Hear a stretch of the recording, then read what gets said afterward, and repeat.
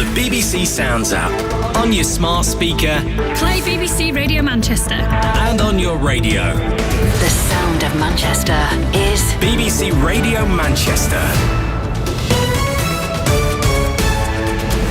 At 3 with the BBC News, I'm Tom Dunn. Police have appealed for witnesses after a woman in her 40s was shot dead in northwest London last night. 2 men were also injured in the shooting which took place in Harlesden in Brent. One of them is in a critical condition in hospital. One of the UK's leading businessmen has warned that the number of job vacancies has fallen sharply since the Chancellor increased national insurance contributions for employers in October's budget. The chief executive of the Reed Group, James Reed, says the figure fell by 13% in November. He told the BBC's Sunday with Laura Kuensberg this morning the economy had been cooling since the summer, but he feared that the government's plans could tip it into recession. The budget has spooked business. You know, this big black hole of 22 billion we've heard so much about has become a million black holes in company balance sheets up and down the country, and all these businesses are looking at what are we going to do about this. The answers to that question are not good. You know, we're going to cut hiring, we're going to make people redundant, we're not going to invest, we're going to offshore jobs. So I would urge a rethink on this. A 2-year-old boy has died and 2 adults are in a serious condition after a hit-and-run crash in Smethwick in the West Midlands. Detectives say the driver of the Porsche, which had been stolen earlier in December, fled the scene.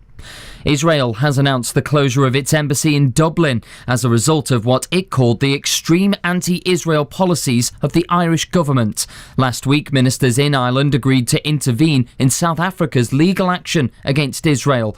Ireland's Prime Minister Simon Harris said the closure was deeply regrettable.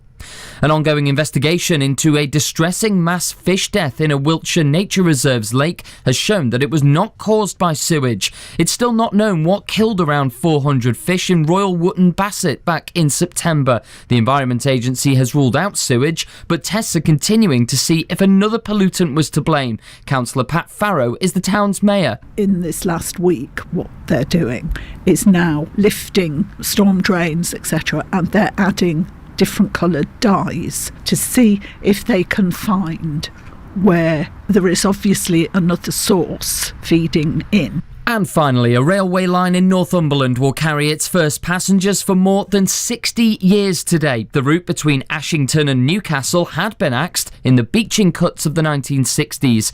It's cost nearly £300 million to restore. The leader of Northumberland Council, Glenn Sanderson, is sure, though, that the line will be popular. It's like a pair of scissors cutting a piece of paper, this line. It's going straight into the area that needs a good rail line, and it will bring lots of people with it. And industry and houses and boost the economy. And for more on that story and all the others in this bulletin, head over to the BBC News website. You're up to date. It's just coming up to 3 minutes past 3. Traffic and travel now. There's a lane closed in queuing traffic due to an accident on the M6 northbound from junction 17 for Sandbach to junction 18 at Middlewich. And it's busy in Manchester city centre with fans heading to the Etihad for the Manchester Derby and also on roads around the AO Arena. That's your traffic and travel on BBC Radio Manchester. We'll have more in 20 minutes. Total Sport. BBC Radio Manchester. Well, a very good afternoon. It's that time again. Not quite Christmas. It's the D word. Derby. Beating these lot here is amazing, right? Foden, triangle, and in! It's the local hero on Derby Day! They are the enemies, you know, they're clearly our biggest rivals. Rashford shot! What an incredible goal from Marcus Rashford from Wythenshawe! Oh, and it's number 3! Ilkay Gundogan who's won it for City. That's killed off United. Guardiola heads it back, and there is Alejandro Garnacho for Manchester United. Manchester United have a brand new manager. We already know that is a big job. Welcome to United, to England, and I congratulate him next Tuesday. It is Gyökeres just under the goalkeeper. It is a dream night for Sporting. It is Amorim striking early blow against Pep Guardiola before his move to England. Do you think this will change your life? I think it will change my life. It will not change me. this will not change me. Cross for Rashford, goal for Rashford inside the opening minutes, and the Ruben Amorim era gets off to the perfect start. Another cross, and then the chance to score, and that is 2-0 to Juventus, and Manchester City have got real problems now. I question myself in the good moments and the bad moments. I was stable in the good moments, and I'm stable in the bad moments, of course. We have to look at winning the next game and doing better, because the last month and a half was just not good enough. Doku into Kevin De Bruyne, and he rams it into the far corner. Zirkzee! 4-0! It falls for Gundogan on the volley, dipping, and then he's done it again! Casemiro's efforts! Oh, what a goal! Savinho down the right side. What a goal! What a goal! Garnacho! What a fantastic finish! Yes, indeed. It's time for the 195th Manchester Derby, and you can hear it live on Total Sport and BBC Sounds. Kickoff is from 4:30, and your team at the Etihad Stadium is Robin Gray, Gaz Drinkwater, David James and Alex Bruce. Alex, lovely to have you with us. David, lovely to have you with us. Let's start with you, Alex. How are you feeling now? I'm all right. I'm okay. Still all right. You were all right an hour ago. Still all right. That's good. Yeah, I'm good. I've just been down into the press area. I've just had a nice coffee and a bit of food, so we're okay, Gaz, aren't we? We're quite relaxed. I think if City were in a better run of form than what they are, I'd be a little bit more tetchy. But I feel okay, to be honest. David James, lovely to have you with us. Have you been saving any goals from little disappointed children on a pitch on a massive scale? I saw that, by the way. That was so out of order. I've not seen him since, thinking, but I thought, even if it's 3 years before I speak to him again, I'm having a word. Shocking. I was just thinking, I'm with you, Stace. I'm with you. I've not spoke to you for a little while, and that's the first thing you come up Grinch. with. Wow. I'm very well, thank you. I've had a wonderful weekend of football, funnily enough. I was at Derby on Friday watching Portsmouth get hammered. I was at Anfield yesterday watching Liverpool be very good with 10 men, and here at the Etihad I'm looking forward to City beating United. Oh, will it be a hat-trick? So how are you feeling ahead of this one then? Confident? We'll get into detail. My thing is obviously selection, but not even the actual players are on the field to start with. It depends where Pep plays them. I think if he puts the wingers on, puts them in the winging position, then they'll have a winning formula. What would concern you then? Let's go through first of all what would concern you, because you've said it's not so much who but where. Yeah. What would be a concern for you then? Okay, I mean this sounds very simplistic. You look at this Feyenoord game. Jack Grealish and Jack and Doku playing as wingers, winning 3-0. Forget the sort of the calamitous issue towards the end. The best part of that performance was where their best players were playing in their best positions. I was at Anfield for the game against Liverpool, where the wingers were on the bench. Very defensive setup, and obviously Liverpool went on and won that game quite comfortably.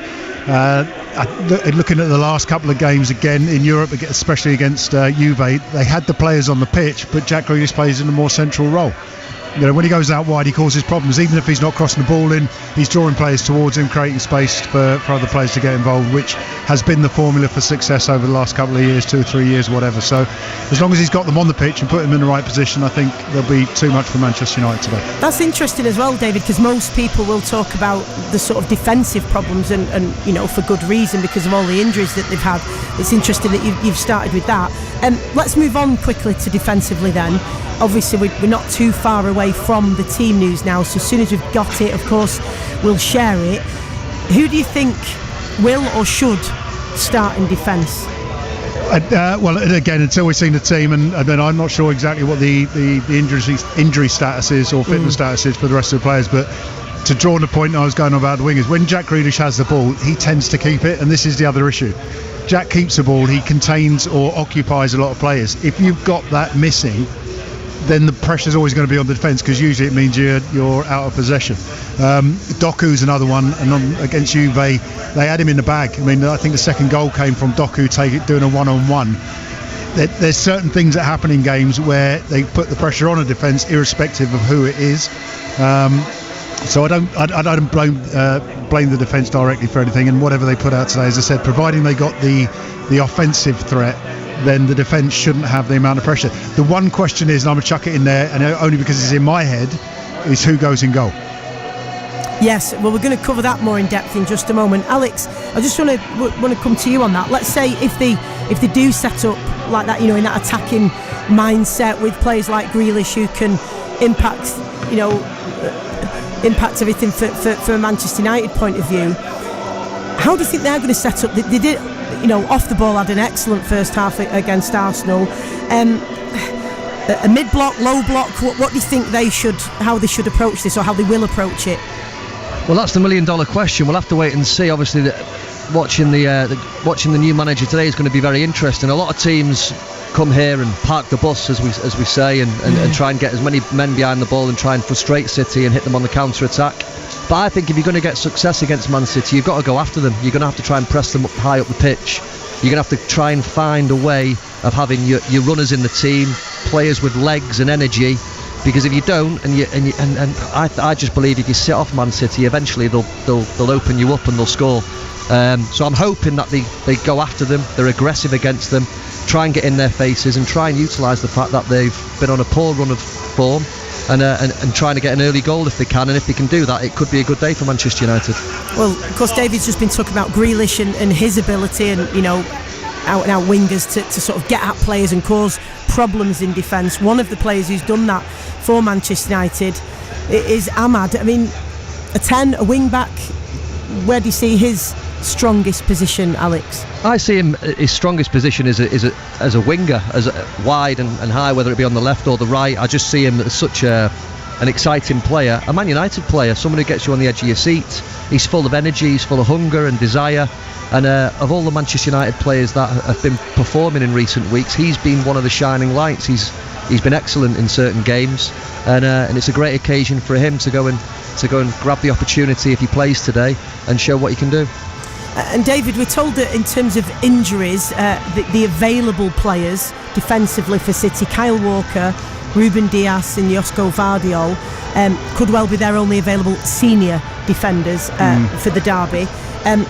So, I mean, obviously we're a couple of minutes away, so I know that we don't have the team news yet, but how do you see that sort of setting up if, Ahmad is posing that threat as we've seen him do in previous games in those wide areas? Yeah. I mean, the amount of times that I've done the derby commentary, whether it's in the Premier League or in cup finals, whatever, I think this United side have tremendous qualities. Ahmed's one of them, and this season, as Alex said, he's having a very, very profitable season, I think.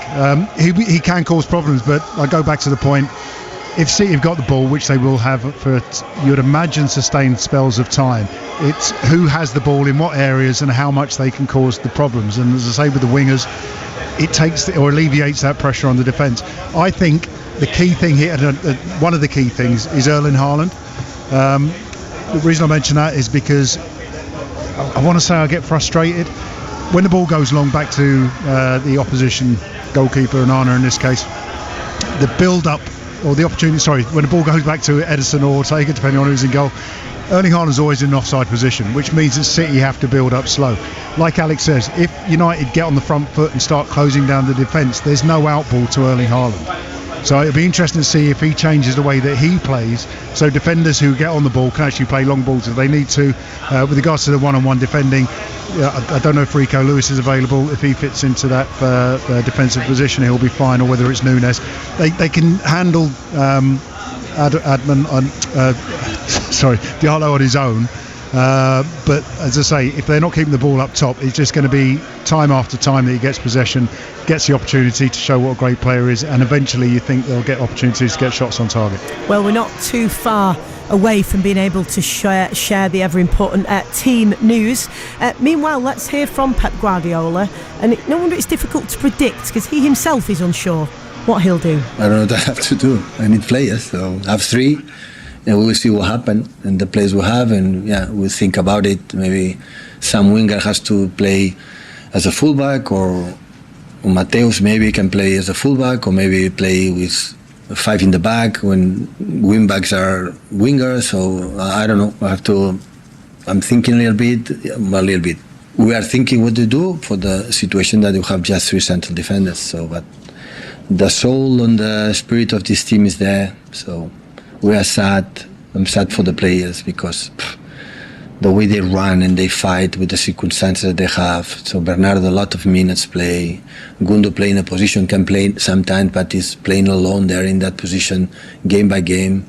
And at the end, arrive in the final third 3 or 4 times to arrive. Rico, our more consistent player of the season, for the decision for the referee cannot play there. Of course, but I know our fans, maybe they are sad. I understand completely because we are used to, maybe we lose 7 games, 8 games in 1 season or in 2 seasons, and now we play with 1 month, a month and a half. So normally they are sad, but they know that this group of players have made an era and 8, 9, 10 years that no one has done, and the numbers, the records, and no negative ones, but the positive ones they have done, this group of players, only I encourage them to support them until the end because they deserve it. So it's unbelievable what they have done. They do in the circumstances that we have to compete in this calendar. Then the season there are more games than ever in terms of the Champions League and whatever, have more injuries than ever, and made me reflect that today maybe in this calendar you need a squad for 25, 30 players. It will be more difficult financially for the club, but today we're going to play the World Cup in summer, 3 weeks, start again the Premier League, and maybe we have to, to have more depth squad, because when the people say, what is the problem? The problem is the schedule. Well, the time is up of waiting because we are ready with the team news, starting with Manchester City, which comes from Robin Gray. Stacey, thank you very much. There's 2 changes to Manchester City's team from the side that lost to Juventus in midweek. Rico Lewis, we know, is already suspended for this one. He drops out. Jack Grealish drops to the bench. In comes Phil Foden for his first start since the defeat at Liverpool, and Matthias as well. The other big news is that John Stones is back on the bench for Manchester City. That's for the first time since the 4-0 defeat here at home to Spurs. So City lining up something like this. It could be a back 3, it could be a back 4. Ederson in goal, Walker, Diaz, Vardiol, Bernardo Silva, Kevin De Bruyne, Ilkay Gundogan, Matthias, Doku, Haaland and Foden. And Gaz Drinkwater's got your Manchester United team news. Tell you what, some bombshell Manchester United team news for the Manchester derby. 4 changes made by Ruben Amorim for this massive game, all tactical. Casemiro drops out the side for Manuel Ugarte in midfield. Harry Maguire returns to the United 11, replacing Tyrell Malacia. Mason Mount and Rasmus Højlund, who both performed so well against Victoria Pilsen in the week. Of course, Højlund at the double. They performed so well off the bench. They start this game. They replace Joshua Zirkzee, and not even in the matchday squad for a Manchester derby is Wythenshawe's Marcus Rashford. So the full 11 is as follows. It is, of course, a 3 at the back, as Ruben Amorim has implemented at Manchester United. Andre Onana between the sticks. It's De Ligt, Maguire and Lisandro Martinez, the back 3 of centre-backs. Diogo Dalot and Noussair Mazraoui as the wing-backs today. In midfield, Manuel Ugarte with Bruno Fernandes, who plays a little bit deeper in the side. That allows Mason Mount and Amad Diallo to play as that double pivot number 10 behind Rasmus Højlund. Well, I'm sure you want to get involved. If you do, then you can tweet us at BBC RM Sport. What do you think of that team news? Blues, Reds, get in touch with us or put your thoughts, comments and questions to our commentary teams. David, Alex, the very opposing outcomes here for 2 local boys, of course. First start for Foden since that loss to Liverpool. Rashford not even in the squad. What do we make of this? David, Foden starting. Yeah, I'm delighted Phil Foden starting. I love him as a player, and hopefully he's at his optimum best. As you say, a surprise announcement when this season he hasn't been playing as often as he perhaps should have been. I can only go back to what I said right at the get-go, that Jack Grealish is on the bench. Is he going to play Phil Foden out wide as the winger? I don't. As much as I love Phil Foden, I don't like him out on the wide when City are at their best. I like him in the middle. I think he has the whole option of the whole field to play with rather than just one side. But it's good enough to win. I'm looking at Alex now and he's smiling. Very good enough to beat as well. Very different for Rashford, Alex. Yeah, it really What do we make of this then? Listen, it's hard to say. I mean, it's another slap in the face for the kid, isn't it? It's disappointing not to see him. I mean, I would love to be sat here saying Marcus is playing, he's on form, because we know when he's on his days, he's a very, very good player. We saw it last year in the derby when he smashed one in from 25 yards off the underside of the crossbar. So he's in a bad place at the minute. I just hope he can turn it around, dust himself down, respond in the right way to this news and this being left out of this game. Why do you think he might have made this? I know that we can't sort of speculate and we don't know for certain, but logically, any explanation? Listen, whether it's just a tactical decision, whether there's something gone on behind the scenes that we don't know about, whether the manager's not been happy with how he's been applying himself in training or his lifestyle, who knows? It could be anything, and I'm sure the reasons will come out in the wash eventually. But it's disappointing not to see him in the starting lineup, because listen, if Marcus Rashford is bang at it, 100% at it, and is playing to his maximum on a consistent basis, I'm sure he would be playing today. But for one reason or another, he's obviously not in the squad. And just a last point on him, because obviously I want to refocus on who is in the starting lineups today. But it obviously doesn't escape anybody that there's been these circulating rumours, which are not always reliable, but they say no smoke without fire, and there's been a lot of talk this week about the possibility of Manchester United considering selling Rashford. Could this be part of that? Is that something that you would want to see? No, it's not something I would want to see, because I think Marcus is a Man United player. Obviously he's a Red at heart. He's been brought up with the club, and Man United haven't got many of those within the squad, so I certainly wouldn't want him to leave. But on the flip side of that, it might be something that might do Marcus as an individual the world of good, to go somewhere and have a fresh start, a clean slate, because there is a lot of scrutiny, there is a lot of pressure, and for me, when things aren't going very well for Manchester United, he does get a lot of attention. He seems to be the fall guy a lot of the time. So, as I say, the one thing that Marcus can do is just try and respond in the right manner, keep his head down, keep working hard, and do everything he possibly can right, and I'm sure eventually he'll turn it around. Stace, can I just say, if Marcus Rashford becomes available, there will be a queue of top clubs after him. Yeah. And I can think of at least 2 Premier League clubs who are in contention perhaps for challenging for the title that would be happy to have him on their staff. Absolutely. I want to come to you about the goalkeeping selection, because you mentioned it before, David. We don't know who was going to get the nod. It's obviously Ederson to keep his place. So your thoughts on that?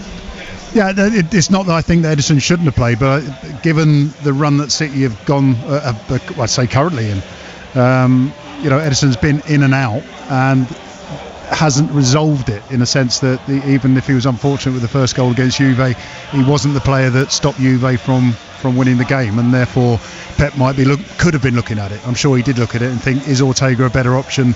Is Ortega's distribution more consistent than Ederson's? He's obviously shown his faith in Ederson. I was chatting with Alex, I think, earlier about it, and I think the incident early in pre-season with Ederson, the talk of Saudi Arabia, in a way he hasn't fully recovered from that, and I say recovered, he hasn't had the sort of form which I would have been rating him as one of the best goalkeepers in the world. I don't think he's had that form this season, so it wouldn't have surprised me if Ortega had played today, but he's gone with Eddie, and hopefully Eddie can repay the manager with a stellar performance. Has Pep gone 3-4-3, do you think? I'm looking, forgive me for I usually do my homework, Stace, you know that, and I usually do it well. I think it was the 4-0 defeat to Derby for Portsmouth which made my head slightly wobbly, but I should have known that Rico wasn't available. Nunez can do that role. If they need to drop in at 4, drop in at 5, whatever, he can do that. Again, if City have got their game right, then City will be in possession more of the time. Nunez will have the opportunities to play as the winger, and then essentially it will be a back 3, but you know how this team rotates so much. At times it will look like a back 2, back 1.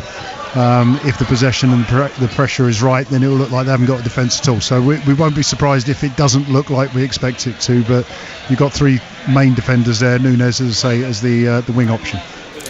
Alex, Højlund, Mount back in. Firstly on Mount, where do you think he's best, because he's another one, isn't he, who's tried in different places, understandably so. He's trying to, get to know the players and figure out, who's best where. Where do you think he can be utilised most effectively? Well, for me, I think it's going to be very interesting to see who actually plays as the 6. Obviously, Ugarte is going to be one of them. Whether it's going to be Fernandes who's in alongside him, or whether Mount's going to play as a deeper role and Bruno a little bit higher. We'll have to wait and see when the game starts who's got what individual role. But it's going to be interesting, that box in the middle of the pitch. Ugarte, Ahmad, Fernandes and Mount up against Gundogan, Silva, Foden and De Bruyne. Obviously, on paper, those 4 names there that I've just mentioned, wonderful players. However, when you look at Gundogan 34, De Bruyne 33, Silva 30, there's a load of experience in there. But if United are going to be successful, legs and energy in that middle of the park is going to be key. Al, that's ageist. Well, I know it's ageist, but facts don't lie. They're the numbers there in front of me, and that could be, unfortunately, one of the main reasons why City are struggling a little bit this year, because unfortunately, age does get the better of players sometimes, and that's the fact. What do you think of the advantages for, let's say, if they play Mount deeper or Fernandes deeper, looking at the two very different types of player? What are the advantages to playing Fernandes there or Mount? Well, I think if Fernandes plays there, he's got wonderful distribution, vision, he gets on the ball, he makes Manchester United play. However, for me, I would probably want him a little bit higher up the pitch to try and find a pass at the top end of the pitch, rather than getting off his back 3 and looking to dictate as a quarterback, as we say. So it's going to be interesting to see if he Mount in there against Ugarte. He's done that role before. So it's going to be interesting to see who actually plays in that position, but we'll just have to wait and see. The big test day, again going back to this idea of the back 3, there will be times in this game where Fernandes is going to be able to get on the ball and put balls over the back of Kyle Walker for Dalot to run onto. And the one thing about Kyle, obviously he got that injury not so long ago, and the question would be, is he 100% full pace Kyle Walker, or is he holding something back because he physically can't do anymore? Dalot's quick, Dalot's 100%, and I think that will be an outball for Manchester United today. That is one strength for Manchester United, because that's one thing Dalot is very good. It'll be a good competition, be a good race between them two. Obviously Kyle's shown he's one of the best fullbacks in world football for me over recent years, and his pace is electric, but he's going to be up against it with Dalot today, because he's a quick player as well. Certainly is. Well, you can have your say. You can text us on 81333 or WhatsApp us 08000 321 333. Start your messages with the word Manc. Or you can tweet us on X at BBC RM Sports with your thoughts on the team news, both Reds and Blues, of course. Let's bring in United reporter at Manchester World, Rich Fay now. Good afternoon, Rich. Good afternoon, thanks for having me. Thank you for joining us. Let's get your thoughts then on the team news. Some surprises there, I think it's fair to say. Yeah, I think we always knew that Amorim was going to rotate for today. He's made that clear throughout his time in charge, that there was going to be some fresh legs. It's interesting that players like Mason Mount have been brought into the lineup. It clearly indicates that United's style of play is going to be a lot of energy, lots of transitions, lots of pressing as well. I think himself and Ugarte will be crucial to United getting anything from this game. But the shock news, I suppose, is no Garnacho and no Rashford whatsoever, and that really is an indication as well of how poor the duo have been since Amorim arrived. They've both wasted chances, they both don't deserve to be playing, but for them not even to be on the bench is a huge call. Yeah, that's some rotation, isn't it? Being rotated completely out of the squad. I mean, is that just a reflection of how both of them have played recently, which you've just mentioned there? Do you think that is all there is to it, and that's Amorim sort of trying to find a way to get the best out of them?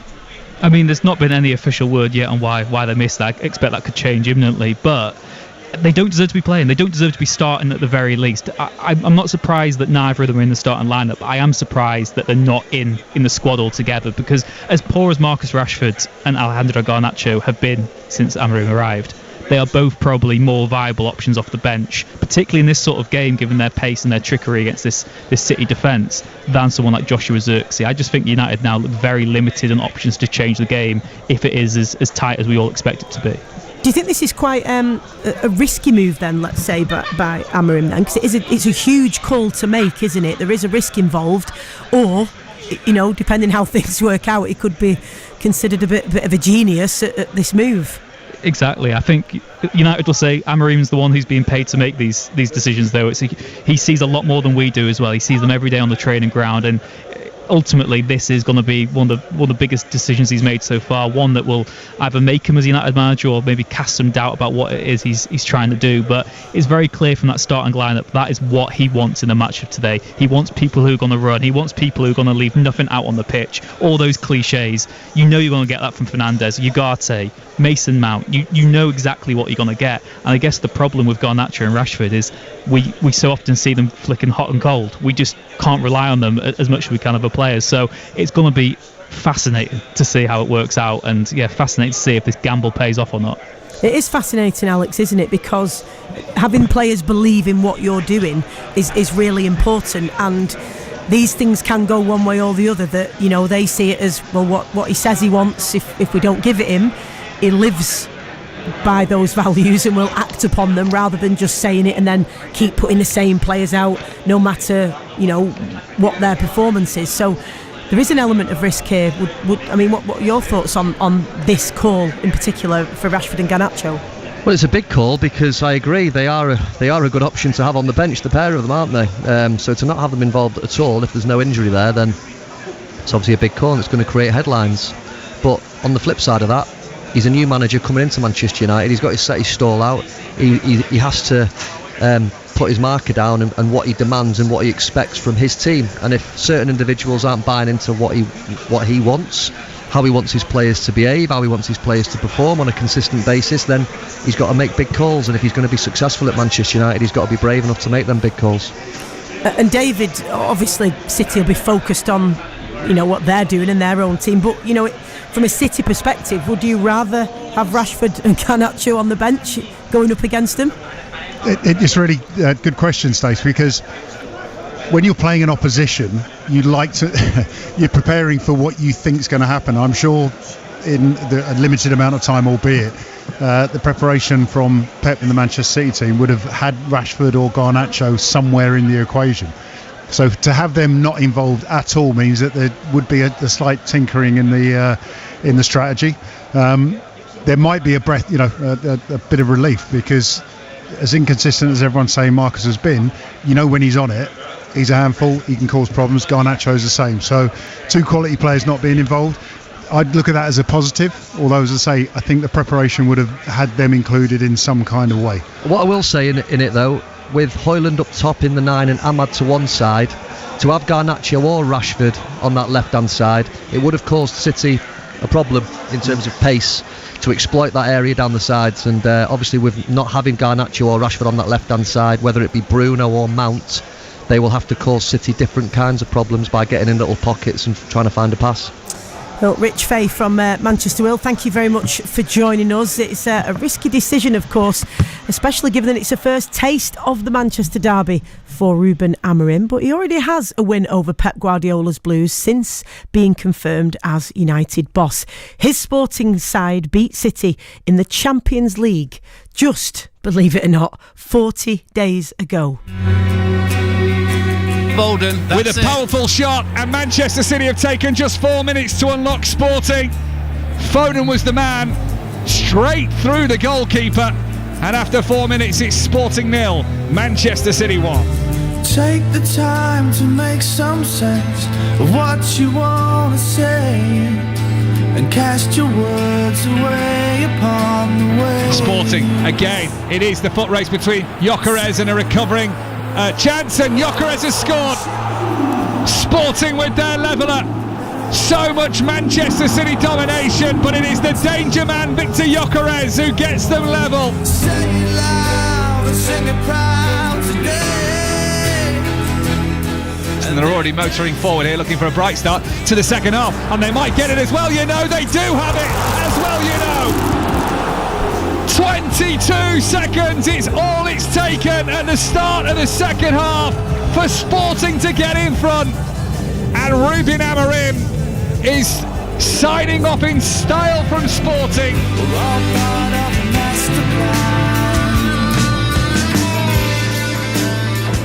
It's like a boxer being on top all the match, and then coming out for one round with a lack of concentration, bomb, 2 bumps on the chin, and you're sprawling all over the place. That's exactly what it was like for Manchester City. Gyökeres, 3-1 Sporting. This is an unbelievable start to the second half for the Portuguese side.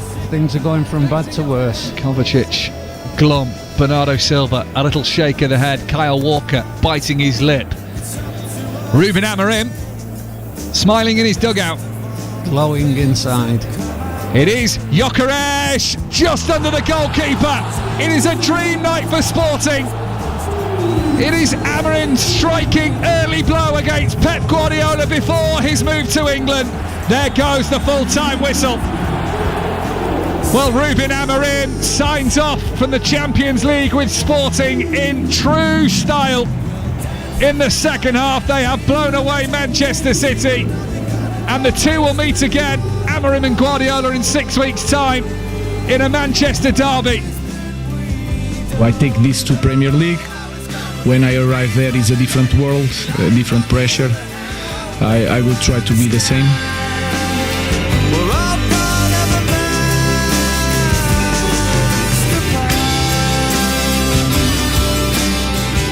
Very fun, and I'm ready for the challenge. Maybe the past, the 6 Premier Leagues in 7 years, 4 in a row is the exception. Then naturally, sometimes you lose. In sports, we play really good. Today we play really good. Whatever Ruben Amorim gave the team at half-time in terms of a team talk, then bottle it up and take it to Old Trafford.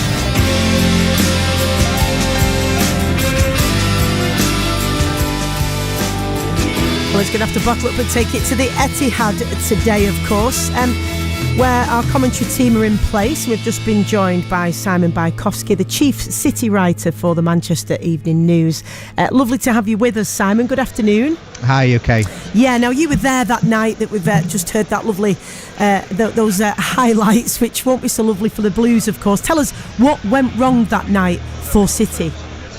Oh, good question. It was a very good first half, actually. They'd had a few, the start of their dodgy run of form, and it was a terrific first half, and we thought, well, if there's more of the same, then it's crisis over, and then they just completely fell apart in the second half. I mean, Sporting were kind of supercharged because it was Ruben Amorim's last game at home, and, you know, they had a very good team. They do have a very good team, well put together over a number of years, but there was still just inexplicable mistakes made by the City players, and that has kind of been the story of their run, really, with all the injuries. Like, the players that have played have just made mistakes that they should not be making, and they've been heavily punished for it. So that's City's viewpoint. What then did Sporting and Ruben Amorim get right? Well, like I say, I think you know, they're a very good team put together over a number of years. I think Ruben Amorim said post-match, like, they got lucky in the sense that they took their chances and City didn't take theirs. City should have been out of sight in the first half, really. But Sporting are a very good team. But what Amorim also said was that, you know, that match and that result would have no impact whatsoever for the Manchester derby, because United are a completely different team and Amorim's at a completely different stage of his time with that team. So, you know, I think we've seen that since he's come in at United. He's not been able to wave a magic wand and see them win every game. So they come into this match in a bit of difficulty, as much difficulty if not more than City. So of course that doesn't provide a template or a blueprint then, does it, for a way to beat City, because United presumably won't be able to replicate that for the reasons that you've already outlined. I think it was Fred Air, wasn't it, saying it was a bit like a boxing match where one fighter is on top and then round after round, and then right in the last round the other boxer comes back and lands the few telling blows. But a very different proposition, of course, this Manchester United side that Amorim's in charge of today. Yeah, I mean, you know, I think the way to get at this City team this season has been pretty evident, and that's why team after team have done it over the last 6 weeks or so. And United, sort of in recent years, have been very good at kind of that direct play, bypassing the midfield to stun City on the counters. You know, they were terrific under Ole Gunnar Solskjaer with it, and Erik ten Hag has carried that on. And so, Ruben Amorim doesn't need to remember that night in Sporting to know how to get at City. He just needs to watch, the last 6 weeks, every match City have played. But, watching and doing are different things, and he has to get the response and the performance from this United team that, he hasn't been able to get every match so far. Well, yes, City lost, as we're discussing, 4-1 to Ruben Amorim's Sporting Lisbon just over a month ago, though Pep Guardiola was quick to point out that they did beat Amorim's Sporting before that. Yeah, and 2 seasons ago we won 0-5 as well. Always we have a good lessons too. Maybe they listen better than because they beat us 4-1. I would like to play the game like we play in Lisbon tomorrow, on Sunday. Believe me. I would like to, the way we played in Lisboa, I would like to play on Sunday. I don't know if we will be able to do it because for many reasons, but yeah, we'll see. What do you think then, Simon, that Pep will have learnt from that game as well as the other recent losses? Because you've talked about what other teams have obviously capitalised on, having seen the vulnerabilities and exploited them. What's Pep learning from these, do you think? Yeah, it was very interesting of Pep on Friday, kind of typical of his manner, to say that he would love to see the same performance that saw them get beat 4-1. But, as he will know, City had the chances to be out of sight in the first half, so that's where he's coming from. I think the bigger point is, yes, City beat Sporting 5-0 a few years ago, but it's not a few years ago anymore. And this City team, and a lot of players in it who have been with Guardiola for a long time, are fighting to show that they are not past their best, basically, and need replacing. That they can still beat all the teams in the Premier League and they can still win silverware, and that is why you have to move away from past results and focus on the match that's in front of you. Who needs the win more today? We've been asking this question. There's various opinions on it. Where do you stand on that? I would probably say United, given team news and squad news. With the Rashford and Garnacho situations, I think United would, more than City, want to be talking about the performance and things on the pitch rather than things off it. But both teams, we're 15 games into this Premier League season. We can't call it a start anymore. We're nearly at the halfway point. So, the league positions are pretty much where you would be. It won't be too different to where you end up, and neither are anywhere near where they want to be. Just a reminder, if you're just joining us, we got the team news earlier, and really interesting team news from the United point of view, which we've been discussing, of course, with your commentary team today, that Rashford and Garnacho not in the squad at all, so not even on the bench. Now, Ruben Amorim was heavily linked with Manchester City, especially after Sporting's director of football, Hugo Viana, agreed to join the Blues. The new United boss, though, says there was never any conversation about the possibility of succeeding Pep Guardiola. Never had, and this was my only option. When Manchester United talked to me, I have no doubts, because I had already something in my mind. It could be a possibility, and with Manchester City or Hugo Viana, nothing about that. Simon, you're a journalist. Ever hear any whispers of interest in Amorim from City? Yeah, and interest the other way as well, but it wasn't a possibility. I think City getting Hugo Viana, it would be daft not to consider Ruben Amorim because of the close relationship that a sporting director needs with his manager, and the successful relationship that Amorim and Viana have had. At the same point, Amorim's not at Manchester City because City have got the best manager in the world, and that was the thing with City, and no manager who might have had their eyes on the City job could ever fully commit, knowing that not only someone was already in the chair, but someone who's won 6 of the last 7 Premier League titles in the chair. If it's a contest between Guardiola or another manager, there's only going to be one winner as far as City bosses are concerned, and so I think Amorim looks a very good appointment for United, but City will feel like they've got the best appointment they could have by getting Guardiola to extend his time. Well, of course, yeah, you've just mentioned that. Post put pen to paper again and signed that 2-year deal. Do you think he'll still be here in 2027?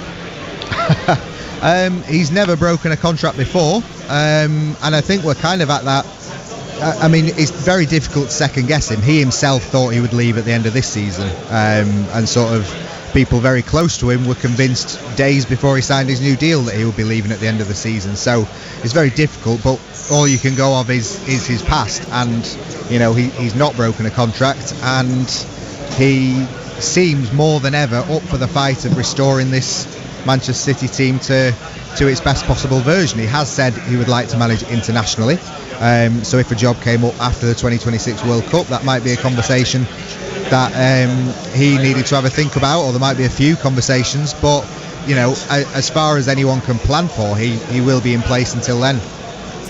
Simon, enjoy the game if that's at all possible, with all the nerves and tension in there, but let's hope it's just a good game. That's what you always want from the derby, because either way there'll always be an outcome. Someone will win or lose, or they'll both draw. We want it to be a good spectacle, don't we? So let's hope we get that. Thank you for joining us, Simon. Thanks very much. Right, we've been talking, of course, about the team news that we received half an hour ago. And one of the key things that really stood out from Manchester United point of view is not just who was in the starting 11, but who wasn't, quite notably, even in the squad. Those players include Rashford and Garnacho. Well, Manchester United manager Ruben Amorim has been speaking to Sky Sports about this and has said, we try to evaluate everything: training performance, game performance, engagement with teammates, push their teammates up. Everything is on the line when we analyse and try to choose the players. It is my selection, simple. I don't want to send a message, it's simply an evaluation and they know it. The players are really, really smart. Everybody understands my decision and I have to choose. It is simple selection. Of course, the context is difficult because we have to win games and we have a difficult situation now. I pay attention to everything: the way you eat, the way you put your clothes to go to a game, everything. I make my evaluation and then I decide. There is a communication after the last training. They are all right. They had training this morning and I was there. They trained really well. Interesting. Well, that's just going to continue the conversation, isn't it, and speculations, because Rashford and Garnacho not even in the squad. Interesting stuff, and potentially a big risk or a stroke of genius from Amorim remains to be seen. Let's have a look at the latest scores in the Premier League. Brighton are trailing Crystal Palace 3-0. In the WSL, Everton earlier beat Manchester City 2-1. Aston Villa are leading West Ham 2-1. Manchester United away at Palace, they're up 1-0 through a Grace Clinton goal, and Liverpool are losing 1-0 to Arsenal. An update on the traffic and travel now. One lane is closed and there's queuing traffic due to an accident on the M6 southbound from junction 17 for Sandbach to junction 16 for Stoke-on-Trent and Crewe. It's busy in Manchester City Centre. That's due to fans heading to the Etihad for the Manchester Derby, and also busy on roads around the AO Arena. Your traffic and travel on BBC Radio Manchester. On BBC iPlayer. You is a homosexual, Barry. I am a barrysexual. Mr. Loverman. What happened to us, Barry? I have to tell her my truth. No more sneaking around. Watch on BBC iPlayer. Yeah, absolutely. Nervous is definitely a thing again, because I think in this moment, you'd probably say United overall probably in a better position. I think not necessarily because of the results that they've had in recent times and their form not being what they would have hoped for under Amorim, but the fact that Amorim is trying to create something new and you could potentially talk yourself into them trending in the right direction. I think he's got a very big squad at the moment to choose from, and obviously there are still one or two key players missing within that, but he has options. He has different ways that he may want to try and play with different people in different positions. Whereas from that Man City perspective, in some of the recent games, it's just been a case of the manager picking whomever is available, and at the moment that's not many people at all. So yeah, I'm a bit anxious about it, but I think that's the way that most people within the city probably feel about it. And the only time you feel good is when your team wins. Does it feel to you like this is a good game for City to have right now, or is it the worst possible game to have right now? I think in the wider context, just any game of football where you can win is massive, because surely then you think, well, maybe this can be the spark to get them back on track, and winning a Manchester derby certainly could be that. But then you do wonder as well from the other side, what does it mean to lose to a team that at the moment aren't even in the top 10 in the Premier League? But I think the fact that it will be at home, the fact that the crowd will definitely be up, the players will be super motivated to try and break the run that they're on at this moment in time. I don't think there's ever a good time as such, in my opinion, to have a derby, because we've seen for the last, say, 5, 6, 7 years that it doesn't matter how City or United are doing, the results aren't necessarily married up to final positions in the league.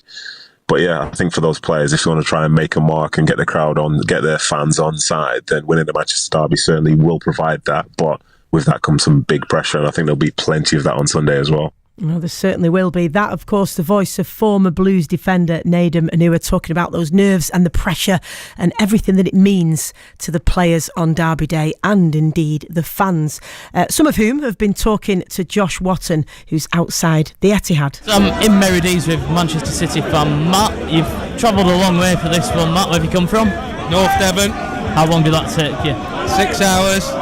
Hoping it's worth it. Derby Day, a win maybe? It's my first ever derby game, so it's always going to be worth it. Even if we don't lose, the atmosphere is what it's all about. Just a word on the team news. It looks as though Pep has moved to a back three. Yeah. Is that experimentation? Is it Pep's genius again? What do you make of it? I just think he's a genius, so whatever Pep says goes. In Pep you trust? In Pep we trust, definitely. I mean, it's an attacking side as well. You've got Doku in there, Haaland's there, Foden's there. In there, yeah. There's a lot of quality. There is a lot of quality. I was hoping Haaland would just be rested for today and put Foden up front. I feel like we're playing with 10 men all the time. But in Pep we trust, so what will be, will be. United, what have you made of them this season? I mean, this is a game that usually over the last few years City have been fancied to win, and then United are struggling as well this season. Oh, United are awful. Don't matter what team they put out, they'll never win. Yeah, I'm up for this. Be a good game today. What score is it going to be? 3-0 City. 3-0, confident. 100%. There's a very confident Blues fan there. Stacey Copeland here with you on Derby Day. Right, we're 40 minutes away from kick-off. You can listen to full commentary on BBC Radio Manchester and BBC Sounds. With us, of course, part of your commentary team, former Blues goalkeeper David James and ex-Reds youngster Alex Bruce. Let's talk goalkeepers in a little bit more depth. David, Ederson started today. Are you listening to me and Alex talking? We've just been talking about goalkeepers. Oh, really?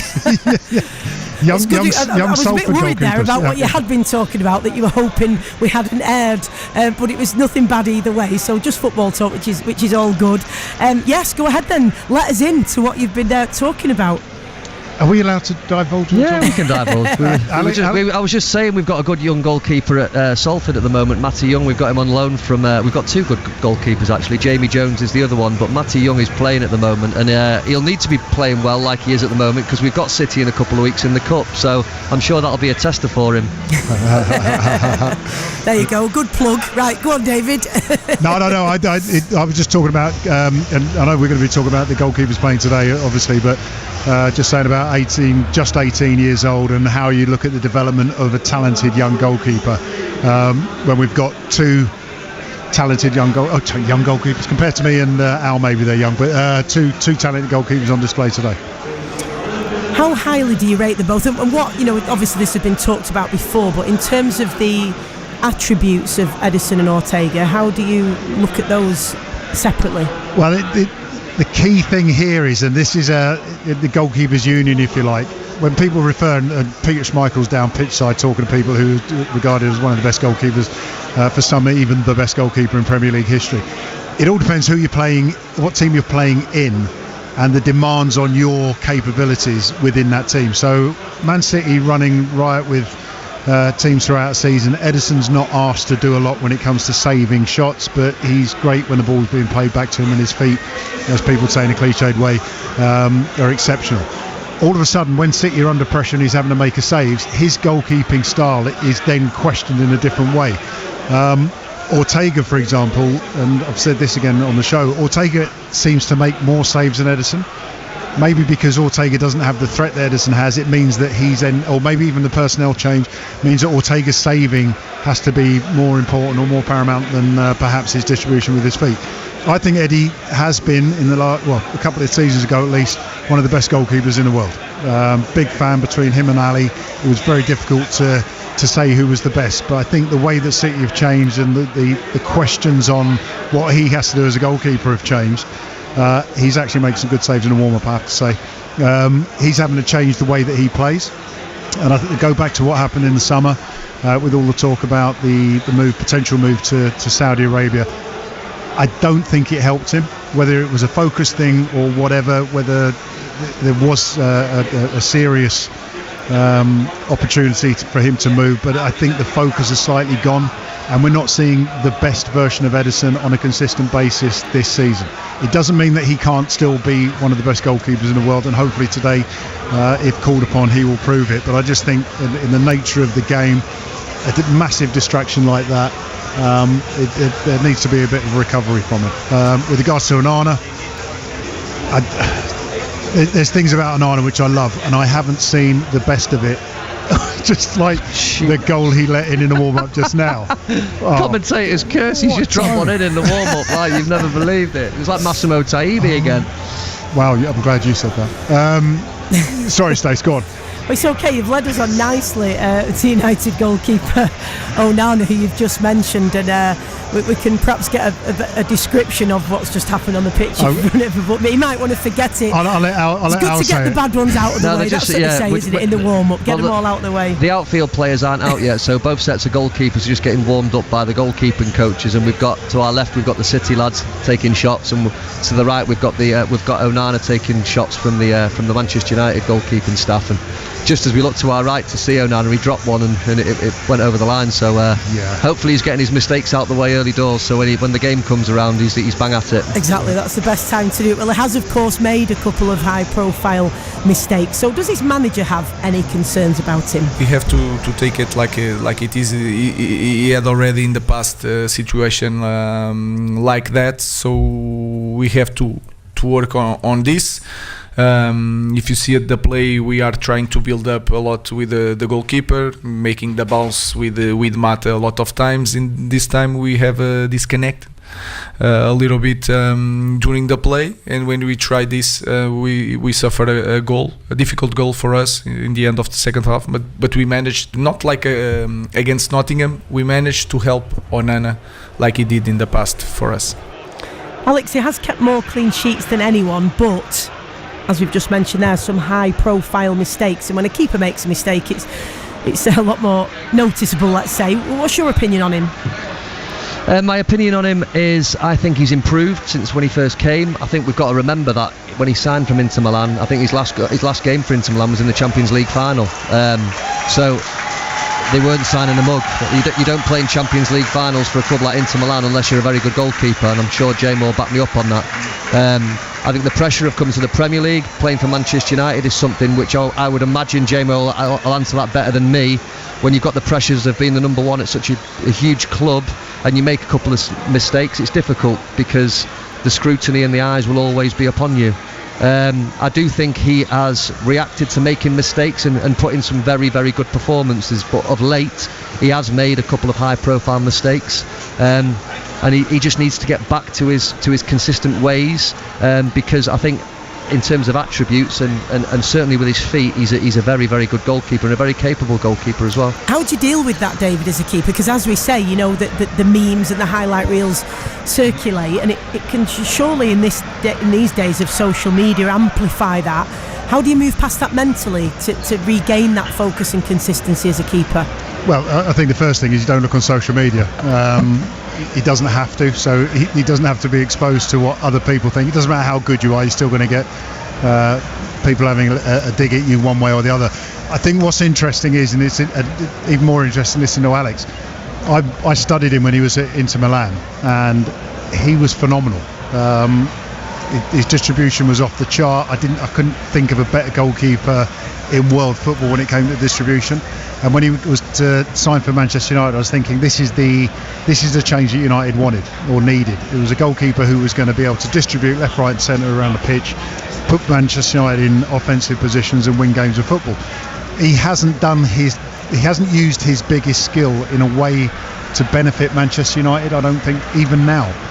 His distribution isn't anywhere near what it was at Inter Milan. Interesting when you mention the clean sheets there.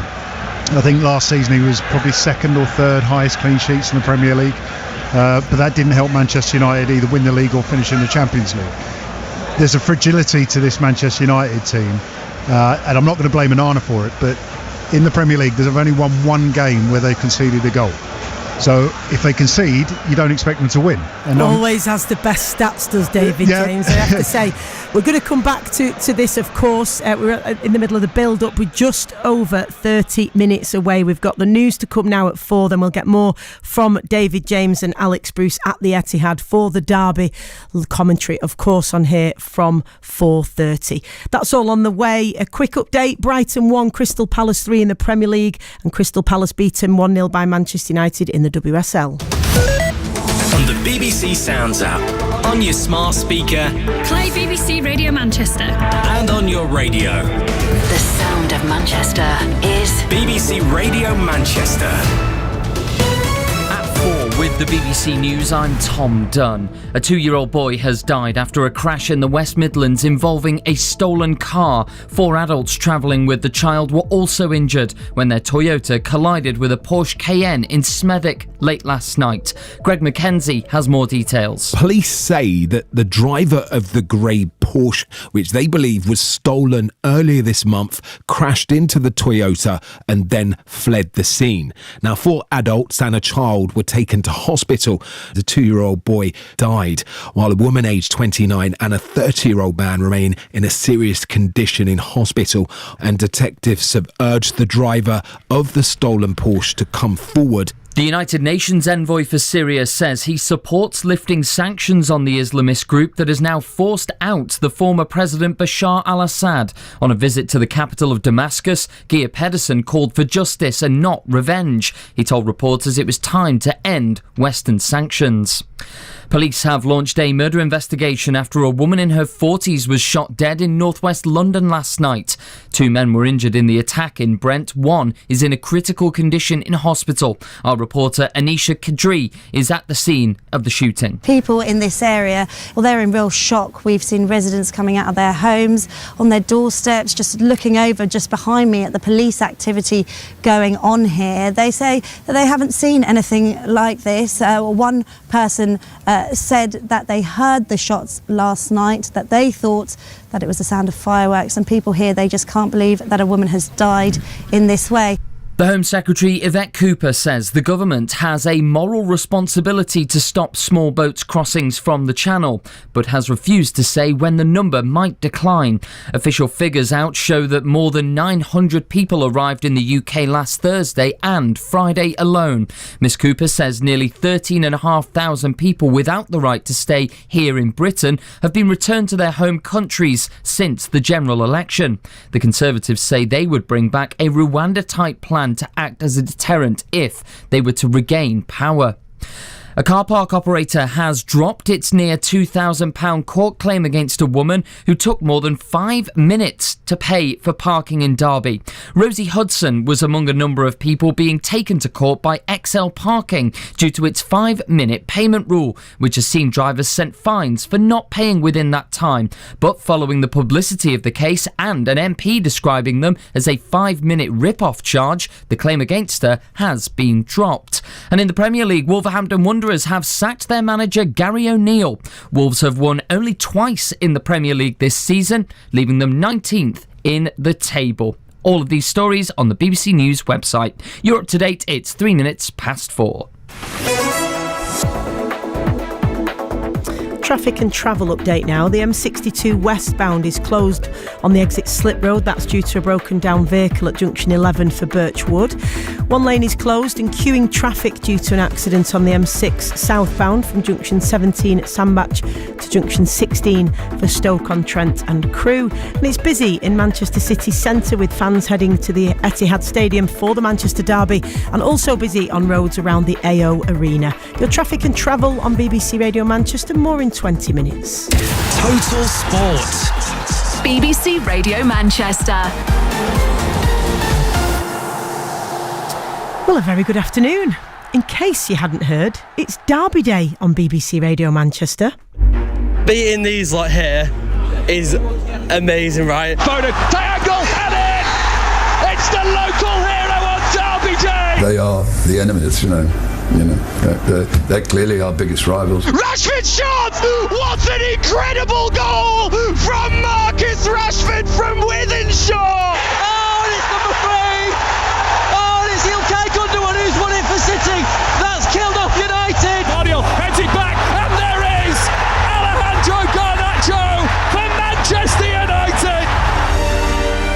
Manchester United have a brand new manager. We already know that is a big job. Welcome to United, to England, and I congratulate him next Tuesday. It is Gyökeres just under the goalkeeper. It is a dream night for Sporting. It is Amorim striking early blow against Pep Guardiola before his move to England. Do you think this will change your life? I think it will change my life. It will not change me. This will not change me. Cross for Rashford, goal for Rashford inside the opening minutes, and the Ruben Amorim era gets off to the perfect start. Another cross, and then the chance to score, and that is 2-0 to Juventus, and Manchester City have got real problems now. I question myself in the good moments and the bad moments. I was stable in the good moments, and I'm stable in the bad moments, of course. We have to look at winning the next game and doing better, because the last month and a half was just not good enough. Doku into Kevin De Bruyne, and he wraps it into the far corner. Zirkzee! 4-0! It falls for Gundogan on the volley, dipping, and in! He's done it again! Casemiro's effort! Oh, what a goal! Savinho down the right side. What a goal! What a goal! Garnacho! What a fantastic finish!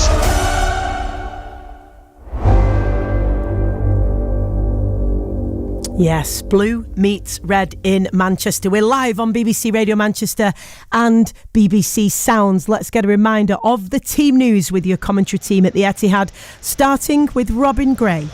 Stacey, thank you very much. Manchester City boss Pep Guardiola makes 2 changes from the side that lost at Juventus in midweek. We know Rico Lewis is suspended for this one. Jack Grealish dropped to the bench. Phil Foden makes his first start since the Liverpool defeat. Matthias also comes in. The other news is that John Stones is back on the bench for the first time since the 4-0 defeat to Spurs. That was pretty unexpected. So City could be a back 3, could be a back 4. We know that it's Ederson in goal, Walker, Diaz and Vardiol, De Bruyne, Gundogan, Silva, Nunez, Doku, Foden behind Haaland. And Gaz Drinkwater's got your Manchester United team news. Yeah, big team news for Ruben Amorim and Manchester United. 4 changes made from the midweek turnaround win in the Czech Republic. Casemiro drops out the side for Manuel Ugarte. Harry Maguire is back in, replacing Tyrell Malacia. Joshua Zirkzee is dropped for the hero of midweek with his brace, Rasmus Højlund. But the big surprise today is that Mason Mount replaces Marcus Rashford. Marcus Rashford is not in Manchester United's matchday squad. Neither is Alejandro Garnacho. So 2 of United's top goal scorers this season not involved in the Manchester derby. The lineup is as follows. Andre Onana starts in goal. It's De Ligt, Maguire and Lisandro Martinez, the 3 centre-backs today. Wing-backs Diogo Dalot and Noussair Mazraoui. Manuel Ugarte and Bruno Fernandes are the deepest midfielders in the team, with the 2 number 10s, Mason Mount and Amad Diallo, starting behind Rasmus Højlund. Thank you, Robin and Gaz. Alongside them is former City and England goalkeeper David James and ex-United youngster Alex Bruce. David, I want to come to you first on sort of match day routines. Were there any changes at all when it was Derby Day? Did it affect your preparation in any way? No. I think it's one of those difficult things, isn't it? As a pro, it should be just another game. You should do your prep properly. Let all the noise be outside of the training ground in the week build-up, or outside of the stadium, or outside of the pitch, and you just do what you're supposed to do, because essentially it's 11v11. If you've done your prep right, you've worked out the opposition, then you go and win it. It's just when City scored against United here at the Etihad, it got a little bit loud. Did you have anything in particular that you did as part of your preparation, David, and Alex, same to you? My big thing was imagery work. A conversation I'm sure I'm going to broach with Alex, with his young goalkeeper. You know, when you're sort of going back in the day, it might be Wayne Rooney, it might be Cristiano Ronaldo, whoever. You would look at them you'd seen a load of footage on them, and you would imagine being in a position in the game where they were having any kind of shot, and you would imagine yourself making the save. Or did you do that same for that 6-year-old at Anfield? Or? Hey, Stace, I had him in the tunnel. Do you know something? Talking about tunnels, I remember standing in a team lineup with JMO coming out of I can't remember where you were, Jamie. You might have been Portsmouth, Man City, maybe. And you asked to see the referee's ball, and you like sniffed the ball and smelt it and had a good feel of it. And I remember thinking, wow, what's he doing here? Yeah, it's all part of the imagery work. That the imagery, new ball smell, yeah, that was important, Stacey. But no, I mean, you do the imagery work, basically preparing yourself for as many eventualities as you can. So when the game starts, when you're in the heat of the moment, you're actually only going through something you've already thought about. Other than that, you imagine, especially at Old Trafford, if you like, I would imagine getting a load of stick from United. Genuinely think every time a cross comes in, they're going to be saying, dodgy goalkeeper, calling me this, calling me that. So when it happened, it's like, I've already experienced it, it's nothing new. Alex, getting a bit of stick is nothing new to you, even sat where you're sat now. But in terms of match day preparations, did you ask the ref for the ball and check it out? Or what No, I wasn't one for sniffing the balls, to be honest with you. It was. That's good to know. But anyway, let's move on from sniffing balls before games and tell us, what was your preparation? My preparation, I just tried to repeat the same thing most weeks. For me, the preparation was just try and repeat, like JMO says, visualise what you're going to do and how you're going to get yourself prepared. So when the game kicks off, like you're ready. As a defender, as a centre half, you go through the usual routines, headers, volleys, quick feet, all these kind of things, few sprints, few strides, just to make sure that you're ready for the game. Everybody has different warm-ups and rituals and superstitions, and you see some strange things on a match day, as I say, when you look at JMO across the way. Are you calling me stranger? Sniffing the ball. It was a bizarre one, but it must have worked for him. It certainly can be unpredictable, especially in games like today when there's so much at stake. But I think what's really interesting is the context here, isn't it, gents? That it's been a while since both teams have been underperforming or in poor form at the same time, and that's what we have here. Both for different reasons, different context, but both struggling. Does that make it even more unpredictable and more compelling today, David, in terms of the backstory? Yeah. And the thing is, Dave, so I'm saying about the ideal preparation. The ideal preparation is it isn't a derby, it's just another game, and this is what we do in games of football. If you looked at the form of these two teams going into this game without the context, you would say, this is a mid-table battle between two underperforming teams. The fact that it's a Manchester derby means that the form, as it's a cliche, but the form doesn't matter, because one of these sides today will go away from the Etihad going, oh my goodness, we've just lost that game, and our local people have got even more reason to not like what we're doing at the moment. If you're top of the league and you happen to lose to one of the teams below you in a derby, you can say, okay, we're still top of the league. Whoever loses today is either completely out of a title race, making it even harder to get in the Champions League, whatever. Whoever wins, and if City do win, as we hope they do, then all of a sudden the corner's been turned, everyone's on a really sort of joyous mood. So yeah, there is a lot more at stake today than perhaps there normally is.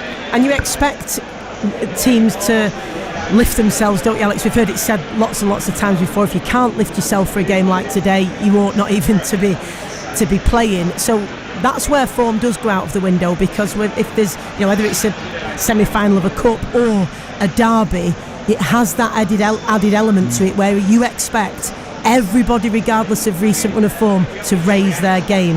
Yeah, absolutely. When you have I said it before the game, didn't I, in terms of a derby day or a huge cup tie, for example, these one-off occasions, they just have that little bit of added spice, don't they? So I'm sure the players, as I say, form will go out the window. It's all about having the bragging rights for your supporters, and it just has that little bit of element of magic dust on it today, and form goes out the window, as I keep saying, and these lads need to go and play well for different reasons. And when you look at the league tables of where they're currently at, I mean, Manchester United sitting in 13th place, 9 points outside the Champions League spots. I mean, that's not good enough for Manchester United, so they need to get 3 points here today, and hopefully that can kickstart their season to try and catapult them up to where they really should be, in that top four.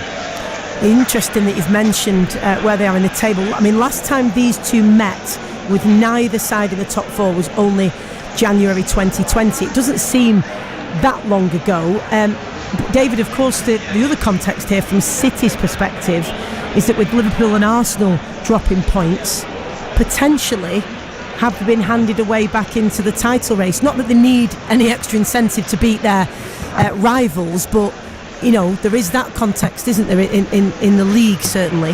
There is, and it was another conversation I was having with Alex. It's understanding where you're at, and Pep and this team knowing, it seems obvious you've lost this game, you've drawn that game, whatever, but understanding why this is happening. If you're looking at the other teams to drop points to give you a chance, if you don't understand why you're not playing well, it means nothing, because you're going to end up repeating the same behaviour. I think once they understand, again, they've got a much fitter squad now that they can actually start doing what they used to be doing prior to the bad run. They can capitalise on the fact that, as I say, Liverpool and Arsenal drop points. But Chelsea, who weirdly only get mentioned in dispatches at the moment, are 5 points off Liverpool, playing this afternoon in a game which they would expect to win against Brentford. They could be 2 points off Liverpool at the end of today. It's potentially helping them, isn't it, that? Yeah, well, under the radar-ish. Under the radar in second place. And they've got some good players as well, Chelsea. They're a real dark horse in this title race, I have to say. They really are. But that, and again, you mentioned 2020. I think Manchester City went on to win the league that year. Yeah. The point is that the focus then will shift towards Chelsea. I can see the United fans here at the seats, and they're pulling their eyebrows. How many titles we won? 20 what? Surprised you didn't drop the mic after that, David. When's kick-off? Again, interestingly, if the focus starts shifting towards Chelsea and Liverpool, and slightly more off City, in a weird way, that can be an advantage. Yeah, they could win a scrappy game today, 1-0, 3-2, whatever. Get the points. They're still not going to be in contention for the top places, but it just means that there's not as much pressure on them. They've done the big one, which is winning the derby, and then they can get back into their track. And then all of a sudden, come late January, February, people go, hang on a minute, City are back in the equation. And it's interesting with pressure, isn't it? Because there'll be pressure whether you're not performing or if you're sitting at top of the table. There's still pressure, but you have to say, when the eyes of the world are really scrutinising everything, one type of pressure does tend to feel better. That one, when you're at the top of the pile, definitely feels better than when the eyes are on you because you're struggling. We'll talk more about City and Pep shortly. But the big team news is no Marcus Rashford or Alejandro Garnacho in the squad. Now, we of course got this news when we had the team news earlier, but we didn't have any other context or any word from Amorim at that point. But we have since, as you both predicted. Here's what Ruben Amorim had to say to Sky about it earlier. He says, I don't want to send a message that it's simply an evaluation and they know it. The players are really, really smart. Everybody understands my decision and I have to choose. It is simple selection. Of course, the context is difficult because we have to win games and we have a difficult situation now. I pay attention to everything. The way you eat, the way you put your clothes to go to a game, everything. I make my evaluation and then I decide. What can we read into that? Alex? Over to me. Well, it's interesting, isn't it? I mean, I touched on it before, and I think Manchester United managers in the past, that Sir Alex Ferguson was a master at it. He had eyes and ears everywhere, and he was the same. He scrutinised every little being of his players. He knew everything about them, where they'd been, what they'd been up to. And obviously in society now, the way it is, it's probably a little bit more difficult to do that and police it like he used to. However, there is an element of how you live your life, how you act as a professional, how you perform consistently wise, and I think all these things come together to the player of how they perform on a consistent basis. And if you're not doing all those things right, and he's come into the club, Amorim, and he's not happy with a few things, he might have thought, do you know what it is? I'm going to set the law down and say, right, he's not playing for this reason, and it sends a message to the rest of the players of what he expects and what he demands, and if you don't do it, you don't play. It's as simple as that. I think the key thing here, Stace, is that Amorim is the head coach, is not the manager. Alex Ferguson was a manager, and Alex Ferguson had the authority to essentially do things beyond picking a starting 11. I think Amorim now, as the coach, if he hasn't already, needs to have a conversation with the hierarchy at Manchester United and say, in simplistic terms, we can't deal with this, do something about it, i.e. sell him to another team. Alternatively, you say, this is a key player for our future, you need to do something to get him in a position that I can select him.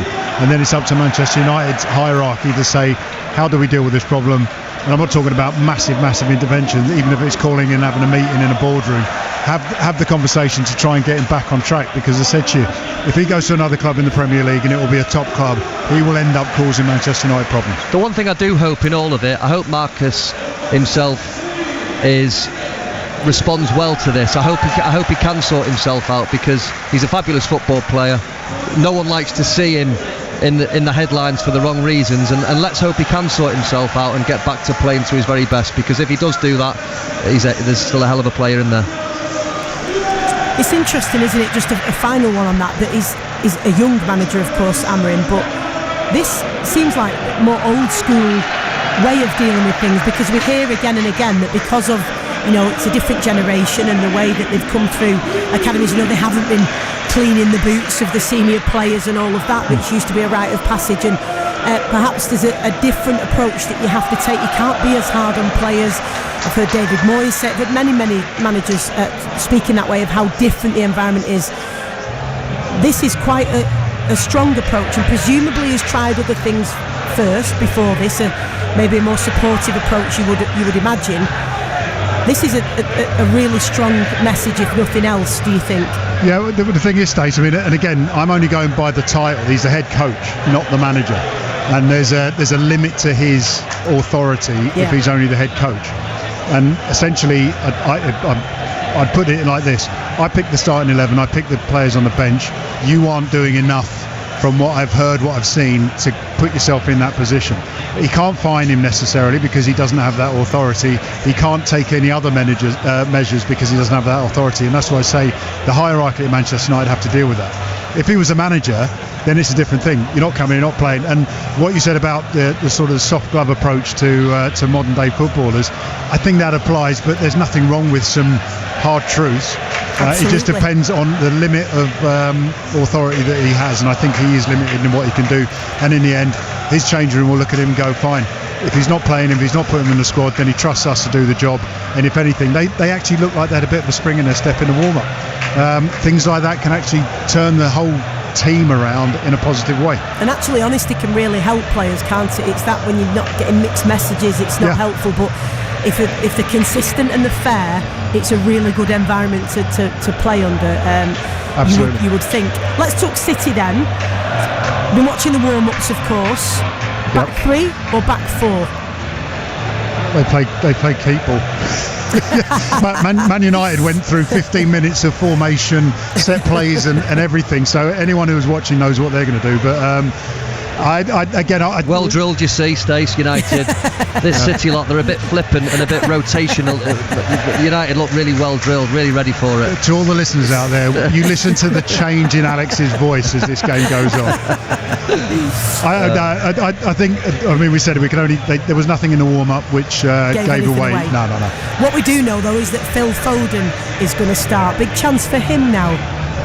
It sounds odd to say, given everything that he's achieved in his, in his time, but still, there's ebbs and flows of a career, and he won a good start today. Stace, the thing is, it's the synergy with Marcus Rashford.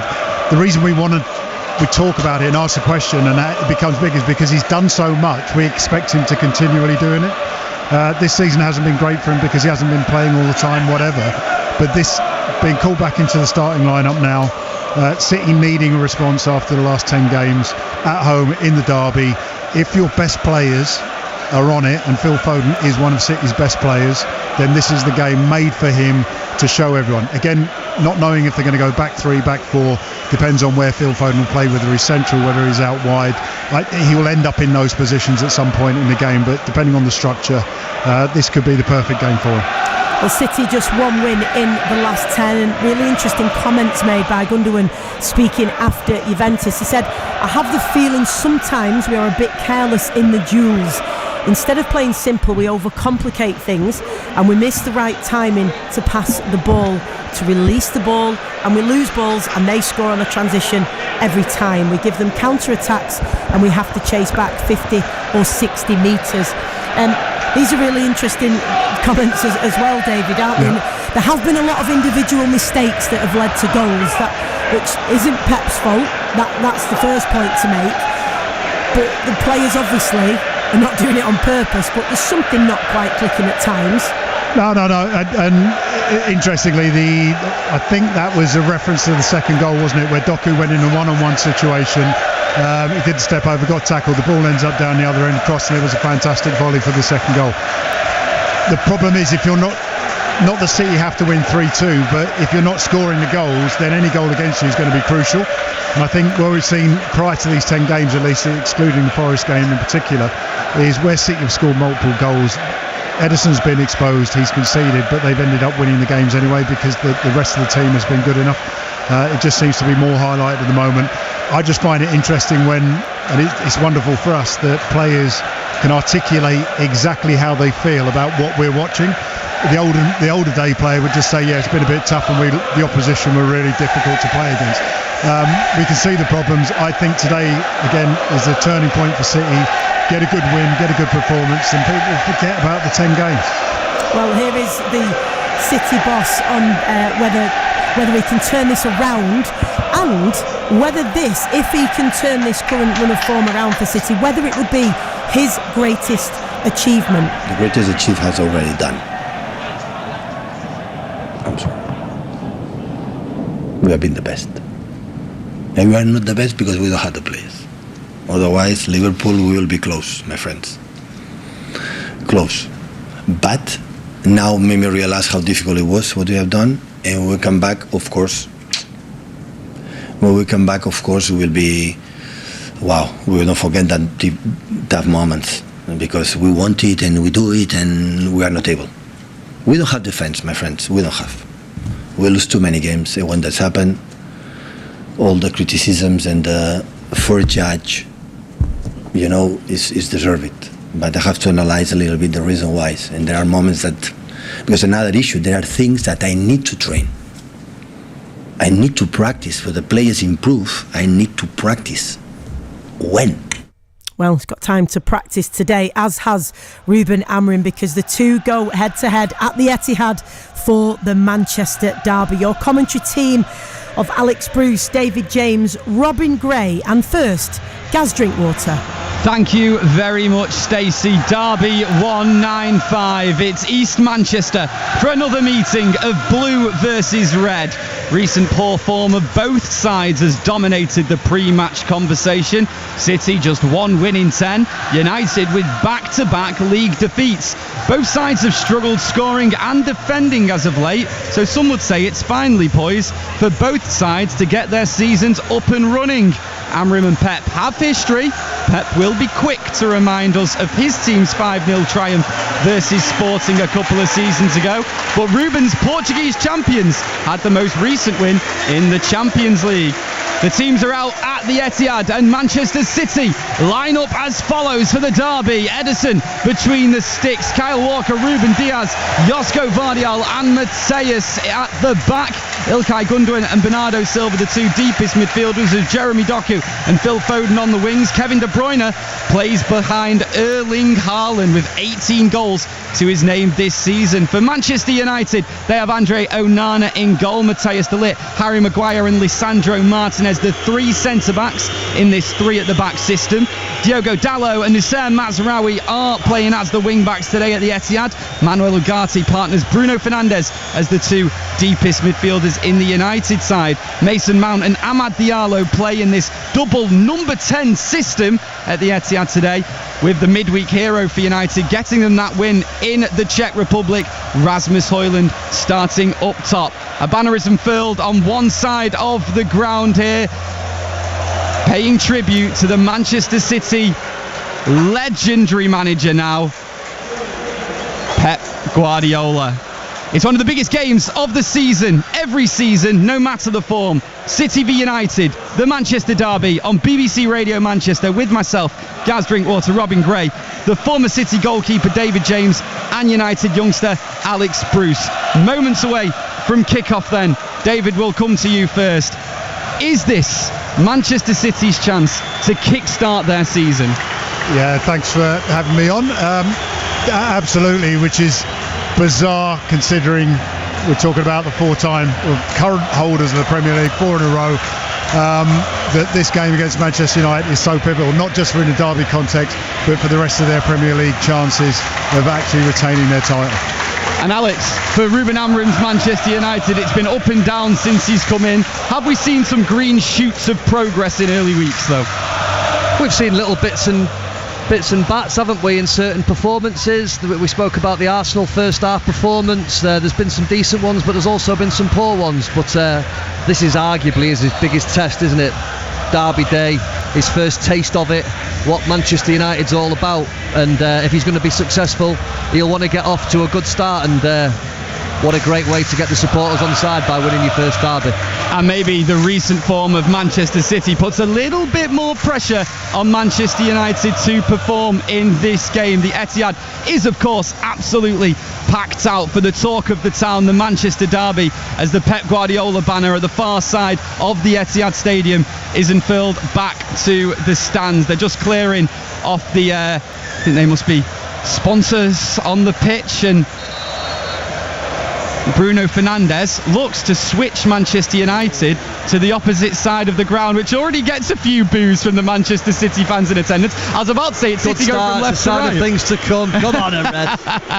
Yes, Bruno Fernandes, the United captain, already getting under the skin of the Manchester City fans here at the Etihad. United are in a huddle on one side, City in a huddle on the other side.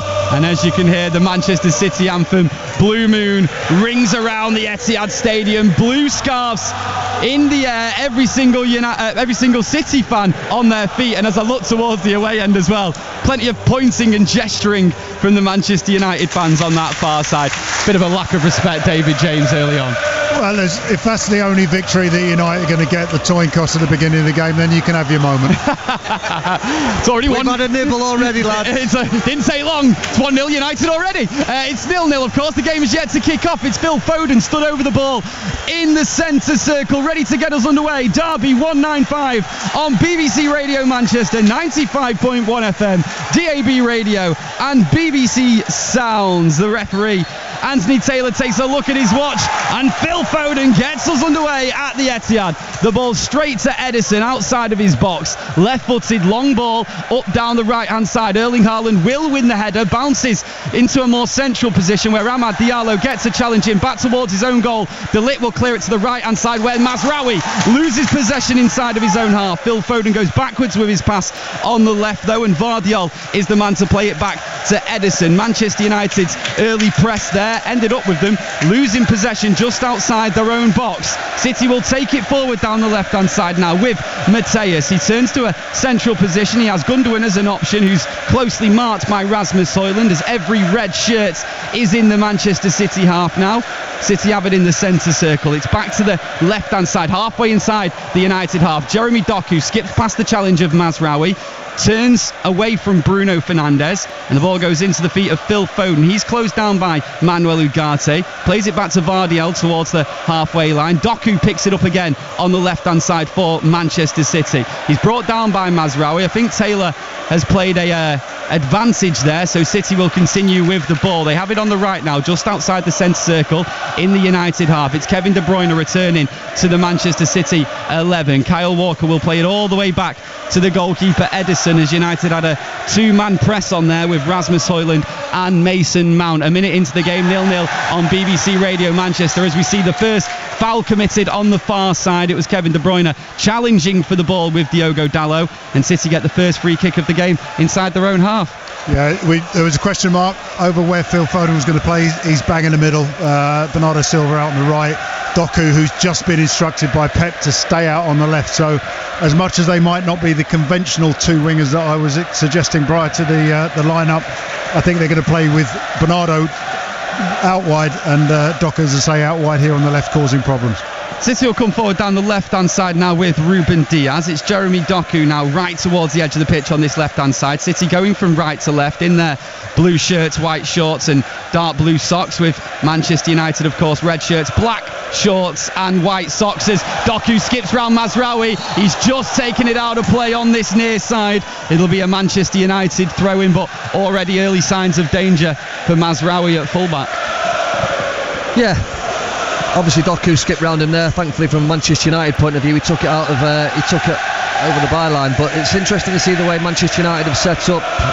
De Ligt obviously to the right side of the centre back, Harry Maguire in the centre, Martinez to the left, Dalot left wing back, Mazraoui right wing back, and then there's a box in the middle of the pitch with Bruno Fernandes and Ugarte at the bottom of it. Mount as the left hand side of the box towards the top end, Ahmad to the right, and then you've got Højlund up through the middle, so you can see the shape of both teams early doors here in this game. Rasmus Højlund committed a foul there inside of his own half, just dragging his man to the ground, and City get us back underway with a long ball searching down the left hand side for Jeremy Doku. Bruno Fernandes needs to be careful in possession, facing his own goal, goes back to a goalkeeper, Andre Onana, who fires a flat one which has reached Amad Diallo, and now Fernandes has a bit of space to play into. He maybe had the pass of Mason Mount to choose, instead goes to his left, so Diogo Dalot on the halfway line. First spell of Manchester United possession in this game, 3 minutes in, goalless at the Etihad in the derby. Now it is Mount on the left hand side. He's lost possession to Haaland, but the ball does bounce out to another Scandinavian, Højlund. Fernandes in the centre circle, fighting to keep it for United, brought down to the ground, but apparently, according to the referee, it was Fernandes who committed the foul inside the centre circle. City get us back underway quickly though, and they drive down the left hand side. It's Jeremy Doku, red shirts frantically trying to get back. Doku, ball inside to Mateus, who's made that inside run inside the backs. He's gone backwards with his pass. De Bruyne floats one into the far post, and Martinez has to put it out for the first corner of the game. Manchester City have it on the right hand side. David James. Yeah, this is interesting because as soon as Doku picked the ball up on the right hand side, Erling Haaland peeled off towards the back post corner of the 6-yard box. The ball came back out to Kevin De Bruyne. Haaland peeled it back into that position again, so it looks like their MO is going to be crossing for Haaland. Yeah, love it. Kevin De Bruyne, 6 goal involvements in his last 4 games against Manchester United. Almost got another there, but Martinez headed it behind for the corner, which Phil Foden plays short along the ground to Doku. Back to Foden. The ball does come out to the Belgian Kevin De Bruyne. Ball into the middle is headed away by Manuel Ugarte, a player who has played for Ruben Amorim at 2 clubs now, at Sporting and at Manchester United. He was signed before Amorim's arrival though by Erik ten Hag in the summer. Manchester City with the ball back in the D outside of their box, and Ederson, who has İlkay Gundogan as the closest man to him, of course re-signed for Manchester City this summer from Barcelona. It's İlkay Gundogan inside the centre circle. Amad Diallo, the closest United player to him. It was Bruno Fernandes who applied the press, but then the pass short to the left hand side to Ruben Diaz. It's back with Gundogan. Bit of a lazy pass there, but no Manchester United players on the end of it, so City will keep possession. Kyle Walker, ball through the centre, which Erling Haaland lost out to for Harry Maguire, and that's a good pass out of the United defence. It could unleash Mason Mount, who has Diogo Dalot in space on the left hand side. Kyle Walker closing him down. Dalot on the outside, ball into the middle, floated over Rasmus Højlund and caught comfortably by Ederson. 0-0. Good counter-attack there for Manchester United. Started with a wonderful ball by De Ligt. I'm not sure if he meant it, but he broke the lines really well. It found its way to Mason Mount, who set Dalot away. We spoke about that race, didn't we, between Kyle Walker and Dalot on that left-hand side. And that was an example of it. Dalot got his cross in, but unfortunately from a Manchester United point of view, it was straight into Ederson's hands. 6 minutes played, still goalless. Bit of space now for Gundogan in the centre of the pitch, though, in the United half. He tried to poke one into Foden, who's lost out to Mateus De Ligt. Now it's Bruno Fernandes trying to break the lines himself. He has done with a good pass to Mason Mount on the halfway line. Mount, ball across the floor to the right-hand side where Amad Diallo is waiting in his red boots. Mazraoui now on the right-hand side. He cuts inside Mazraoui. Looks for Fernandes, the United captain again. Bit of space for United to play into now in the Manchester City half. Bit of a skewed pass there by Mason Mount, but Diogo Dalot will keep it in right by the corner flag on the left-hand side. Goes backwards with his pass. Back to Mason Mount, the Champions League winner, Mason Mount. Of course, he got an assist against Manchester City in that final for Chelsea a few seasons ago. Now Mateus De Ligt now in possession inside of his own half as United choose to keep possession at the Etihad. And the press from the City players, which has caused United to go back to their goalkeeper Andre Onana, is met with applause. Good turn by Mazraoui on the right-hand side. Ball across the ground is really easily intercepted by City. Now it's De Bruyne, tries to poke one through, and Ugarte was there to make the interception. United actually got the free kick from it. I think Anthony Taylor has just let things go at the Etihad now, though. So United have the advantage, despite just having the ball inside their own half. And 7 minutes in, still awaiting the first goal in the Manchester derby, the 195th Manchester derby, live on BBC Radio Manchester. United now trying to control possession a little bit themselves, Alex. Yeah, and I think if Manchester United are going to have any joy in this game, when they're in possession of the ball, they've got to keep it and they can't give it away cheaply. One thing I have noticed, though, in the first 7-8 minutes now we're into this game, the press from Manchester City isn't as aggressive as what I've seen in recent years. They're giving United have had a lot of time on the ball there in this opening 10 minutes, more than what I would have expected. Do you agree with that, David? Yeah, but I'm just looking, he's just picked up the ball now, Mazraoui. His positioning is superb because the back four that City have adopted here means that Núñez has to step out, which is leaving, I'll let you commentate, but Højlund. Haaland has done really well, Højlund has done really well, I should say, and gives it to Amad Diallo. Tries the ball over the top, looking for the run of Bruno Fernandes. City make the interception, and they can play it out of their defence themselves. It's really well played from Manchester City to beat that Manchester United press then. Bruno Fernandes had made a lovely run in behind. It was an attempt to dink one over the top to the Manchester United captain. He just couldn't quite get there in the end. Good strength was shown by Højlund in getting the ball in the first place. Now it's Amad Diallo trying to race down the right-hand side. The sliding challenge comes in from Mateus, and United will have a throw-in about halfway inside the Manchester City half. United going from left to right at the Etihad. Of course, they have their away fans slightly to the left of the goal. And United take the throw-in back towards the halfway line, where De Ligt, who's played in every single game for Ruben Amorim since he's come in as Manchester United manager, now has possession. It's out to the right to Mazraoui, tries to fire one into Mason Mount. It's bounced back to Amad Diallo. Now Bruno Fernandes can float one to the left-hand side. Curled pass into the feet of Dalot. Now Dalot will take on Walker onto his right foot, pokes one into the far post, beats everyone in the middle and goes out for a Manchester City goal kick. 0-0. Another good opportunity for Manchester United there. They worked the ball well into a wide area, this time through Dalot. Unfortunately, that's two examples of him just not putting enough quality on the ball into the box. But good start to the game from Dalot and Amad on this right hand side. They're two good outballs for Manchester United. They've got pace, well, obviously, in both of them, and if they're going to get any joy in this game, it wouldn't surprise me if an opportunity comes from one of those two. It's the former City goalkeeper David James with the former United youngster Alex Bruce, myself, Gaz Drinkwater, and Robin Gray on commentary duties today on BBC Radio Manchester, as Harry Maguire puts in a big sliding challenge inside the Manchester City half. So United win possession back. Bit of an appeal from the crowd. The referee says no wrongdoing there. United will have a bit of a passage of play with possession. It's a lovely ball from De Ligt out to Dalot on the left-hand side. He goes backwards with his pass on the halfway line, just to the left-hand side, where Lisandro Martinez is looking for forward options. Manuel Ugarte is one of them. He plays a pass along the ground to the right-hand side. De Ligt drives it into the City half. Left-footed pass to the feet of Noussair Mazraoui. The run is being made on the overlap by Amad Diallo. Diallo in the box, onto his left foot. Still Diallo. It's a good challenge on the second attempt by Vardiol, but the flag was up for offside. It was for the initial pass to Amad Diallo.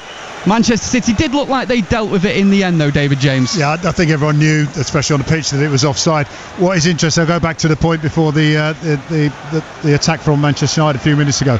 Mazraoui's position is causing City all sorts of problems, and I'm just wondering whether the question mark is on Doku and his attention, because Doku's trying to press, Mazraoui's free, the ball comes out, Diallo and Højlund over on our side, on the right hand side of Manchester United's attack, 2v2. At some point they're going to get the opportunity. The last time it was offside, but there will be another chance, I'm sure.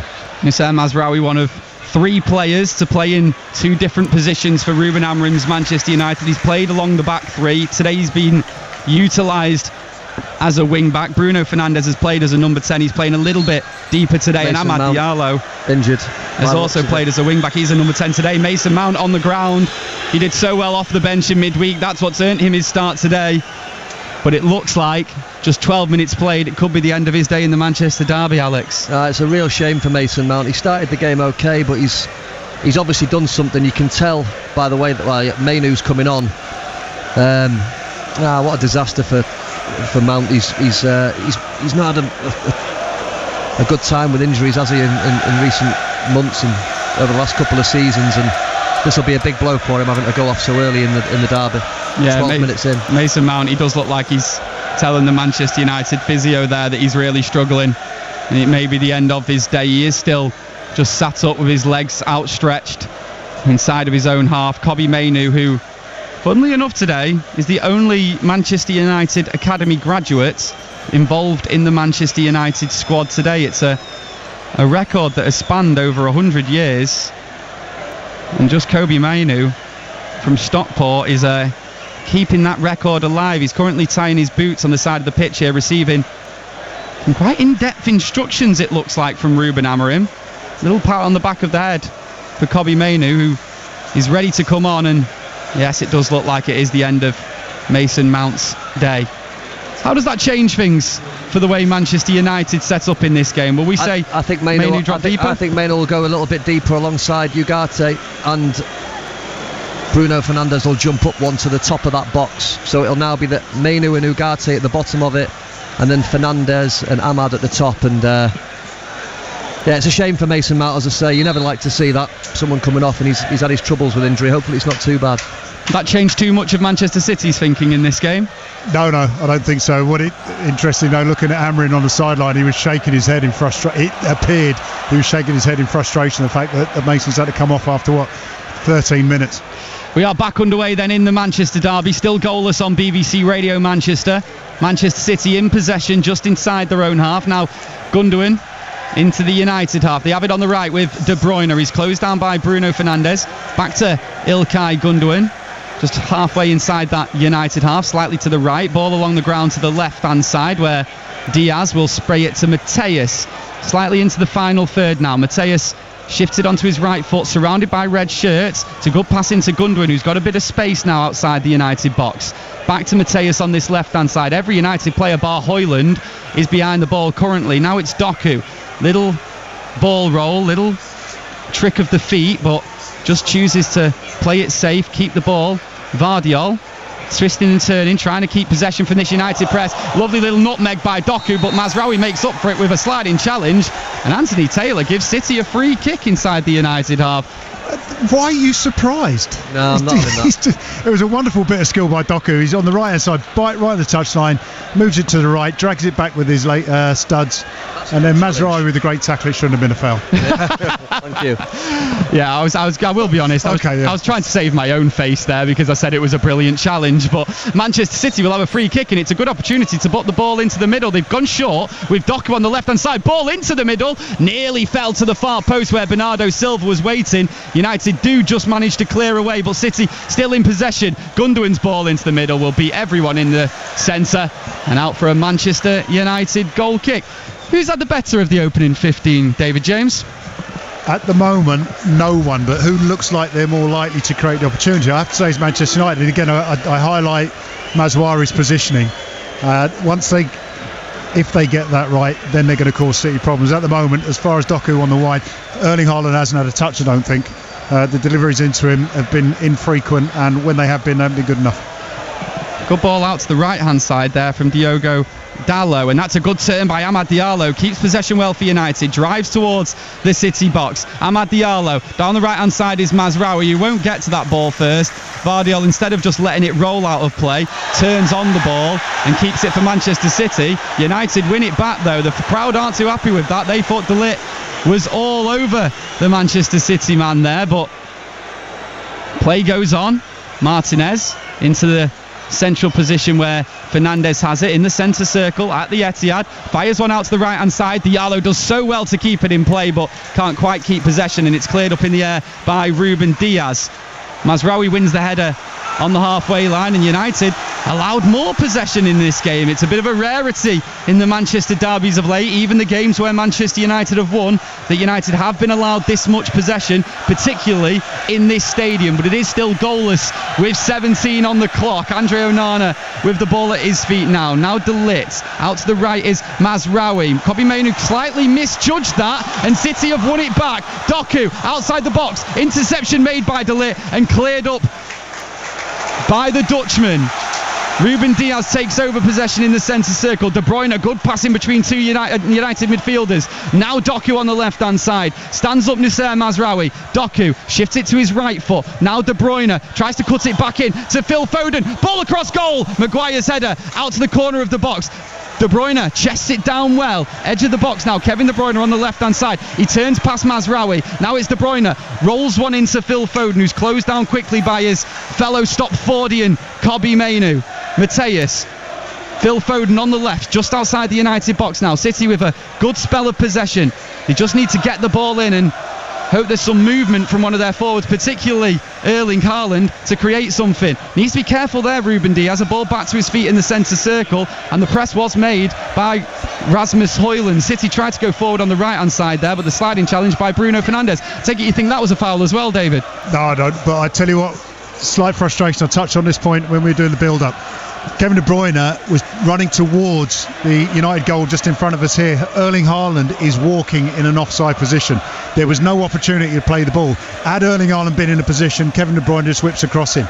Slight frustration because any quick actions are being slowed down. Here comes City on the left. Once again it's Doku taking on Mazraoui, and once again the Moroccan has the better of the Belgian. Great challenge out for a throw-in on this near side, and Mateus, the former Wolves man, will go over to take it. He does take it to Phil Foden, knocks it back to Mateus, who knocks it back to Phil Foden. Now it's Vardiol, halfway inside the United half. Body language of Haaland, isn't it? It's, you look at him sometimes during the game when they're in the build-up, he just walks, his shoulders are slumped, his head's down. I know he comes alive when the ball comes into the box, but you look at him sometimes and you think, he doesn't look interested in the game. You can't do anything quickly with Erling Haaland as the only central player in an offside position. Then they have to pass it, United get back into shape, and it just kills anything at the moment. Sorry to say this, but he's got to liven up a little bit. City have won it back in a central position with plenty of red shirts who have gone forward, so not too many back. Oh, it was a good attempt to pass in behind by Jeremy Doku, halfway inside the United half. It was along the ground looking for the run of Erling Haaland. United just able to make an interception, and now with possession themselves, Mazraoui pokes it into the centre circle where Fernandes is waiting, shifts it out to the left hand side where Lisandro Martinez joins the United attack. It's a good ball in behind to Rasmus Højlund, holds off the defender, keeps the ball in the corner of the box. Now it's Fernandes, Kobbie Mainoo outside the box, Lisandro Martinez out to the left hand side. Diogo Dalot points where he wants his man to make a run. They don't, so he just goes backwards and keeps the ball for United, and it's a poor pass forward which City pick out, get the ball back, play it outside their own box rather than going forward. City get possession back, and it does remain 0-0 as the clock hits 20 in the Manchester derby.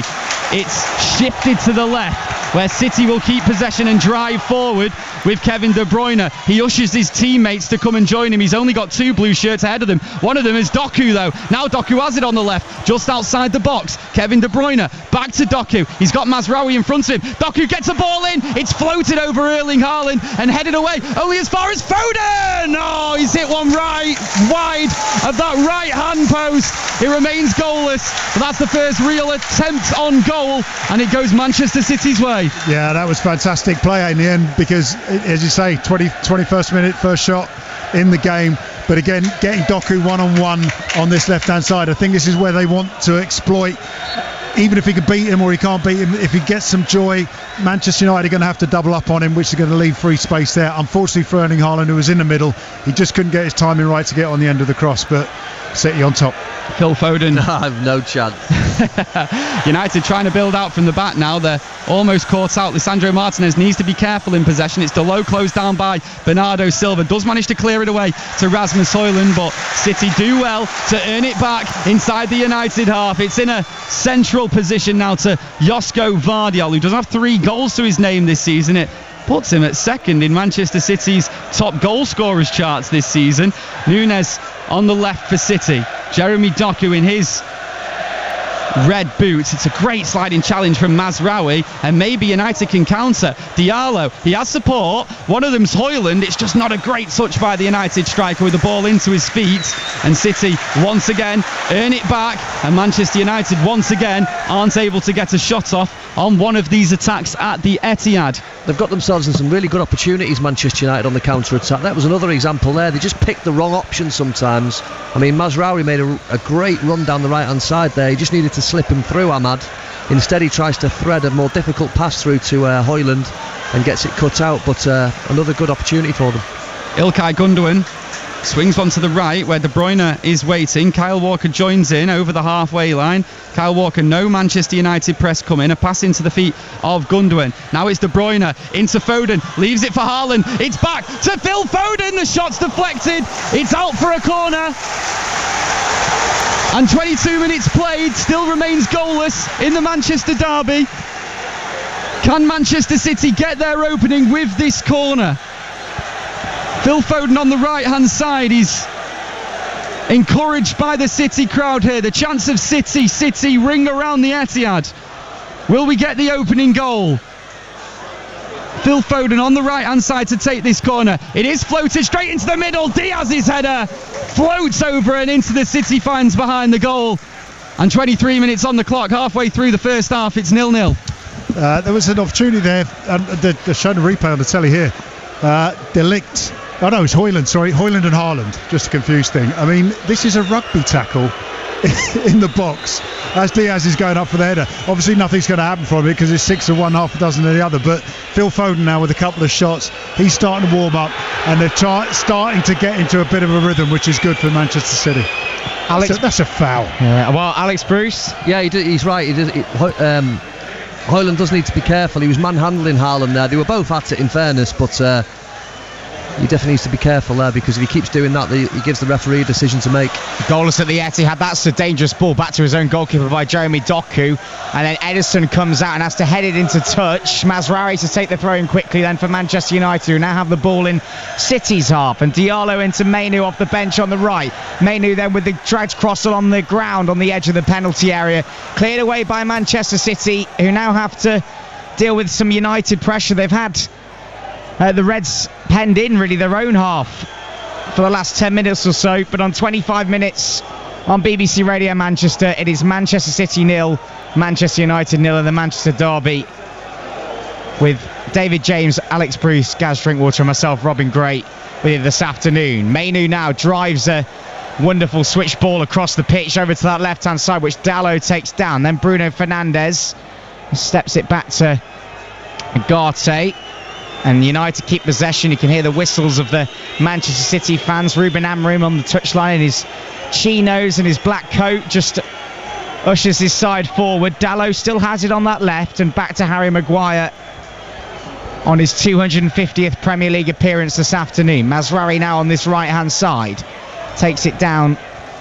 and plays the ball into Mainoo. Ruben Amorim once again watches on as Ugarte has it now, 30 yards out, slides in Diallo through a goal, 1-on-1 with Ederson, and he has put it just wide into the side netting. Amad Diallo has been in such scintillating form. The offside flag has saved him there, but goodness me, had it not been for the flag, he would have had some blushes there, Alex Bruce. It was a really well worked. I was actually going to say Manchester United are getting in good areas in the final third, and they're just not penetrating quick enough. Literally, commentators curse just as I was about to say it. Ugarte slips a great ball through to Ahmad. He's 1-on-1 with the goalkeeper. He just needs to hit the target, but unfortunately he just didn't time his run to perfection because he was a couple of yards offside. But great defending. City with the ball at the back, still goalless on BBC Radio Manchester. Haaland goes up for the header. Maguire gets there first and steered towards Diaz. Interestingly, Amad Diallo there with, well, the offside flag made it not a chance in the end, but five of United's 6 league goals under Ruben Amorim have come from Amad Diallo dribbles. That could have been a goal for him himself that time. Ball played inside from Núñez for Manchester City, which is cut out as it looks at De Bruyne, and forward comes Fernandes now for Manchester United. Ball over to that man Diallo again on this right hand side with his fluorescent boots just inside to Ugarte, and City, who seem to be getting themselves on top, and now being dictated to by their bitter rivals here in a grey and overcast day here in Manchester. Mazraoui tries to play it down the line. Came off him last to just the assistant. Manchester City throw that Matthias takes is goalless. It's interesting about the momentum within a game, and Phil Foden misses that chance, and Diaz with a header. A bad back pass by Jeremy Doku, and all of a sudden Manchester United go on top because the header from Ederson outside his box becomes a Manchester United throw. City have got a chance because they've been on top for most of this game so far. They've just got to keep that pressure on if they're going to get the first goal. Ball now over on the right hand side with Kevin De Bruyne. 27 minutes played, goalless in the Manchester derby. Manchester City's come into this game with the lowest points total they've had since the 10-11 season with this many games, as Ederson has to be careful there at the back. And that's for Manchester United. It's their lowest points total after 15 matches in the whole Premier League era. Matthias with the ball in the left back position. In goes Kobbie Mainoo, the Stockport-born man who slides in. Of course, man of the match performance in the FA Cup final, a goal as well. Not the last time these two sides met. Of course, the Community Shield was just after that. But Kobbie Mainoo back in a fixture which really gave him a huge status at the back end of last season. Bernardo Silva now for Manchester City. Lovely ball from Foden across the pitch. Right hand side, approaches the penalty area. Now 1-on-1 with Martinez, and it's poked back to the goalkeeper by Fernandes, who slid in behind him. But that was good work for Bernardo Silva, David James. The fantastic run by Bernardo Silva, but I have to say, what a fantastic tackle by Bruno Fernandes. If he doesn't make that tackle, Bernardo Silva has a shot. If he makes it badly, Man City have a penalty. Well played. Gundogan on the ball now for Manchester City. Inside to Foden. Foden, good tackle there in the back from Mainoo. And Dalot on his right foot in the left back position just clips it down the left channel towards Højlund, who's battling away with Kyle Walker. Then Ruben Diaz. High ball up towards Maguire, who goes down. He sort of slid to his knees there, Harry Maguire. And the City fans don't like it. The Manchester United fans do. Free kick. Good 30 yards from their own goal. I taught him that at Hull City. Of course. If you're feeling arm on your back like that and he's going to be lazy, go over. You could buy it from the referee, you know. It's good play. Well done, Harry. Well, I mean, Alex Bruce and Harry Maguire in Hull City's back three. Surely taught him everything he knows. Surely he must know how to play the Amram system then, Alex, after playing next to you. No, we used to play a back three actually, and Harry used to play to the side when he was a little bit younger. He's in my slot now. He's in that central one where what seems to happen when you get a little bit older. Former United. Not as much running. Former United youngster Alex Bruce on BBC Radio Manchester. Mazraoui now with the ball. He's playing at right wing back. We didn't see Alex Bruce play that too much at Hull, I don't think. No.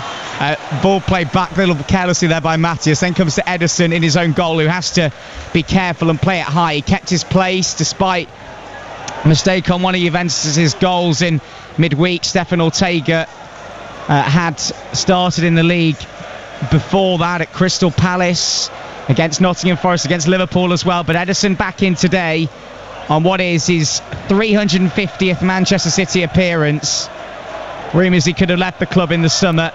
He stayed into his 8th season here at the Etihad. Kyle Walker on the right hand side now for City. The story of the game so far, really, probably the best chance fell to Phil Foden, a driving half volley from the edge of the box. Amad Diallo was in 1-on-1, that was offside. He hit the side netting anyway, but on half an hour it's still goalless, with either side to really take a great deal of momentum in this first half. Long ball from Ederson up towards Erling Haaland. That'll go through to Andre Onana. Alex Bruce. I think I know what Jamo's saying about City. They've had moments, passages of play for 4 or 5 minutes here and there, but overall in this first 30 minutes I think Manchester United can be very happy. They've limited Man City to one shot from outside the box from Phil Foden, which went wide. Apart from that, they've not really had a shot at goal. They've had good passages of play themselves. They've had good possession in the game. And I have to say, in the first half an hour, United have done okay. Doku level with the edge of the penalty area, left-hand side, up against Mazraoui, onto his right foot, waits for De Bruyne, who just sort of tricks himself there, Jeremy Doku, but he still keeps it. He's got that low centre of gravity, the Belgian, and then Vardiol dispossessed, and United away down the right, and Diallo's away. He's got Højlund in the middle. He's up against Matthias. He's also got Fernandes coming forward with him. Diallo to the edge of the box. Here's Manuel Ugarte now, 30 yards out.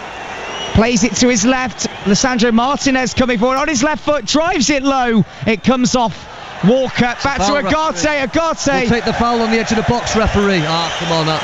Well, Mainoo did go down. I think it was Foden who might have caught him in the end. Manuel Agate, who hasn't scored a goal in club football for more than 3 years, with a chance, but Alex Bruce, you wanted that free kick on the back of Mainoo there. I did. I think De Bruyne has just caught Mainoo on the edge of the box, and what did you say? Ugate's not scored in 3 years. I can see why with that shot. I think it's still travelling over the stand. But no, another good. I just think when United get in them probing areas, they just need to find that pass a little bit quicker. They're slowing it down, allowing Man City to get set because they're getting Diallo. Ahmad's the one though, isn't he? He's the bright spark. He keeps finding a way on that right hand side. Everything that seems to happen for Manchester United comes through him at the moment. City in possession now in Matthias. United try to come forward. Matthias comes over the halfway line and he has Doku in front of him. Checks in onto his right foot. De Bruyne up with him, trying to play the pass through Mainoo. Good work from United youngster though, as Fernandes then plays it out towards Diallo, and it came off an important head there of Josko Vardiol. Throw into Manchester United on their right hand side. 32 minutes on the clock then, and still in the Manchester derby, it is Manchester City 0, Manchester United 0. We've got Alex Bruce and David James with us. Yeah, that header there by Guardiola was very important, as you said, because if he doesn't make that, then Diallo's open on the right hand side. And again, this is how important Bruno Fernandes is to, not just his tackling back, but the ability to be able to make a one-touch pass into a dangerous area. Matthias wins it back, but then Mainoo has it and goes back. How's Matthias done in that left area of defence for you, David James? Well, arguably he's done well, because every time that United have got in, they've been offside, really. Again, like Alex said, the timing of the runs, the timing of the pass from United is the key to them being offside. But he hasn't really been tested in that one-on-one situation, where again, I'm going back to the position of Mazraoui. You would think him and Diallo would be able to 2v1 against Nunes in that left-back position. They haven't fully utilised that, fortunately for City. United with the ball on the edge of the box, now get it left towards Fernandes, and goes back to Lisandro Martinez. It's only his second start against Manchester City. He missed both of the League Ones last season, but did start in the FA Cup second league start. That is. Here's Diallo now on the right, plays it to Mainoo, who's in the penalty area, and Diallo, it comes back to him, and that shot was headed for the corner. It was cleared away by Diaz just inside his own box, and the City fans want their team to get out, because United have the ball here with De Ligt, who tries to play it across, but it's headed away by Kyle Walker, and then Bernardo Silva steals in and does well. He's caught late there for Bruno Fernandes, and that'll be the first yellow card, I think, of the derby. He prays to Anthony Taylor, who hasn't reached his pocket yet. He's going mad, Bruno Fernandes. Let it go. It's a derby. We don't want to see any bookings, do we, lads? Hey, J-Mo? That's the booking. Bernardo Silva has just skipped past Diallo and Fernandes. Fernandes I think he's tried to buy it though, hasn't he? Bernardo's tried to put his foot across him to buy the foul. Here's Foden, edge of the box from the free kick. Doku on the left hand side in the penalty area for Manchester City. Drives a shot in, comes off Mazraoui. Corner kick. David James, I think I'm with you. That was the yellow card for Bruno Fernandes. Take your blue hat off, lads. No. Whether or not he's bought it, the fact is Bruno Fernandes has lunged in from behind and taken him out. Yellow card. Come on. Alex Bruce on the red side, David James on the blue side on BBC Radio Manchester. 10 minutes to go until half time. I'm sure they'll still be at it then as well. Can you tell? Kevin De Bruyne's corner. It'll be an in-swing. A referee just has a chat with about that holding again. It's the Haaland coming together. Penalty appeal in the first 25 minutes or so.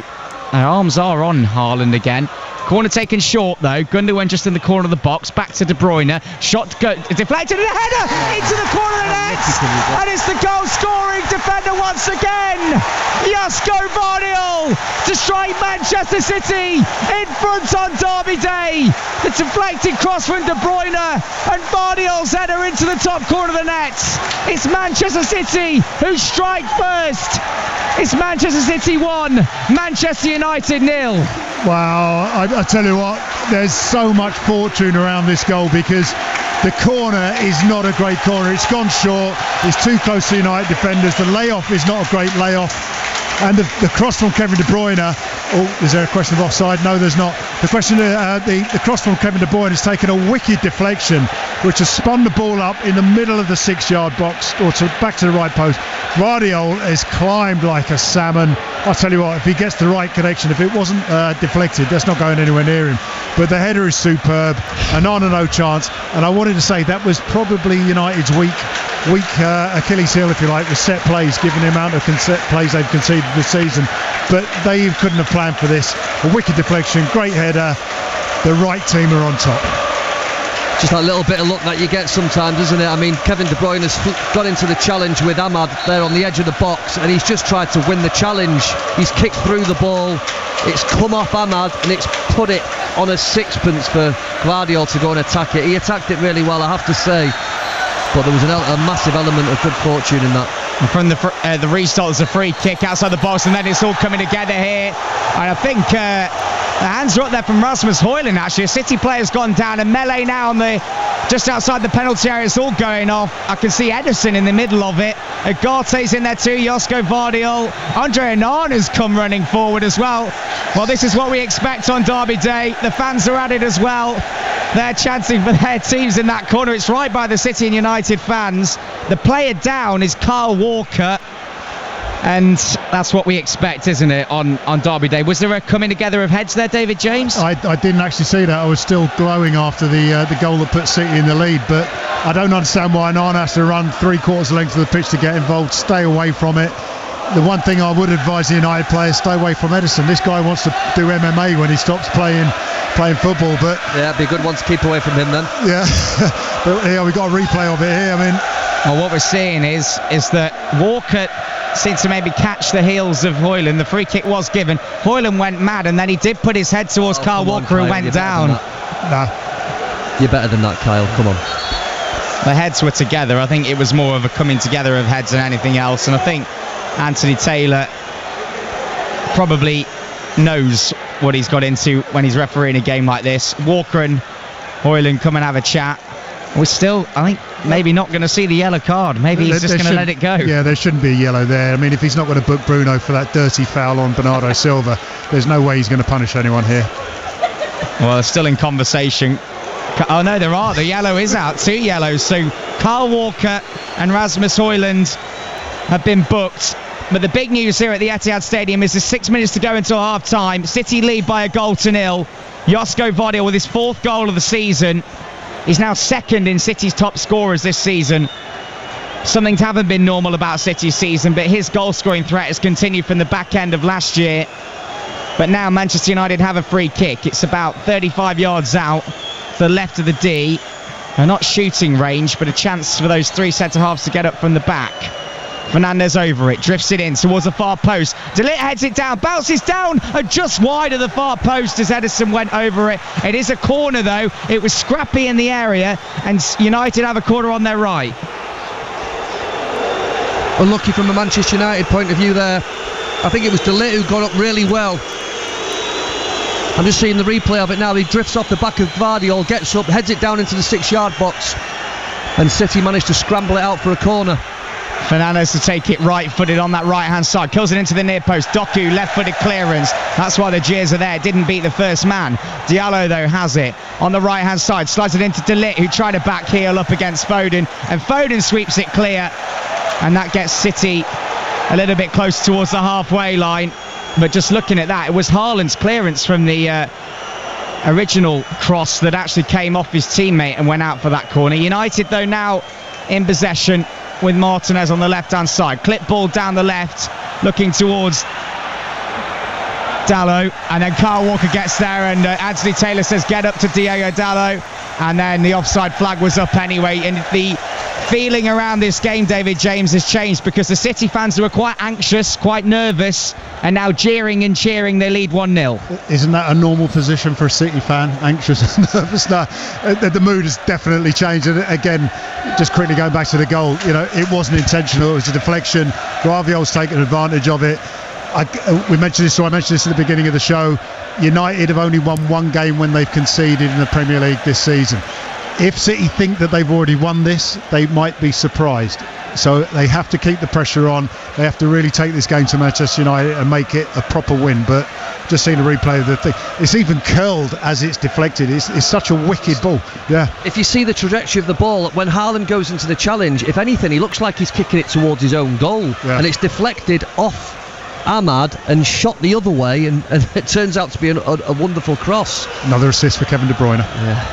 Yeah, and perhaps one of his more unorthodox. This could be dangerous moments for Onana, who has to come out of his goal and play it down the left to Maguire. He's putting all sorts of bother. De Bruyne now whips it towards Onana, who had to go back to his post. It was on the right flank. It was probably never going to beat him, but now Onana does clear it, and Højlund looks to go around the back of the goal scorer Vardiol, who just taps the ball out towards his own corner flag, throwing right by the corner flag, which Diallo takes now to Mazraoui. That's another ball on the pitch here, though, which Anthony Taylor has to stop. The City fans, I think, threw it back on. But Pep Guardiola, interestingly, on that goal as well, David James, I saw him turn away. He didn't celebrate. He looked exasperated. He threw his arms in the air, and I think he was probably saying, what was that from Kevin De Bruyne? How did that happen? Yeah, well, as I say to you, the set play might have been practice in training, but it was poorly executed, even to the point, as Alex said, Kevin De Bruyne's eventual cross was more a contact on the ball than an intentional play to Guardiola in the middle of the area, but he reacted quickest, superbly. What I will say though, JMO, in the lead up to the goal, when De Bruyne goes in for the challenge, he goes into it with more conviction than Ahmad. Ahmad dangles his foot. So when you dangle your foot, the ball can go anywhere, and so there is an argument to say De Bruyne got what he deserved because he went into the tackle properly. United on the ball now over the halfway line, right hand side with Mainoo towards Diallo, and this time he's offside, and he's been offside a number of times. Too many. Yeah, cheers from the City fans, and for all City's goals they've conceded at 26 in 10 matches up to this game, actually they've held their defensive line quite well today, Alex Bruce. Yeah, they have, and listen, you have to, when you look at the forward runs of Ahmad and Højlund in particular, they've made so many good forward runs. It's just the timing of them. They have to get that timing right, and I'm sure if they keep making them, they'll get their rewards hopefully in the second half. City 1, United 0. 1 minute to go until half time. I will discuss the Vardiol goal and whatever you want to talk about as well at BBC RM Sport on X, or you can WhatsApp us 08000 321 333. Start your message with the word Mank. Haaland goes up for the header from Ederson's clearance out of his goal, and Haaland wins it back edge of the box, and he's adjudged to have pushed Ugarte there, much to the disappointment of the City faithful in front of us. But a Manchester United free kick just outside of their own penalty area, and that takes us close to towards stoppage time. Do you think Ruben Amorim, though, going in won't be too disheartened, Alex Bruce? They've been in this game, Manchester United, and at times in the first half had been the better side on occasions. In terms of recent derbies over the years, I think Manchester United in this one have had as much control in this game as they have in any. They've been a little bit unfortunate to go a goal behind. City haven't had to do that much to go one goal up. There's been an element of luck in that, and United have had some good opportunities to cause City problems. If anything, it's just that when they get in that final third, they just need to be more clinical, because for the amount of possession that they've had in this first half, which has been a lot considering that they're at the Etihad, they haven't worked the goalkeeper as much as what they needed to. Here comes stoppage time, 4 minutes. Long ball up from Maguire towards the edge of the penalty area, down United's left. Then Kyle Walker by his own ball and then just clears it away. And De Bruyne tries to keep it, and actually it comes off Lisandro Martinez, who took it down. City throw in, they trot forward, and a big thing that's been made about Manchester City as well as Pep Guardiola turns around. I think he just waved at the TV camera here as well in front of us. He does cheer up the crowd as well. He wants that. He spoke about that in the past. I think he's had a lot of gestures towards the supporters, certainly where we sit in the press box in recent matches. That can be important because he knows his players, a lot of them are lacking perhaps of energy with the injuries City have had. De Bruyne goes down from that throw-in down the right. Free kick to Manchester City. Good bit of work there from De Bruyne, brought down by United defender, and a free kick on the right-hand side. David James. Yeah, it's interesting you're talking about Pep there, because you wonder who wants the half-time. The fact that City are leading, you would think they don't want a half-time to continue. But as Alex said, this isn't a City side who are having shot after shot after shot and bossing the game.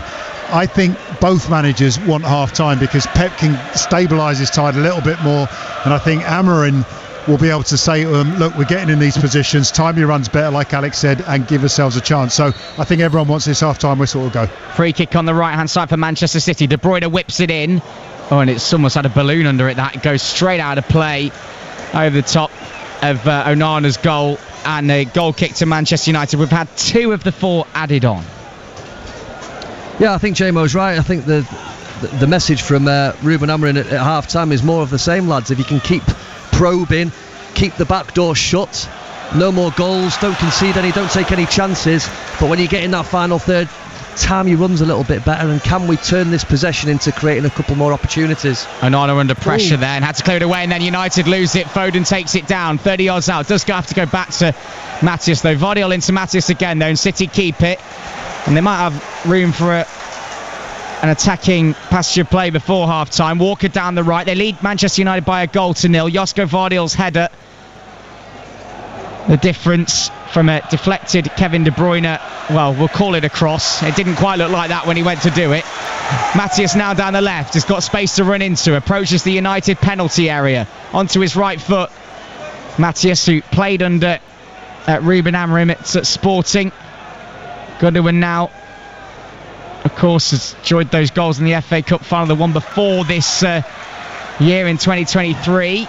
Ball now with Doku approaching the penalty on the left-hand side. Gets towards the byline now on his left foot. Steers across into the far post. Bernardo Silva rising. Dalot was there just in front of him. Taken now to Foden. Edge of the D. Phil Foden on his left foot. Brilliant footwork. Oh, and he just shaves that far post. Well, Phil Foden hasn't played for Manchester City since the defeat to Liverpool at the start of the month. But he's been back in this game, and that is as close as he's come.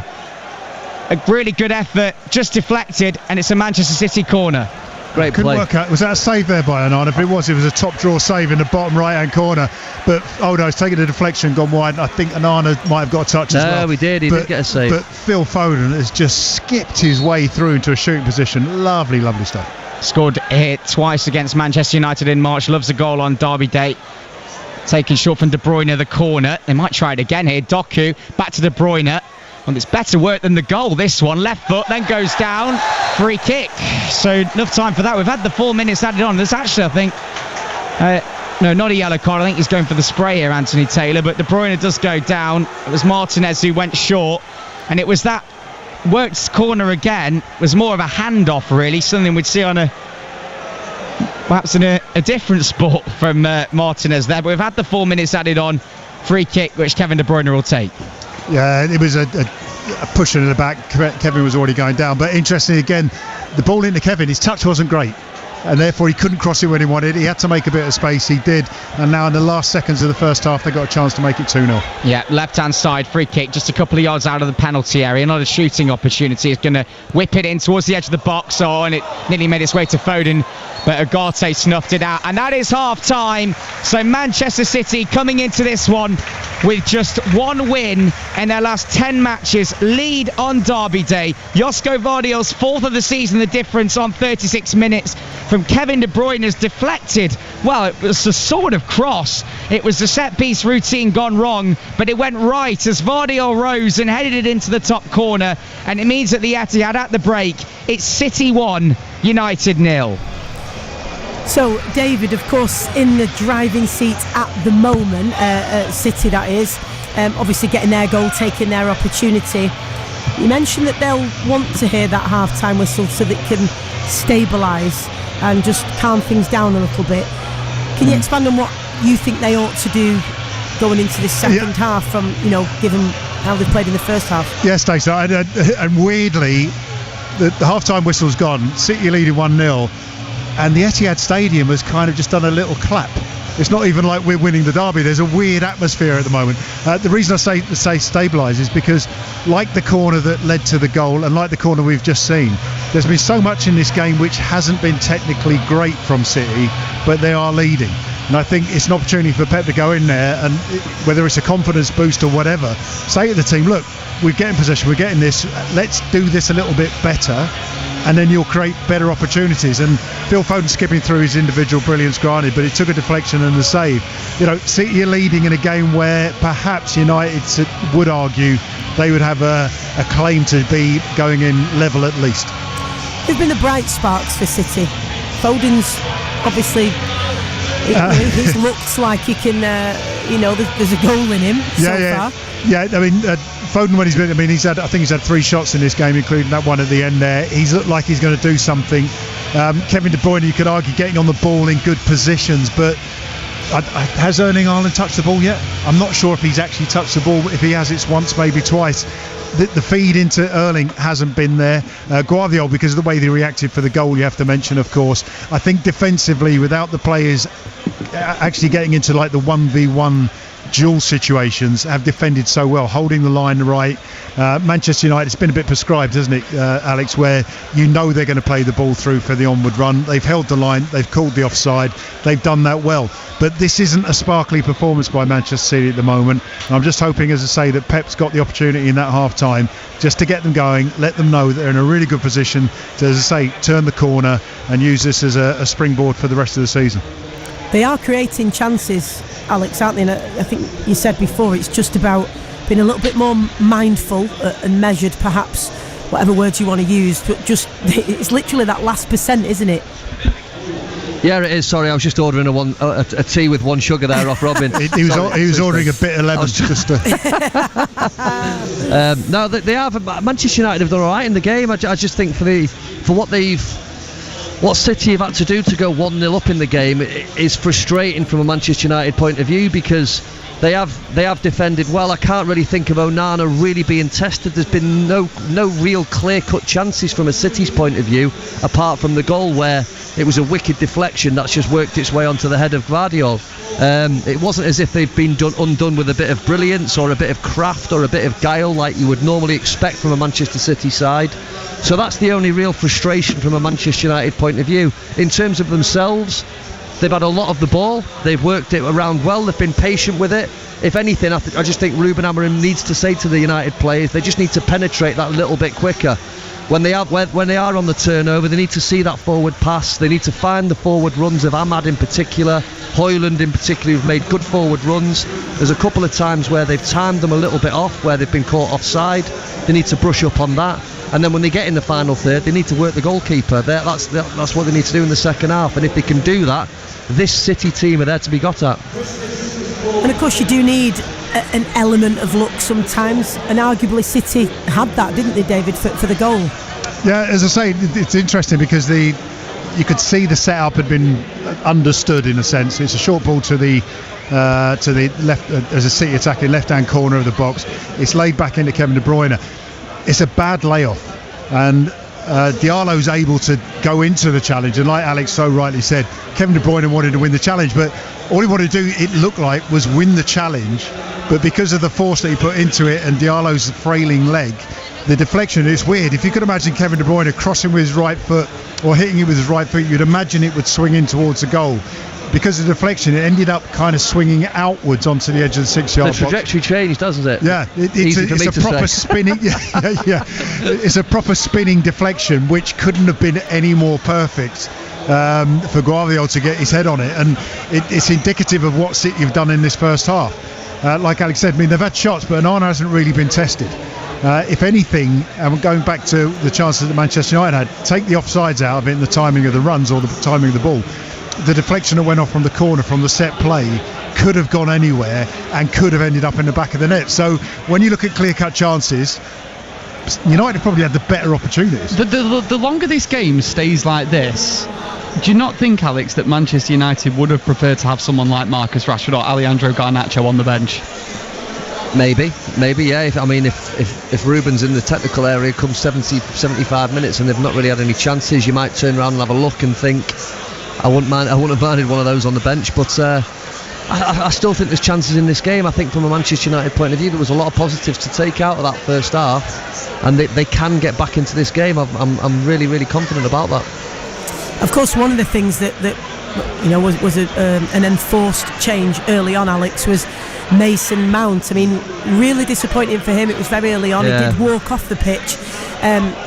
But obviously a problem just 12 minutes in, and I mean, talk about that for a moment for him, and then also his replacement Mainoo, who's done well overall since he had to come on at short notice, obviously. Yeah, well, we spoke about the box that Manchester United have got in the middle of the pitch, and obviously with Mason going off, it's pushed Bruno a little bit higher, and Kobbie Mainoo's come into that deep lying role alongside Ugarte. But yeah, from a Mason Mount point of view, it's really disappointing for him. It's he's been hampered with injuries since he's came to Manchester United, and it looks like he's picked another one up. Something that you don't want to see. He's a really good player, Mason. He's just not been able to get on the pitch and string a number of games together because there's these injuries that he keeps picking up. So let's hope for his sake it's not too bad. Yeah, of course. There's been a few head-to-heads, obviously, tempers flaring and that sort of competitive spirit, let's call it, David. And in particular, Højlund's got to be a little bit careful. We saw him, I think you're all describing it as a rugby tackle, which it certainly looked like that on the screen in front of me. That or WWE or something like that it was between the two of them. But of course, when you're doing it in your opposition box, you've got to be careful. Then he had that coming together with Kyle Walker as well. Tempers will flare, but it does have to be, it's about controlling those emotions, isn't it? Especially on, when you're trying to play the game, not the occasion, because today it can be overwhelming. Yeah, I think in his defence, I mean, the two incidents are very different. The one with Erling Haaland is interesting because Erling is trying to fight him back. And when you've got a guy rugby tackling you and there's a defender in his own box, Erling Haaland just needs to fall over and ask the referee a question or VAR a question. The fact that Erling's trying to physically show him dominance, I think allowed it not to be anything more than just two people coming together.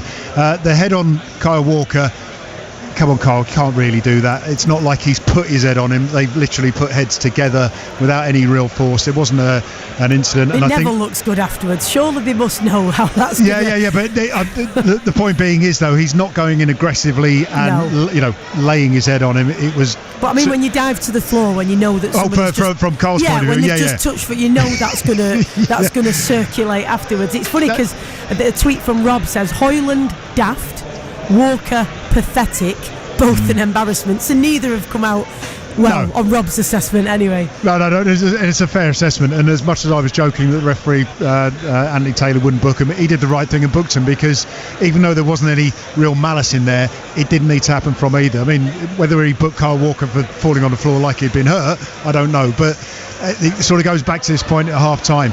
Both managers now can either tell Højlund if he feels that he's being over involved and not controlling himself, just to calm down, or Pep Guardiola can go in there, not that he's got anything bad to say to Kyle Walker from that first half performance, but just get this City side to look better. It's and again, I'm going back to the crowd's reaction. This was not a typical City leading at half time in a Manchester derby reaction from the fans. It was kind of like, okay, it felt like we're kind of happy to be here, but we're not overly convinced. I don't know what you felt like, Alex. Yeah, no, listen, it's been in terms of Manchester derbies, there hasn't been much action to talk about, really, has there, in terms of clear-cut opportunities? I think a lot of it's ebbed and flowed a little bit. Both teams have been a little bit frustrated with some of the things that have gone on, but listen, we're hoping for more in the second half, more action, more drama. Well, let's get to some more of these tweets here. Hassan says, get in, Josko, we've not been good at all, but this time we take our chance. Dean says, Dalot and Mazraoui offer nothing going forward where the space is, but our best wingers don't offer the defensive work rate to play this system, two of which aren't even in the squad. If Manchester United are going to play this setup, we desperately need wing-backs who can play this formation and be effective at both ends of the pitch. Alex?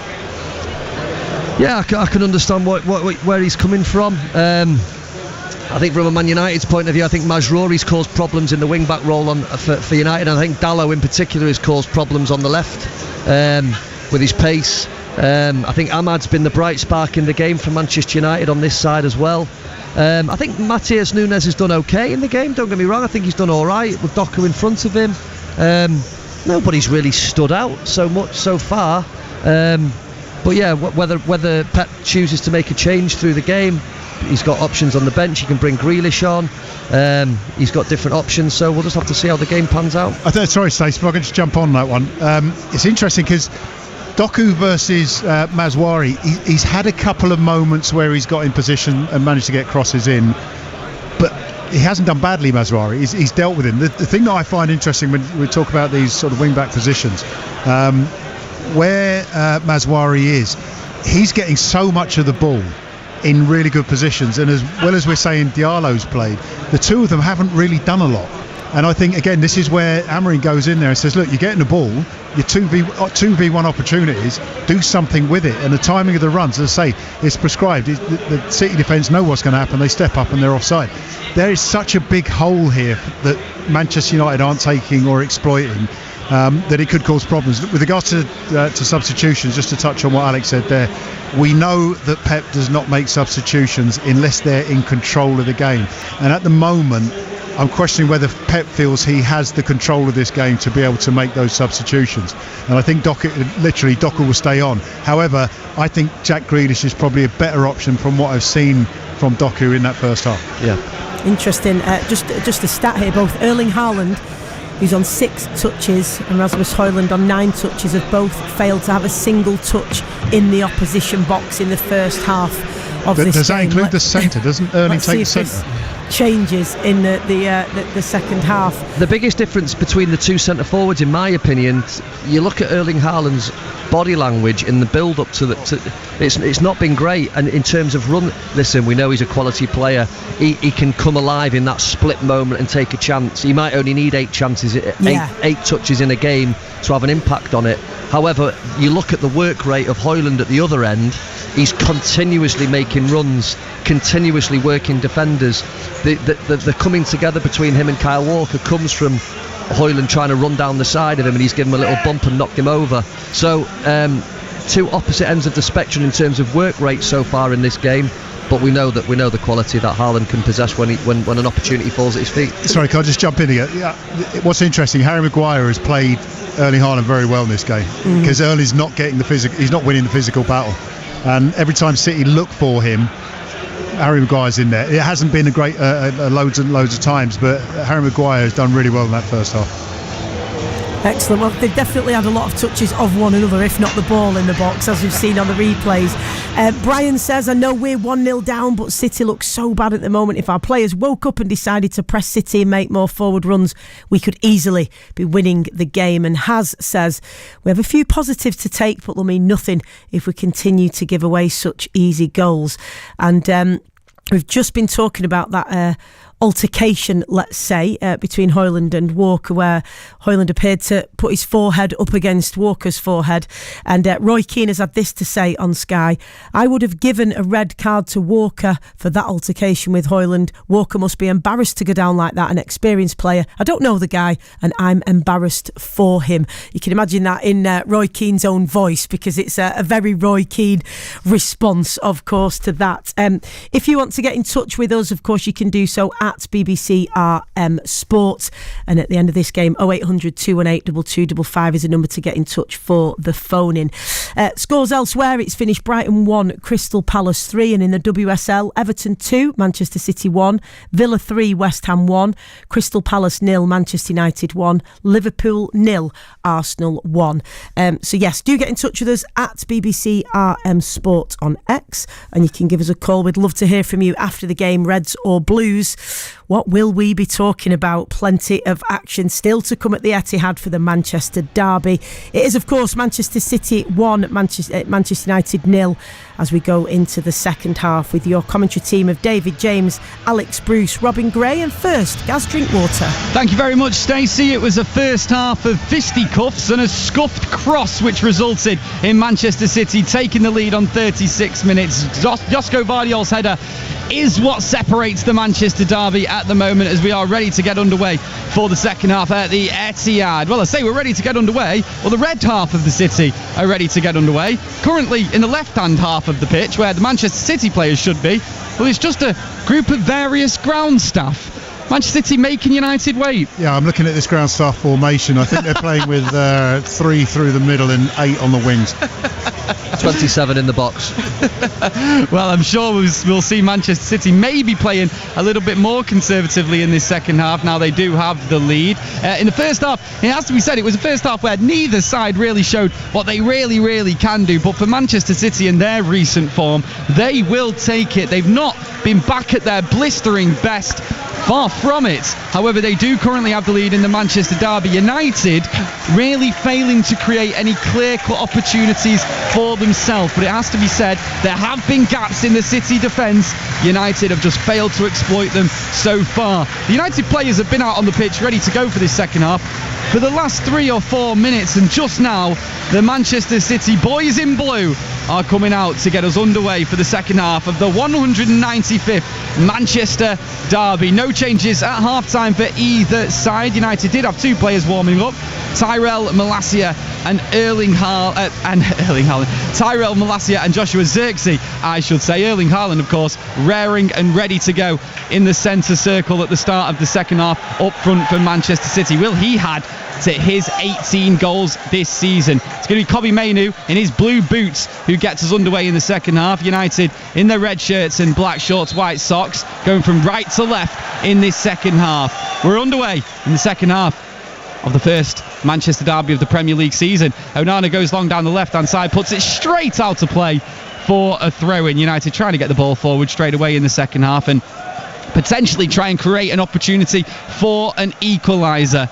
Failing to do anything that time, and they've just given the ball away seconds into the start of the second half of this game. So Kyle Walker will get us back underway with a throw-in. He's just looking for options in front of him. Instead, he goes forward down the right-hand side, looking for Erling Haaland, who's lost out the header again. He has done a few times this game to Harry Maguire. The ball ricochets off a couple of players and bounces out to Kobbie Mainoo, the hero of the FA Cup final.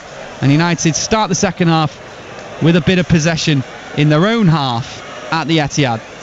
Noussair Mazraoui on the right-hand side towards the halfway line for United. He runs the ball into a central position, right-footed pass low across the ground towards his own box. Harry Maguire will pick it up. He's got Lisandro Martinez to his left. Doesn't look like any clear change in shape for Manchester United as Dalot pokes the ball into Bruno Fernandes. Bit of space on the left-hand side opening up for him. Ball on the ground, which Højlund controls with his back to goal. Mazraoui will join in the attack. Corner of the box. Now it's Amad Diallo. Ball on the ground to Kobbie Mainoo inside the area. Mazraoui leaves it. Mainoo still in possession. He's dribbled round about 3 players, gone back, dribbled round him again, but it doesn't matter because the referee says Mazraoui was involved in the play and was offside. Another example of United taking too many touches, too many passes to try and get that shot off. It's one thing if they're going to get back into this game, when they get into them areas they need to work the goalkeeper. It's pointless getting in there and keep trying to work an opportunity, keep making passes. Too many touches, give the ball away, allow Man City to get set. Couple of minutes into the second half at the Etihad. United with plenty of players warming up on this near side. Malacia, Yoro, Eriksson, Anthony, all there. And that's a long ball forward for City, looking for Erling Haaland. Again, United win it though through Harry Maguire. Paul pass back to Andre Onana, who is in a fluorescent bright yellow kit. Fires one down the right hand side, and once again United give the ball away. It goes straight out of play for a throw-in. We did talk about this before in the build-up about Onana. This is the guy who has the capabilities of being the best distributor from a goalkeeper in the Premier League, if not in world football. He's had 2 kicks in the second half, both of them gone out of touch. If I'm the manager on the sideline, I am frustrated. That was a euphemism, by the way. United do win it back following that Manchester City throw-in, with Martinez driving forward in the centre circle. Bruno Fernandes had a little toe poke out to Amad Diallo, who was stretching for it, and Diallo can't get to the ball first. He's played back to Vardiol, who panics a little bit in possession with the press of Amad Diallo, and Noussair Mazraoui. He's just fired the ball out of play for a United throw-in halfway inside the City half. United will go backwards with their throw-in as a few City players warm up in front of us now as well. Savinho, John Stones, Kovacic, Jack Grealish, all in their orange bibs, getting ready to go in the second half. I don't know what we make of Savinho giving a bit of a hug to his compatriot Anthony there on the corner of the pitch. I'm not sure that's something Roy Keane would be too fond of. United in possession now though with Lisandro Martinez back towards his own goal, where Andre Onana will poke one out to the right hand side. If you were warming up to come on a game, would you be hugging opposition players even if you were the mates? Gaz. Of course not. No, I'm joking. That's a good pass in behind by United. Rasmus Højlund almost gets there, but Vardiol on the slide gets a really, really important touch to it. Otherwise, the Dane may have been in behind Manchester City's defence. And now City will attack themselves on the counter. They have it on the left-hand side. Doku Ball into a central position. It's not a good ball at all, though. It's given away to Fernandez. There's 3 red shirts forward. One of them's Amad Diallo. He's chased down, but Diallo keeps it. Held up on the edge of the box. Amad Diallo lines up the strike. It's blocked and bounces back out to Jeremy Doku. Good challenge from Mazraoui. So United still have the ball forward. Fernandez by the corner flag. He cuts back instead of playing the cross in, and Jeremy Doku has actually made a really good challenge to win it back for United, for City. He needs to hold off Kobbie Mainoo, though, and Kevin De Bruyne there in a central position gives the ball away. But City do manage to earn it back through Erling Haaland inside their own half, and then eventually Bernardo Silva is brought down to ground by Manuel Ugarte. It remains 1-0 to the Blues. Pep Guardiola had his head in his hand because the other hand was in his pocket with that mistake there by Jeremy Doku, then followed up by another mistake. And again, Pep doesn't generally make substitutions unless they're in control, but it's errors like that which have led to this 10-game run not being as good as it should have been. And you do ask the question, is Pep going to be forced into making an early substitution? As we see Jack Grealish, as you said, getting warmed up there. I think the game suits Jack if he was to come on. 5 minutes into the second half, Manchester City lead the Manchester derby 1-0. Oh, I was about to say they could be in trouble as Diogo Dalot won the ball back inside the City half, but the referee Anthony Taylor has stopped it for a Manchester City free kick. Watching on here at the Etihad, Sir Jim Ratcliffe, Dave Brailsford and Jason Wilcox. What will the Manchester United hierarchy be making of what they've seen of this game so far, Alex Bruce? I think they'll be thinking pretty much the same as what we're all thinking, that Manchester United are still in this game. I think if they just sharpen up on a few little bits and pieces, they can get back into it, because the next goal in this game is going to be really key. It's BBC Radio Manchester. Total Sport full match commentary of the Manchester derby, which City currently are triumphing in. They lead 1-0 at the Etihad. You can have your say right after the game with us on BBC Radio Manchester. 0800 218 2255. Stacey Copeland will be taking your calls. And right now it's myself, Gaz Drinkwater, Alex Bruce, David James and Robin Gray taking you through this second half. City have a throw-in inside the United half. It's about halfway inside the half, just to the right of the Manchester United manager Ruben Amorim, who is in the corner of his technical area right at the edge of the pitch, barking instructions at his players. Bernardo Silva runs it centrally. Here's Ilkay Gundogan now for City. Looks to his right, thinks about the pass over the top, instead just rolls it to the left with his left boot. City in possession on the left hand side with Núñez. Back to Gundogan. Just outside the centre circle now is Phil Foden, who did have a half-volleyed attempt in the first half, which was straight at Andre Onana. Little nutmeg by Bernardo Silva on the right-hand side, but not enough on it so he could reach it at the other end. And United get it back. Fernandez just skipped round the challenge of Ilkay Gundogan then and was brought to the ground and got a free kick, but United have given it straight away from the free kick. Erling Haaland, now it's Doku, round De Ligt, Doku, corner of the box, Doku goes round De Ligt again, by the byline, still in the area, still in control, and he's earned his side a corner kick. Really good play by Jeremy Doku. I'll tell you what, he talked about Erling Haaland's sharpness there. He read the Fernandez free kick, he's intercepted it, and Manchester City had a chance there. Fair play to De Ligt. I mean, for the size of him, the guy's got really good feet. He kept on his feet, made it very difficult for Jeremy Doku and forced the corner. He's had a few examples in this game now, De Ligt, as that right side centre half where he's been fronted up by Doku. He has defended really well in certain situations. City scored following a corner in the first half. Can they do it again? De Bruyne goes short to Jeremy Doku. Now Gundogan back to De Bruyne. Low ball in. Fernandez meets it on the volley and can clear away, but Kyle Walker is the deepest Manchester City player to collect it on the halfway line. Now it's Mateus on the right for City. Phil Foden. City just taking the time in possession now, trying to control the game that they currently lead, the Manchester derby on BBC Radio Manchester. At the moment, Manchester is blue. Will it remain that way though?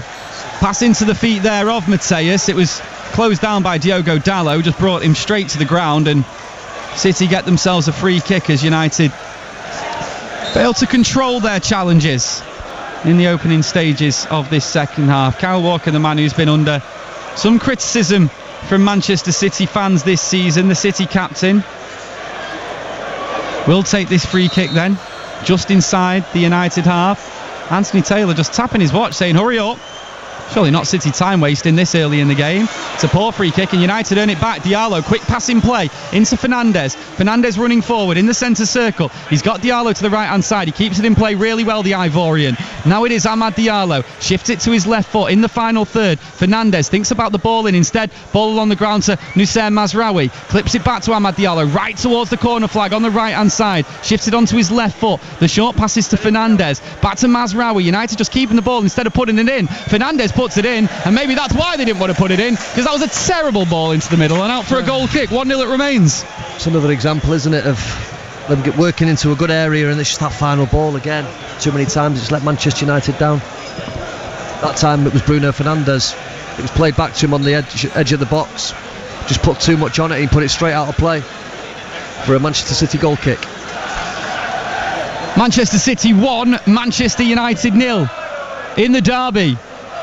55 minutes on the clock at the Etihad. Kyle Walker goes long from just outside of his own box up to Erling Haaland, who does manage to control the ball, but Harry Maguire can outstrength him, makes a bit of a mess of clearing his lines, eventually does flick it to Diogo Dalot. He can't go back to the goalkeeper because Erling Haaland is lingering. Instead manages to find Lisandro Martinez. He's clipped over the top by Manuel Ugarte out to the right hand side, switches the play to Noussair Mazraoui on the right for Manchester United. Now it's Amad Diallo. Manchester City more than happy to let Diallo have space. If he's got no space to run into, United will just play the ball short and keep possession. It's Mazraoui on the right into the feet of Amad once again. He'll go back with his pass to De Ligt. He's had plenty of defending to do today, De Ligt, as has Harry Maguire. He's had the better of Erling Haaland so far in this one. Will it stay that way though? 1-0 still to the Blues. Harry Maguire running the ball just over the halfway line. Clips it short to his right where De Ligt is waiting. Mazraoui will take over as United will just play the ball along their back three or back five, whichever way you want to look at it, without much of a Manchester City press so far, David James. Not really, but United aren't forcing them into a press either. The ball goes out wide to the right with Mazraoui, and Ahmed is inside instead of outside, forming that 2v1. They're making it very easy for City to defend at the moment. Although there is a space here in front of us on the left-hand side for Dalot, but he's just not being involved. United just tried to put a passage of passes together there and gave it away really lazily. And now Doku will take on United on the counter-attack. It is Doku on the left for Manchester City. He's forced to go backwards with his pass. And here's the goal scorer, Vardiol. 4 goals for the season now. That makes him Manchester City's second top goal scorer this season on 4, with Erling Haaland leading the way on 18. His header in the first half. Maybe he had a bit of luck with the cross that was deflected from Kevin De Bruyne. But either way, it's enough to give City the lead. And they may make it better now with Phil Foden, who tries to poke one in behind, looking for a run of Erling Haaland. But Matthias de Ligt is able to get in there and win it back. Rasmus Højlund just not able to read that long ball forward by de Ligt. And City were in to win the ball back, and they've got themselves a free kick. That was a good call by the referee there, because Mainu had pulled on Nunez's arm, got the free kick, and a chance for United maybe to get a throw in and actually get some possession, proper possession in this game, and it's been wasted. City find it quite easy to pass through the Manchester United press so far in this second half. It is Doku on the left for City, goes central to İlkay Gundogan. The press comes in from Manuel Ugarte, but once again City just able to twist and turn away from the oncoming players in red. In fact, this time once again we see a foul committed by Mazraoui. A bit of frustration in this second half. 58 minutes played, City still lead 1-0. Alex Bruce. Yeah, a little bit of frustration there. Obviously, I think both teams just... that's a good pass into Phil Foden. Manuel Ugarte tries to put a challenge in. Foden still has it inside the box on the left-hand side. Lays it off to Gundogan outside the box. İlkay Gundogan shifts it back to the left-hand side. Here is Nunez. Nunez ball along the ground. Ugarte steps in, makes an interception. And Matthias de Ligt just has to clear his lines and out for a throw-in. Yeah, I just think both teams are, I was going to say, are just a little bit guilty of having too many passes in the middle of the pitch, really. It's on for that ball down the side. There's acres of space in behind the City back line for Manchester United to exploit. They're just taking 1 or 2 too many passes, and you can say the same for City at times as well. City coming forward with a ball over the top, looking for Haaland, but it just had a bit too much on it. And the outstretched Norwegian couldn't quite keep it under control in the United box. That would have been a huge opportunity if he could get there. But United managed to get it back. Lisandro Martinez with a ball along the ground, looking for Rasmus Højlund. Højlund is there, but he's got his back to goal and he's trying to hold off Ruben Diaz. Pokes it out of play, and the referee or the linesman says that it took a touch off a City player, so United got themselves a throw in there. Manuel Ugarte along the ground to the right hand side, he switches the play well. Amad Diallo running at City into the area. The challenge is in from the goal scorer Vardiol, and he clears his lines really well, but United still in possession. Will they go forward again? Here's De Ligt, Mazraoui on the right, Noussair Mazraoui into Ugarte. Ugarte outside the foot pass with his right foot into the centre circle where Lisandro Martinez is waiting. He jogs it down the pitch on the left where Diogo Dalot is there to collect. He plays it backwards to Martinez, who goes even further backwards to the former Manchester United captain, Harry Maguire. He's just stood with the ball at his feet and almost ushering to his teammates. Where are you? Where can I go with this pass? 60 minutes. United trail 1-0 and they need some inspiration here if they are going to get anything out of this Manchester derby. Or will Manchester City be on their way to their second win in 11 games?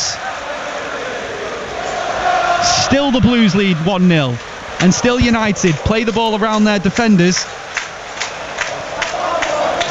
and unable really to conjure anything. They go forward there to Kobbie Mainoo. It takes a flick off Phil Foden and looks to bounce back off Kobbie Mainoo's hand, but the referee says no, so United can keep possession. No real forward runners for United though while they have the ball. Kobbie Mainoo was brought on in the first half, a forced change due to another injury to the £60 million man Mason Mount, and Ruben Amorim now is ushering his players forward. He's saying, come on, we need more urgency here. We've got the ball, but we're not doing anything with it. That is the Manchester United message in this second half. They've had a lot of the ball, but they can't create anything so far. Dalot playing it around his own box into Ugarte. Lisandro Martinez goes out to the right hand side to Matthias de Ligt. One positive for Manchester City so far in this game, David James, is that Manchester United's press has conjured nothing. So many goals United have scored this season have come through the press of players like Amad Diallo, but they've not been able to get the ball back.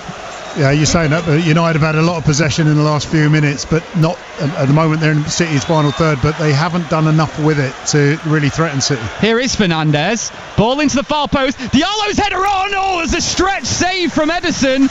He got the slightest of touches on it, Amad Diallo there, one of the shortest players on the pitch, and Ederson had to dive low to his left to keep it at 1-0. Good patient play from Manchester United. It's a really, really good ball in. And it's Amad who drifts in at the back post. He glances his header. I think it might just be hitting the post, or it could just sneak inside that far bottom corner. It's a good save from Ederson to push it past the post. Fernandes with the United corner from the right hand side. It's out swinging into De Ligt. He heads it back behind himself. Here is Ugarte, corner of the box, taking outside the box to the left hand side. Lisandro Martinez, he's the man who pokes one into the middle. De Ligt can't win the header. City clear it away, and De Bruyne is there to meet it, but the challenge is made by Mazraoui, and United win it back. Great touch from Lisandro Martinez to beat the press of Bernardo Silva, and now United have it on the left. Ugarte into Mainoo, back to Lisandro Martinez. United have it on the left hand side of the pitch, halfway inside the City half. Mainoo, plenty of blue shirts back defending following the corner, and United do lose out after Dalot is challenged, and it's just lumped forward by Erling Haaland. No blue shirts forward. And now United will come back at Manchester City at the Etihad. Martinez attempts the ball in behind. Højlund will get there first. Højlund brought down in the box. The United players scream for the appeal of a penalty, but the referee has given a goal kick. VAR have got to have a look at it. Diaz goes to ground. Was there enough on Rasmus Højlund there? He was being held off. They've got to have a look at it. He goes to ground. Surely Anthony Taylor's going to have a look at it. Here we going to look at the replay. It comes from a ball in behind though.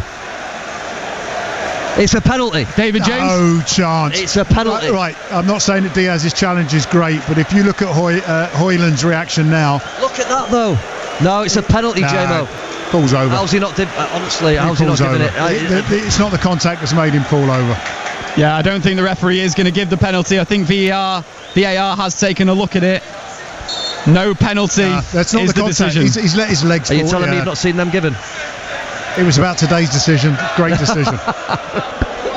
Now it's Ederson on the ball. Needs to be careful there. Was closed down by Bruno Fernandes. But once again, City play their way through the Manchester United press. The penalty appeal for United, the biggest moment of this second half. Amad Diallo has had a header as well, which was well saved by Ederson in the bottom corner. But as things stand, it'll be a happy trip home for the Manchester City fans who lead 1-0 at home in the Manchester derby. Ederson goes long down the right-hand side. Diogo Dalot will head it back to Ilkay Gundogan, who fires one back to Ederson. Had a lot on it there. He needed to be careful, the Brazilian, in between the sticks. And he does go long with it. Matthias de Ligt is there to play it back to Andre Onana. The crowd is up for it because they see the Manchester City press coming on the United goalkeeper. This time, some good distribution from Onana, though, to Diogo Dalot. Ugarte keeps possession inside of his own half. He goes short to his right, where de Ligt is waiting. De Ligt out to Mazraoui on the right-hand side towards the edge of the pitch. Kobbie Mainoo now towards the halfway line. Amad Diallo has it on the right-hand side. Inside of his own half, though, Amad Diallo. There is no pass on, so again, United, who have had so much possession in this second half, but really not done too much with it, keep the ball inside of their own half. Now it's Martinez, short to Dalot. It looks like Manchester City going to make a substitution. Kovacic just taking his tracksuit top off.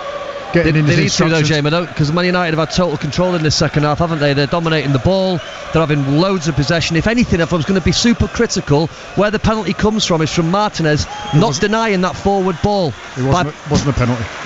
By putting it down the sides. It's all well and good having that pass, go forward, backwards, side to sides. Put the ball down the sides and ask a question of the City back four. Yeah, Manchester City ready to make the first, their first sub of the game. Who's he coming off for, Jamo? Who do you think? It's a really good question, because I mean, Doku hasn't done much in this half, but he's not going to play in Doku's position. It's whether Doku comes in, put Phil Foden out wide. Yeah, Gundogan maybe. Gundogan perhaps, but as you say, it's not they're getting overrun in midfield, but they haven't got control in midfield. No. The other thing with Kovacic is, which I love about him, apart from his new hairstyle, is his ability to take the ball and go past players. So maybe they're looking for more of the attacking option, and he hasn't even made the substitution yet. Well, City will take this free kick inside the United half before the substitution. It's a terrible free kick from Kyle Walker, but a bit of luck as Gundogan will take it over, run forward and not get a free kick. United don't clear it away properly though. It's Kevin De Bruyne! The shot goes over the bar. Remains 1-0 to Manchester City, 67 minutes on the clock. And surely now we will see the City change, and it is for Kevin De Bruyne. Kevin De Bruyne, there we go. I mean, maybe Kevin knew that, and that's why he tried to get that shot off right at the end there. But interesting, Kevin De Bruyne's passing has not been up to the standard that people would expect from him. And the irony of this is that he will get the assist for the goal from a deflected cross. So Pep knows this. I think Kevin would know this. As I say, we've got a different type of player in Kovacic. What we're going to see now, I think, when he gets on the ball, is him attacking Manchester United. Again, it's just going to be interesting how the rest of the team play around him. How have Manchester United approached this second half? Have they? I think they've done well. I think they've been the better team. I just think that for all the ball that they've had, again, like the story of the match, they've just not worked the goalkeeper enough. They've had the header from Amad, which has been a decent opportunity, probably United's best opportunity in the game. Obviously the penalty incident, which should have been given. But in terms of possession and working the ball, they've had total dominance in this second half. If anything, I just think they can stretch the City back line by playing a few more forward balls down the side. Oh, that's good play from Amad Diallo. Goes round his man on the right hand side. Amad Diallo is in behind. He's got Dalot on the far side. Great ball into the feet of Dalot. Just can't quite control it. Plays it back to Bruno Fernandes. It's a good challenge from Manchester City's Bernardo Silva. But United will keep possession. The ball bounces out to the left hand side. United now have it halfway inside the City half. Martinez just walking on the ball. Back to Ugarte. Here's Harry Maguire. Maguire fires one to the right hand side. Lovely ball into Diallo. It's a good touch from Diallo. He's brought down to the ground. Ederson is there to collect. City keep their 1-0 lead. It's better though from a Manchester United point of view. I love that ball by Harry Maguire, the big diag, where he asks the question of the fullback by putting it into that hitting the pass for Ahmad to try and run onto it, to try and get down the sides, rather than slowing everything down. It allows Man City to get set. Keep asking questions, keep probing, keep making them forward runs, and United will get joy. It's the voice of Alex Bruce on BBC Radio Manchester, where it is on 68 minutes. Manchester City 1, Manchester United 0. Josko Vardiol in the 36th minute. But the second half has been dominated mostly by possession from Manchester United. Ball at the back now, though, with Ruben Diaz for Manchester City. In fact, looking at his possession stats, overall in the whole game, 54 to 46 the difference, as Vardiol just goes back to his goalkeeper Ederson at the back. And Ruben Amorim has spent an awful lot of this second half in that crouched position on the edge of his technical area. Nice play from Haaland on the halfway line. Frees Foden. Foden to Gundogan. To the right of the centre circle. City motoring now. And over it comes to Matthias. He's got Doku outside of him. Matthias out to Doku. Approaches the penalty area on the left-hand side. Up against Mazraoui. Doku across. Haaland. Oh, just over his head. Headed away at the far post by Dalot. But the danger not clear yet for Manchester United as City come forward. Into Gundogan again with Foden. Foden just outside of the box to the right now for Manchester City. Gundogan has it again, and then Walker, who has certainly had one of his better games in recent weeks for Manchester City after a lot of criticism. Matthias now in more of a central position in off the left, and City just keep the ball at the halfway line, and Kovacic, the Croatian, to coming off the bench. His return to action. He was on the bench in Juventus but didn't feature.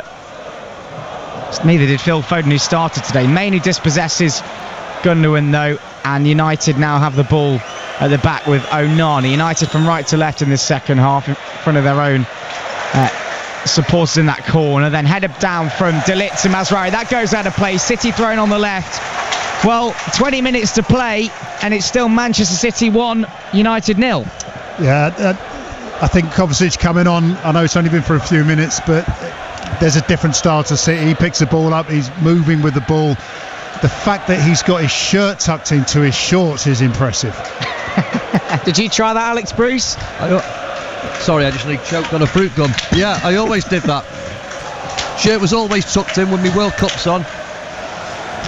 Well, and Old VAR did have a look at that penalty incident, actually, between Højlund and Diaz. It was checked and confirmed by VAR, but deeming it was normal contact, as United have the ball at the back now with Martinez in his own penalty area here. So City applying the press. Haaland chases down Onana. They play it out to De Ligt. And yeah, Jack Grealish is about to enter for Manchester City. Mainu now on the right, just approaching the halfway line, over the top towards Højlund, who's offside, and that will give City not quite the chance to bring on Jack Grealish, who, by the way, hasn't scored a Premier League goal in 364 days, almost a year, and a good opportunity for him to come on and get some minutes. He gets a arm around the side from Pep Guardiola, who will opt to just wait, I think, a moment. And then Anthony is the player who Ruben Amorim has just ordered to come to the bench. So just to remind the United not including Marcus Rashford or Alejandro Garnacho in the squad today. They both trained this morning. But Anthony to come on for Manchester United, and Jack Grealish for Manchester City, David James and Alex Bruce. Oh, it still hasn't come on. I don't get it. The guy stood there. They want to make a change which you think would be a positive impact on the game, but they don't make the substitution. But I think he'll come on for Doku, as I said at the first half. I think that this game suits Jack Grealish more than what we've seen, especially now in the second half with Doku. He hasn't had the effect that he had in the first half. That would be the change I'd expect. I'm looking at Anthony. For me, I think the only person we can realistically come on for is Ugarte, maybe in the middle of the pitch. Put Bruno back alongside Mainu, and maybe put Anthony high and wide on this left-hand side. Have two attacking players, Ahmad on one side and Anthony on the other. Ederson clears long to Doku on the left. City lead 1-0 against their rivals United, and then Doku dispossessed, and good work from Mazraoui over the halfway line now to Højlund. Højlund plays it through to Fernandes. He's in on the goalkeeper, and he chips it over Ederson, and he misses the far post by a whisker. Wonderful work from Højlund, slid it through, right-hand side of the box. Fernandes went through, he chipped Ederson. You were just waiting for that far corner of the net to bulge. It didn't. It remains City 1, United 0. It's the best work chance of the game from both sides. It's a great ball from Højlund, really good run from Bruno. He's one-on-one with the keeper. He tries to just dink it over him and he gets it. He just misses it past the post. He's got to hit the target. You don't get a better chance at City than that, and you want it to fall to Bruno. You think of all the players on the Man United pitch who it will fall to, and unfortunately he just couldn't hit the target, but a great chance. And Lenny Yora's going to come on as well. Was that a let-off for City, David James? Oh, absolutely. This is incredible. Jack Grealish has been there for nearly 5 minutes to be substituted, and if his substitution is for Doku, which should have happened 5 minutes ago, Doku was the one who led to that chance by losing the ball. I don't get it. Whether there's an administration thing that's going on, Doku's probably going to score now. He's got it now. He's played it inside to Foden. Interestingly, Manchester City going into this game with the highest expected goals against in the top 5 leagues in Europe, and that's not the amount of chances, that's the quality of chances, and that was the quality of a chance for Fernandes, one-on-one with Ederson there, but it remains 1-0 to City as Doku comes down the left now up against Mazraoui, and he tries to get into the penalty area, does Doku. Dances on his left foot, then his right, and then the cross is blocked off Mainu, and United can maybe clear now, just in right back position. It's punted down the line towards Diallo, but City have it again, and the crowd get behind them. They know what a valuable 3 points and what a brilliant bragging rights it'd be this afternoon. They can hang on to this 1-0 lead as it stands in what's been a turbulent month or so. 1 win in 10 games coming into this. Kovacic on the ball. City just set and just keep the ball as the 3 substitutes wait. Anthony and Yoro for Manchester United, Jack Grealish for Manchester City, and it has been more than 5 minutes for all of them now. Doku down the left for City, the Belgian in on his right foot, slip ball to Foden in the penalty area, chips it in, headed away by Maguire, comes down to the edge of the box with Kovacic, and then Haaland strike, left-footed effort in the penalty area, deflects off a knee of a United defender, Martinez, and it's a City corner on their left. Yeah, now that is why Doku's on the pitch, so as much as I'm saying he should come off, skips inside, plays a lovely ball inside there for Phil Foden. It's a nice cross. Harry Maguire's in a great position. Kovacic with a bad touch. I'll tell you what, if had that gone in, it would have been another fortuitous touch falling to Haaland, but the block was good, gives City a chance from the corner, and I think eventually as Doku walks off, City can make that substitution. Yeah, so Jack Grealish will replace Jeremy Doku. Grealish came in against Nottingham Forest 11 days ago, did really well in that game, also starting Juventus, but didn't at Crystal Palace. He replaces Doku here. Grealish, who did score in the derby at Old Trafford actually nearly 2 years ago now, and United's win there 2-1 that day comes on the Etihad, and City have their corner. United not making their changes, but Joshua Zirkzee will be another player to come on. There'll be a triple change from Ruben Amorim's side after the corner. Gundogan over it, left hand side for Manchester City, who lead United 1-0. Whipped in towards the penalty spot. Diaz is there. It's headed away. And then comes to Foden, who volleys the ball from the edge of the box just over the bar. And now these 3 changes of Yoro, Zirkzee and Anthony with 13 minutes remaining. City lead United 1-0 and Ruben Amorim's going to his bench. It's brave from Manchester United, I have to say, from Ruben Amorim. I think they've done well in this second half. And so to make 3 changes, he's taken Højlund off. I'm not sure about that one. I think Højlund's done well. I think he's just slipped the chance through for Bruno as well. But there's the first replacing Zirkzee on, Højlund off. Yoro coming on next.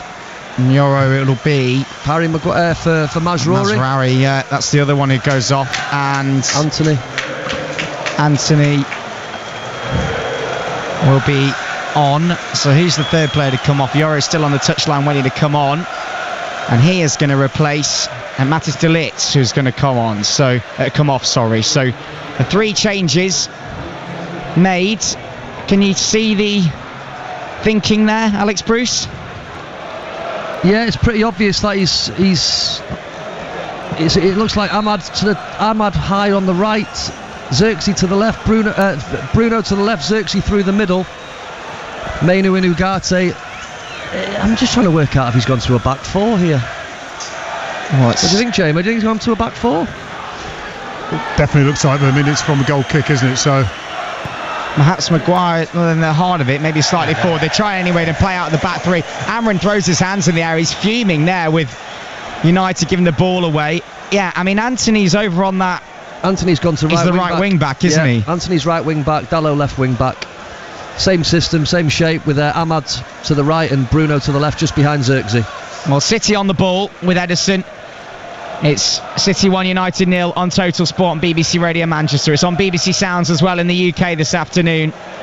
Kyle Walker just by his penalty box and by the touchline just wins the throw-in off Fernandes. Bit nervy, it's gone a bit quiet again around the Etihad, although Pep Guardiola, hands in the air, clapping with his navy cardigan on, just urges a bit of energy into his City players. Anthony Taylor blows his whistle to get the throw-in taken from Kyle Walker, who has it halfway inside his own half.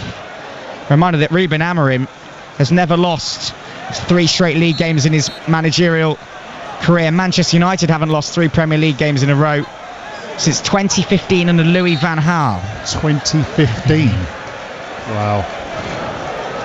And that's what they're heading for at the moment. Josko Vardiol's goal, the difference. Diogo Dalot over the throw-in now after it went out from Walker. A lot of tension before this game. It's been that sort of evening here in Manchester as Maguire plays the ball from the throw-in to Agate, and Agate plays it round towards the halfway line with Mainoo. Well pressured though from Kovacic, and then Lenny Yoro now pings the ball out to the right with Anthony. Here is the Brazilian for Manchester United. Down the right, up against Nunes. Gets it onto his left foot. Boos from the City fans. Now over to the right with Diallo. Back to Anthony on his left foot. Opens up from a little bit. Through to Diallo, who's in the area now. Amad Diallo one-on-one with the defender and gets to the ball. And can he pull it back? And he blocks it off to eventually Fernandes, who can't keep it in play. In a wasteful moment there for Bruno Fernandes, because he had it at his feet in the penalty area. It's just touched off him and gone for a City goal kick. Again, it's been the story of Manchester United's match. They've got in really good areas. They've just not worked it quick enough. They've allowed City to get set, get bodies behind the ball, and you can see the frustration of Ahmad where he's kicking the post, and I can feel it because he knows it's another good opportunity. He just didn't work it quick enough. Blue Moon rings out around the Etihad Stadium. 9 minutes of normal time left. Some disappointed faces on United fans. They've in the corner. Been the better team though. They've definitely been the better team this second half, Manchester United. They can be really proud of the performance.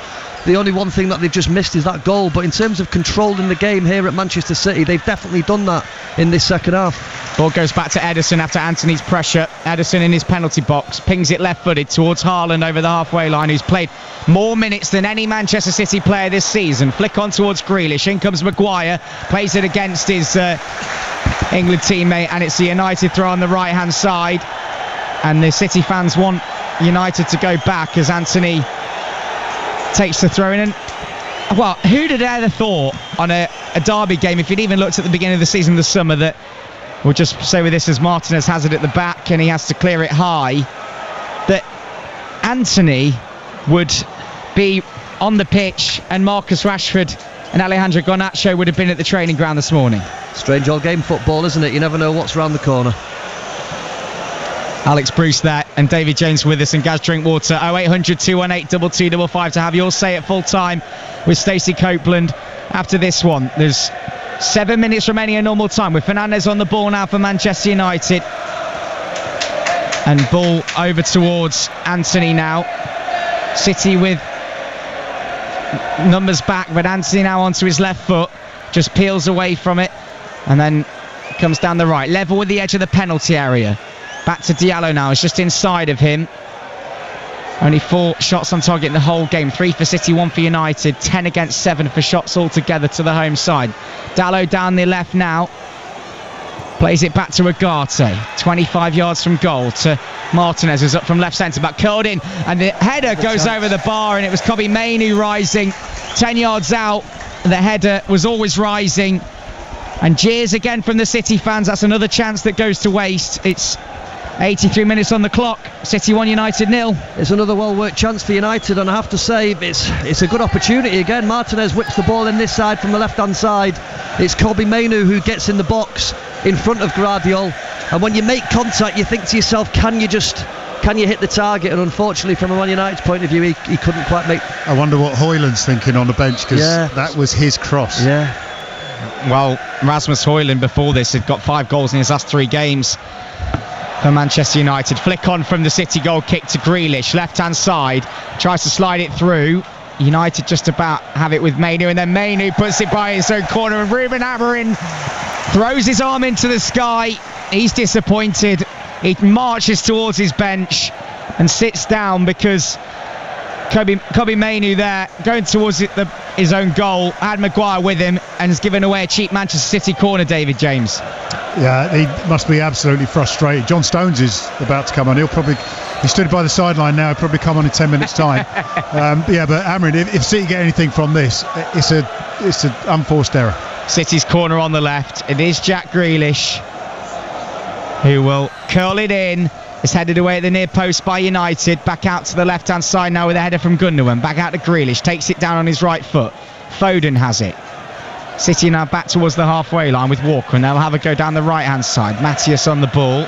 And John Stones, by the way, his chant rings around the Etihad. Not a player that we expected to see involved at all today. All the talk about Akanji and Ake being out. John Stones, and then it's a loose ball, and in comes Diallo for Manchester United. Núñez gave it away, and then he's brought down by Núñez, and it's a penalty to Manchester United. City putting themselves in all sorts of trouble. Matthias with a short back pass. Diallo came out, tried to go round Ederson, then trying to make up for it. Matthias clattered into the back of him, and Manchester United have a penalty. Alex Bruce. Well, it's come from the best player on the pitch, in my opinion. He's been United's brightest spark. He's ran again and chased something down. He's rounded Ederson. He's checked back on himself, and you think to yourself, have you done too much? It's a ridiculous challenge from Núñez, though. I have to say, he's done the hard bit by getting back in, and the Manchester City players have got behind the ball, and I'm just looking now to see who's going to take the Manchester United. It looks like it's going to be Bruno Fernandes. Anthony's going to give him the ball, but I think United have deserved it, I have to say. I'm seeing the challenge again. It's so rash from Núñez, the way he's just booted him in the box, and Pep Guardiola knows straight away with his reaction. Well, it was a double error from Núñez, wasn't it? Giving the ball away and then the penalty. Yeah, it's just like Alex said. I mean, Núñez, it's a short pass. Diallo, fantastic. He's got on the end of it, but he's just sort of listens. He's put his foot on the ball as Núñez is coming for the challenge. Núñez initially is going to go for a block, but because Diallo's got his foot on the ball, his standing leg is his right leg. Núñez sticks out a leg to try and whip the ball away, but it's gone straight through Diallo's leg. It's a clear-cut penalty, and Eddie, after making a decent save off Diallo's header, needs to produce now to keep this Manchester City 1-0 lead. Well, a Manchester United equaliser will be huge for Ruben Amorim. For a moment, Anthony had the ball in his hands for a good minute or so, as Pep Guardiola storms around his technical area. It is Bruno Fernandes in front of the Manchester City fans who light up some phone torches, and Ruben Diaz turns to them and says, get up and cheer. He wants them to try and put off Fernandes here, but it's Bruno Fernandes for Manchester United up against Ederson. Big moment in the derby with 3 minutes remaining. Come on, Bruno. It's Fernandes against Ederson. Up he steps and he puts it down the middle, and Manchester United have their equaliser. A priceless goal for Ruben Amorim at the Etihad, and for Bruno from the penalty spots. City, after leading for so long, have been pegged back level with 3 minutes remaining. It's Manchester City 1, Manchester United 1. And it's exactly what Manchester United have deserved. They've been by far the better team in this second half. They've had the best chances in the game. If anything, they could have scored a couple of goals. There's another dubious penalty decision. They've got one in the end, but I have to say Bruno Fernandes has took it really, really well. And City are making a substitution here now. Is it Savinho coming on? Savinho's coming on, and John Stones, who was meant to come on, has gone and sat back down again. Yeah, and he's going to come on for Ilkay Gundogan. Savinho here as Pep Guardiola grabs the water bottle and just goes back to his technical area. Big high five to Ilkay Gundogan. Well, for as much as United have had of the second half, City have had this lead for a long time, but they are now pegged back level. United through Fernandes. on Ruben Amorim's first Manchester derby, as City go long towards Haaland from the restart. The ball came back to him, headed away by Mainu, then Kovacic out to the left, big header from Anthony there, the substitute. United can win this, honestly. There's another 5 or 6 minutes left to play. I still think they're going to get another chance. Back to Onana, who clears it right-footed, then taken down on the head of Bernardo Silva, who pings it back. Yoro with a header high. It's now 30 yards from their own goal, United, as Ugarte has it. The City fans frustrated, they wanted the second ball, and now here comes Dalot down the left-hand side. The United fans in the corner, the louder as the Etihad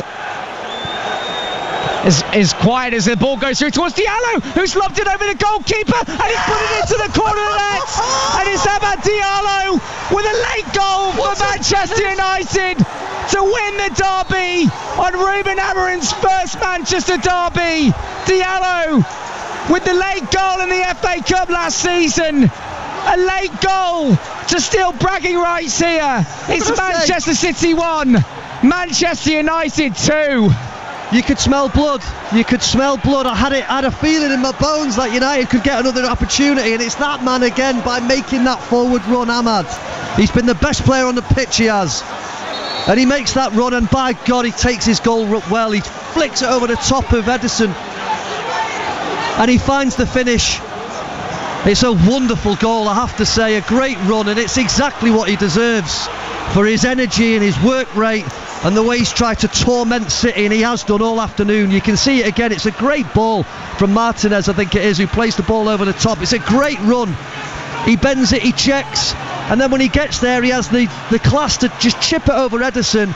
It's poor defending from Gvardiol. I think he should really clear it off the line, but take nothing away from Amad. What a great bit of skill and a great finish for, in my opinion, the best player on the pitch. Yeah, do you know what? I said about Manchester United's fragility when they concede, they don't win. At the moment, they're in a prize position to win this game after conceding first. The mistakes have proved costly again. 1-0 lead going into the last few minutes of the game, a mistake, and then the opposition get a chance to take over the game. And very similar in effect to what happened in the Feyenoord game, 3-0 up. One mistake leads to the opposition taking over, and I can't believe the smiles these Man United supporters sat next to me. I'm loving it, J-Mo, loving it. I've had to sit next to you for the last 4 years.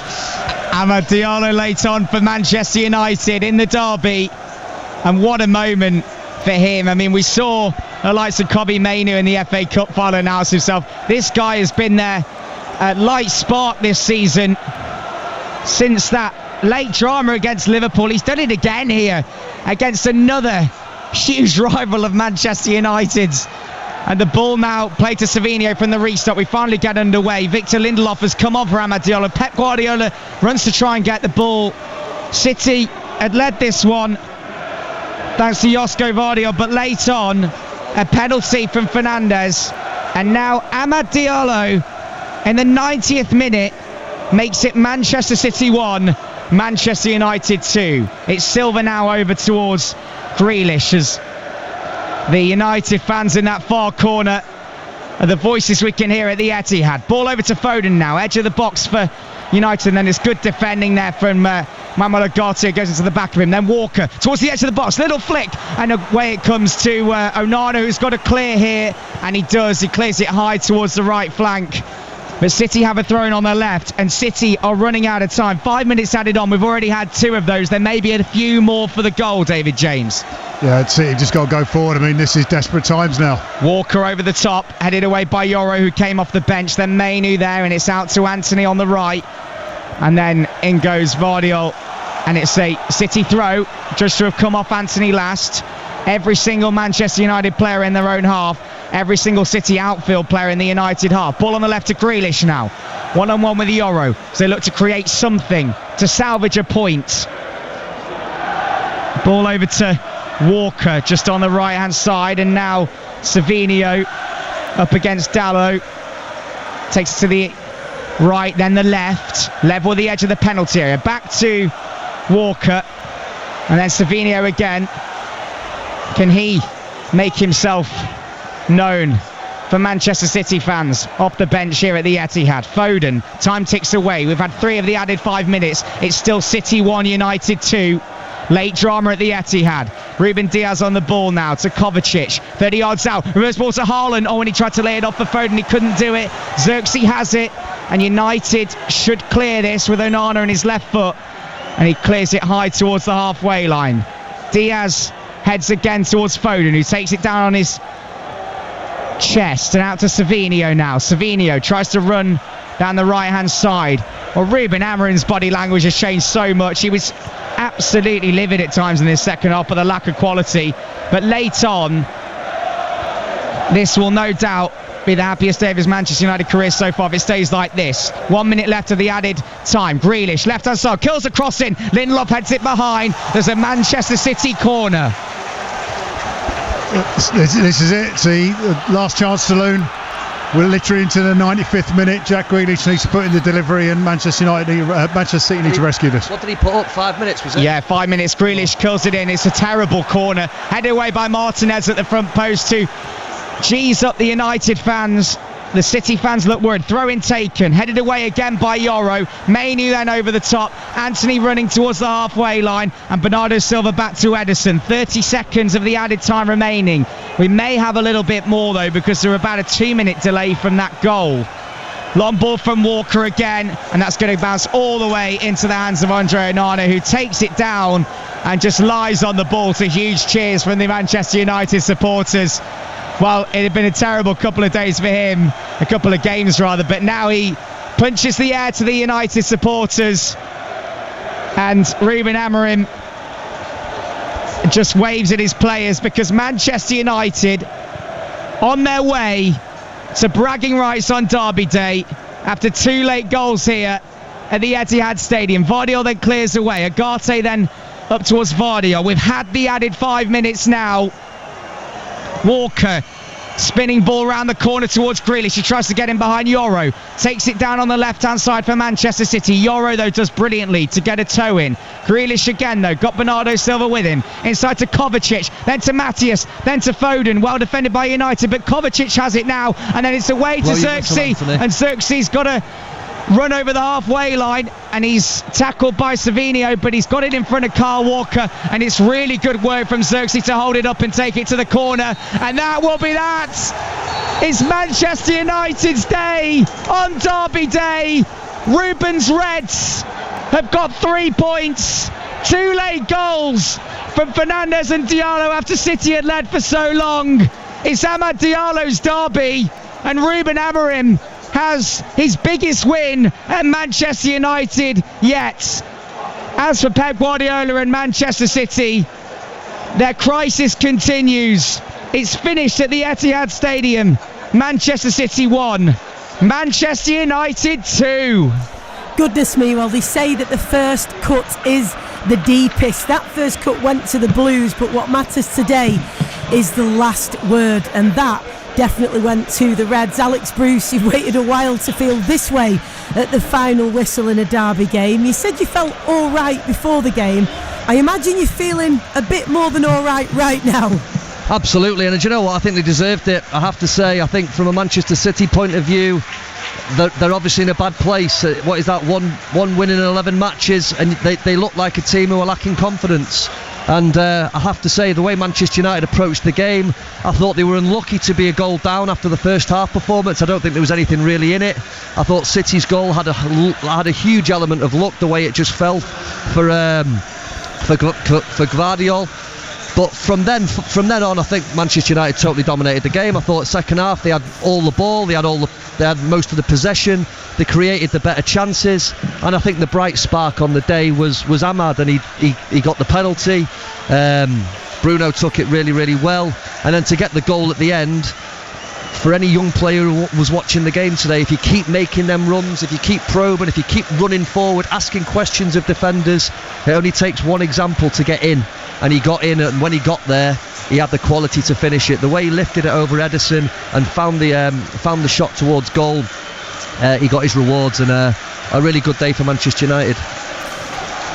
Well, we had the goal from Vardiol, of course, to set the ball rolling for the Blues. Then Fernandes penalty right towards the death, but there was still time for that dramatic late winner from Amad. Reds, Blues, we want to hear from you. 0800 218 2255. We've got till 7, so the next half an hour that you can get in touch with us. Or of course we're on X at BBC RM Sport. I can put your points, comments and questions to David James and Alex Bruce. David, we talked before the game about many things, but one of them was the individual mistakes which have caused significant problems for Manchester City, and it seems that the problems are leading to conceding goals. They're not just a little concern, they're a major concern. They're happening in the most dangerous places, leaving them vulnerable.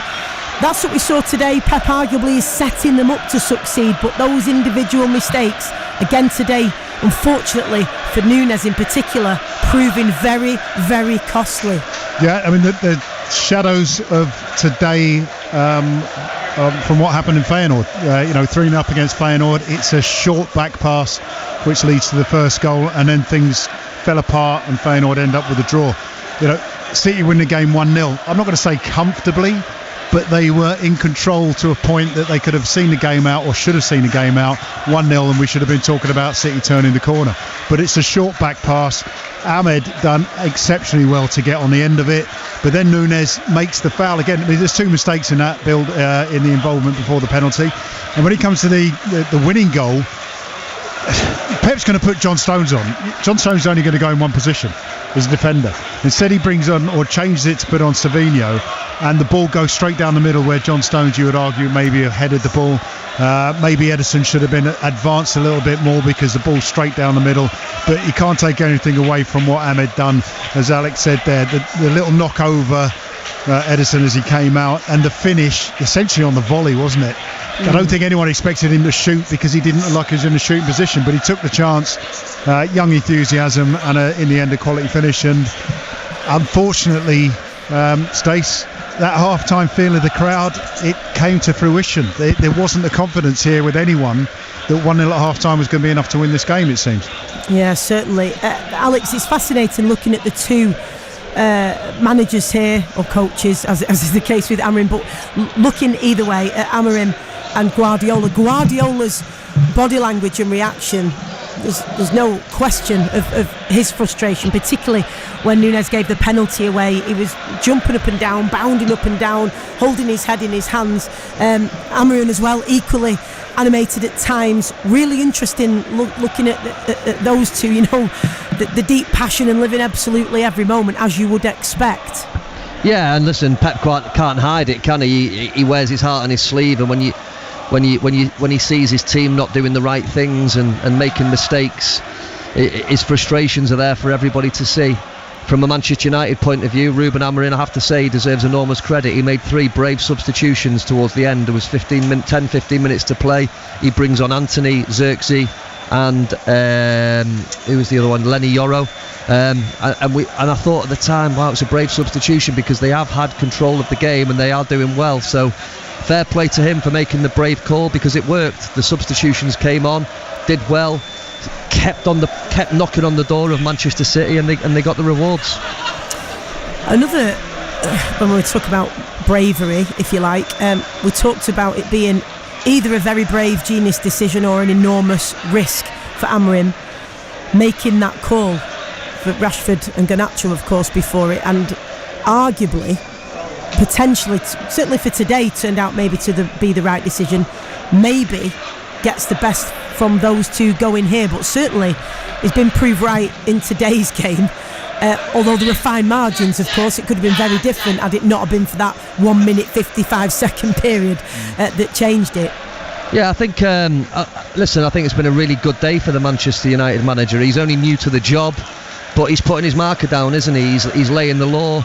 He's laying the law down. He's setting what he thinks, and that fosters that belief, doesn't it, Alex? Yeah. That's the important thing for him. He may well believe in what he's doing, but if other people don't, it's hard to drag them along. Yeah, and he's going to put demands on players and people, how they live, how they act, how they behave. And if you don't do that, then you don't play. And when he makes brave decisions and he gets them right, and the team win today, he's come out on top. So fair play to him for making the brave calls, and he's got it right. Can I just say, Stacey, interestingly, because of the result, he's made the right decision. Because of the performance, I don't think so. And we can't say that Man City make big mistakes to cost them a game and then say Manchester United were brilliant. They weren't. But what it will do... They were the better team though, J-Mo, in the second half. Okay, and I don't want to sound like a blue nose here, but in the end, it wasn't a great performance by Manchester United. However, the fact that they've won the game with the squad that he brought to the Etihad today, he's saying to your players, I've believed in you, and I've given you the chance. So it isn't that, our team's great because we didn't have them. It just means the belief in that side will change now because he has trusted them, and irrespective of Manchester City's errors, they've ended up with a victory. Absolutely, and even if in the back of some players' minds, if they didn't vocalise it, may well have questioned it and thought, what is he doing? We're going into a derby, and he's dropped those two, and again that maybe they'll say, maybe he was right. It does start to foster that belief. On the flip side of that, though, if Manchester United got beat today, we know what the headlines would have been tomorrow. But that's exactly what we were saying before the game, wasn't it? Live by the sword, die by the sword kind of thing. It'll be genius and brave, or an irresponsible risk. Obviously, on the opposite side of this pendulum now, given the last 2 minutes of the game, is Pep Guardiola, who has been making those decisions and made excellent ones season upon season. David, he's not suddenly started making terrible decisions, of course. However, 8 defeats in 11 for City now. It does happen that that this happens, whether it's in an individual's career, in individual sports or team sports, where they can be dominant for a really long period of time and then not so much. But it's rare that an individual or a team drops so quickly off a cliff, if that's, for that want of a better metaphor, so drastically. It is rare, isn't it? Well, I mean, I mentioned this in the build-up to the game. It's understanding where you're at. And I think there's a part to this that we've all said it as pundits, as commentators, as fans, if you like. Oh, City losing the game, it's fine. They'll come back. They'll go on a long run and they'll put themselves back in contention. If you're not aware of what the problem is, there becomes like an expectation and an assumption that it will sort itself out.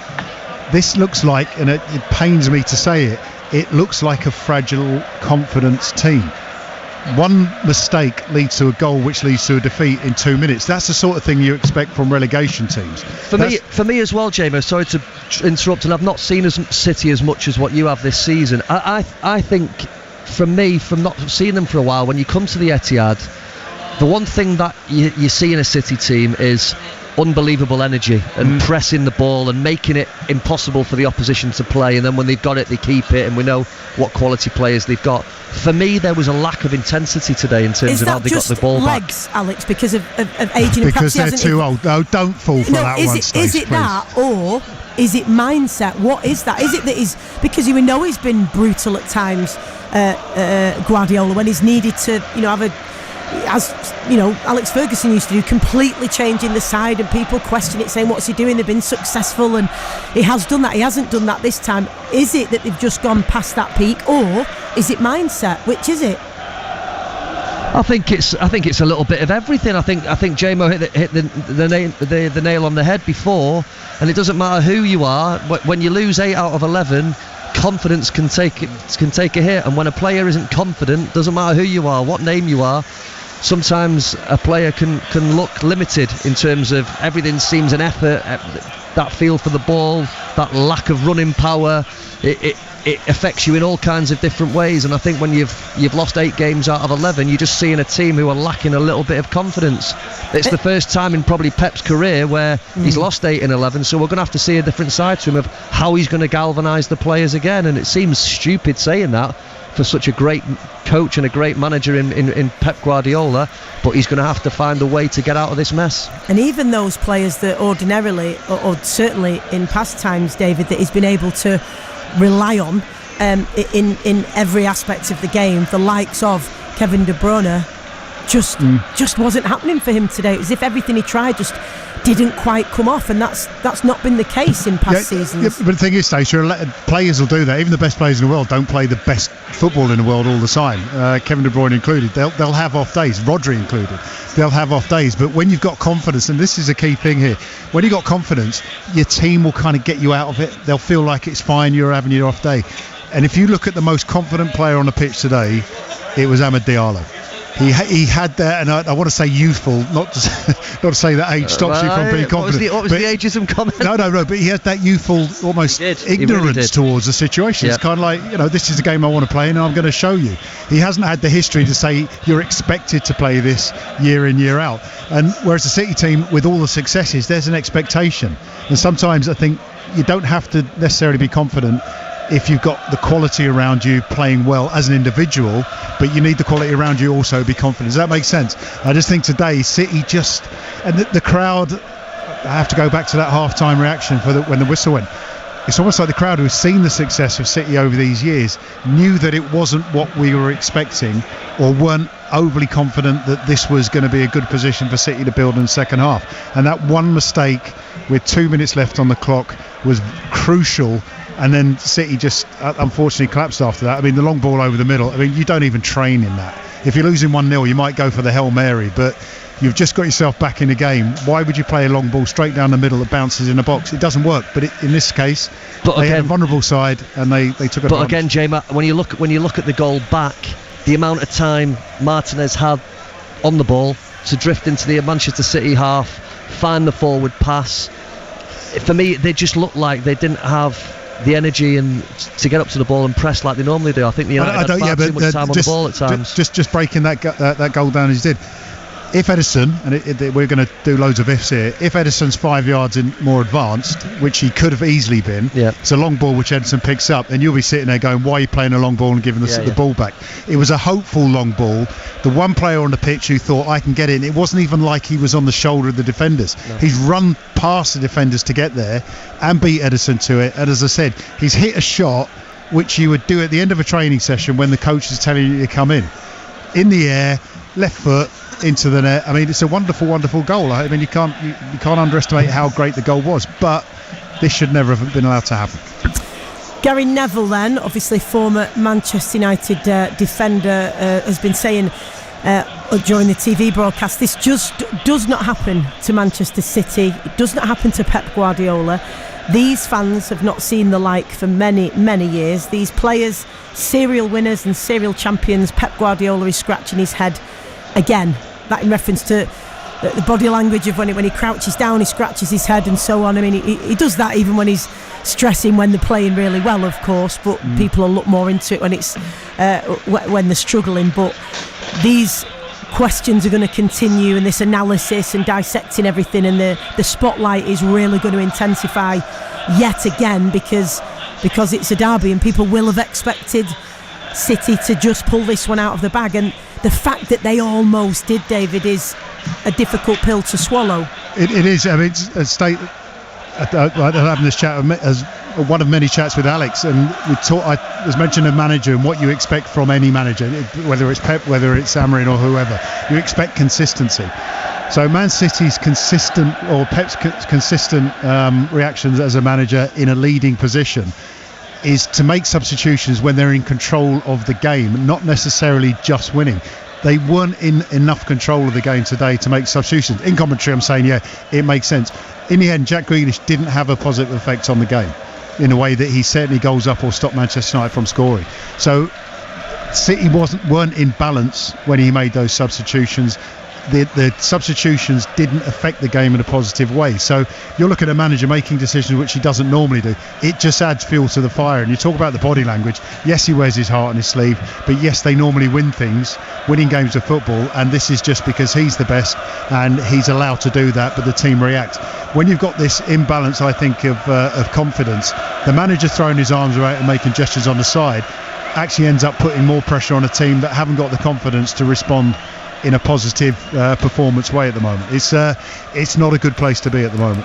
It certainly isn't. Well, let's bring in Andy. And Andy, I'll apologise in advance if I have to go suddenly, because we're hoping that we can get some players' reactions in the tunnel shortly. But you're a City fan. Appreciate you joining us, because it's a difficult one to take that when you were so close to getting those points.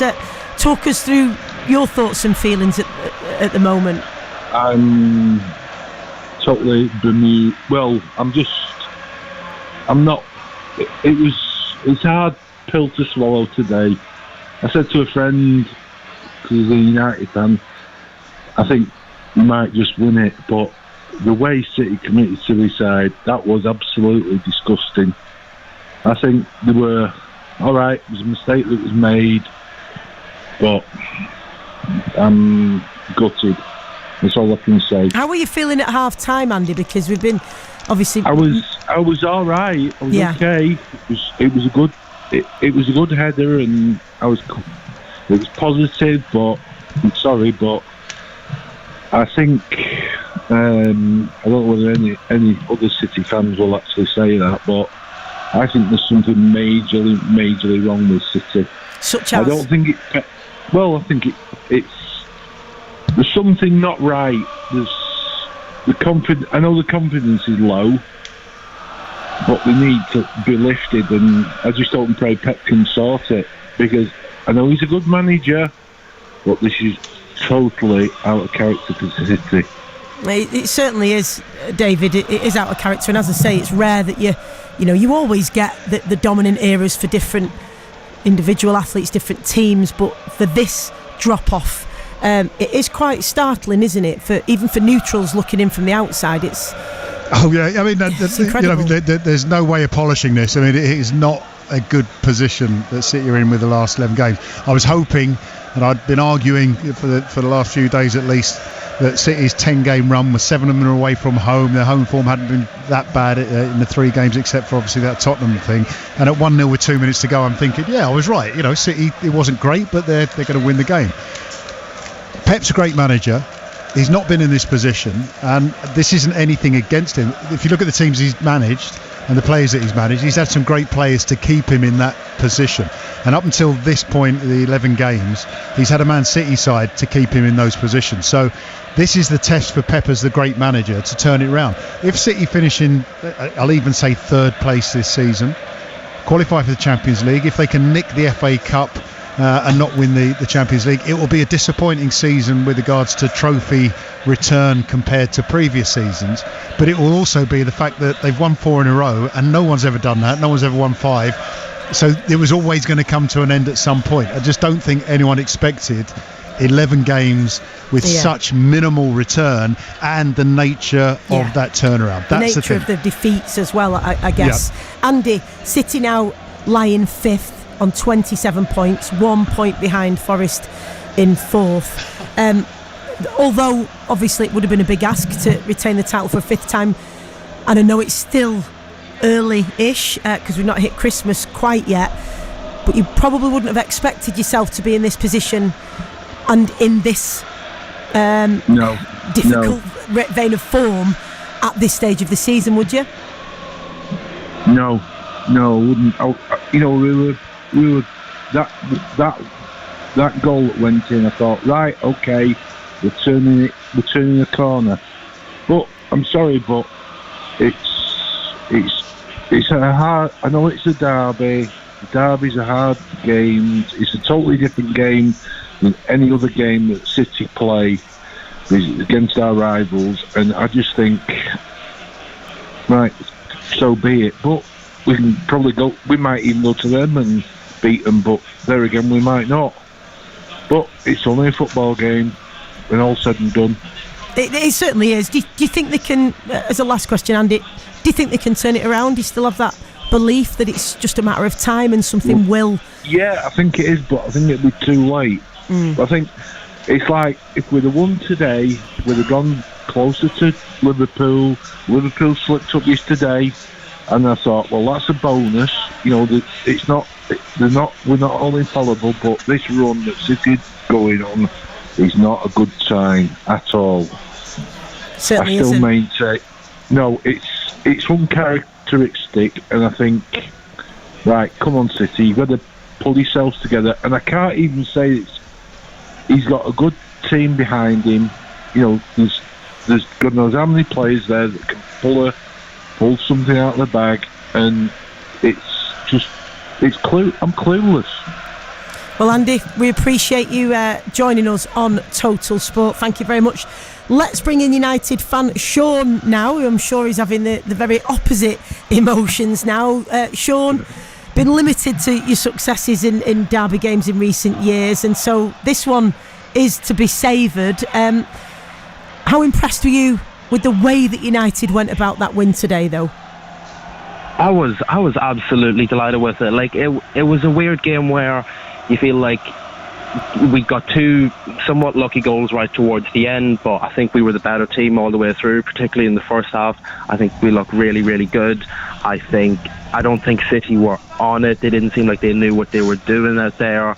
I think they were quite lucky to go ahead. So although the sort of the times of the goals sort of paint a different picture, I think I was happy with that, with the performance all the way through, and I think we deserved it in the end. And that's something that you've echoed, Alex, as well, is the fact that you've said United deserved it. They've been the better team. So impressed with the nature of the win today. Yeah, I do. I stick by it. I think United were the better team. I think when you look at the chances, the clear-cut chances City had for the home team, we know how City have been in recent years, how good they are at home, and when you watch them today, they didn't have the chances that they normally do. They looked like they were lacking confidence, like we've touched upon.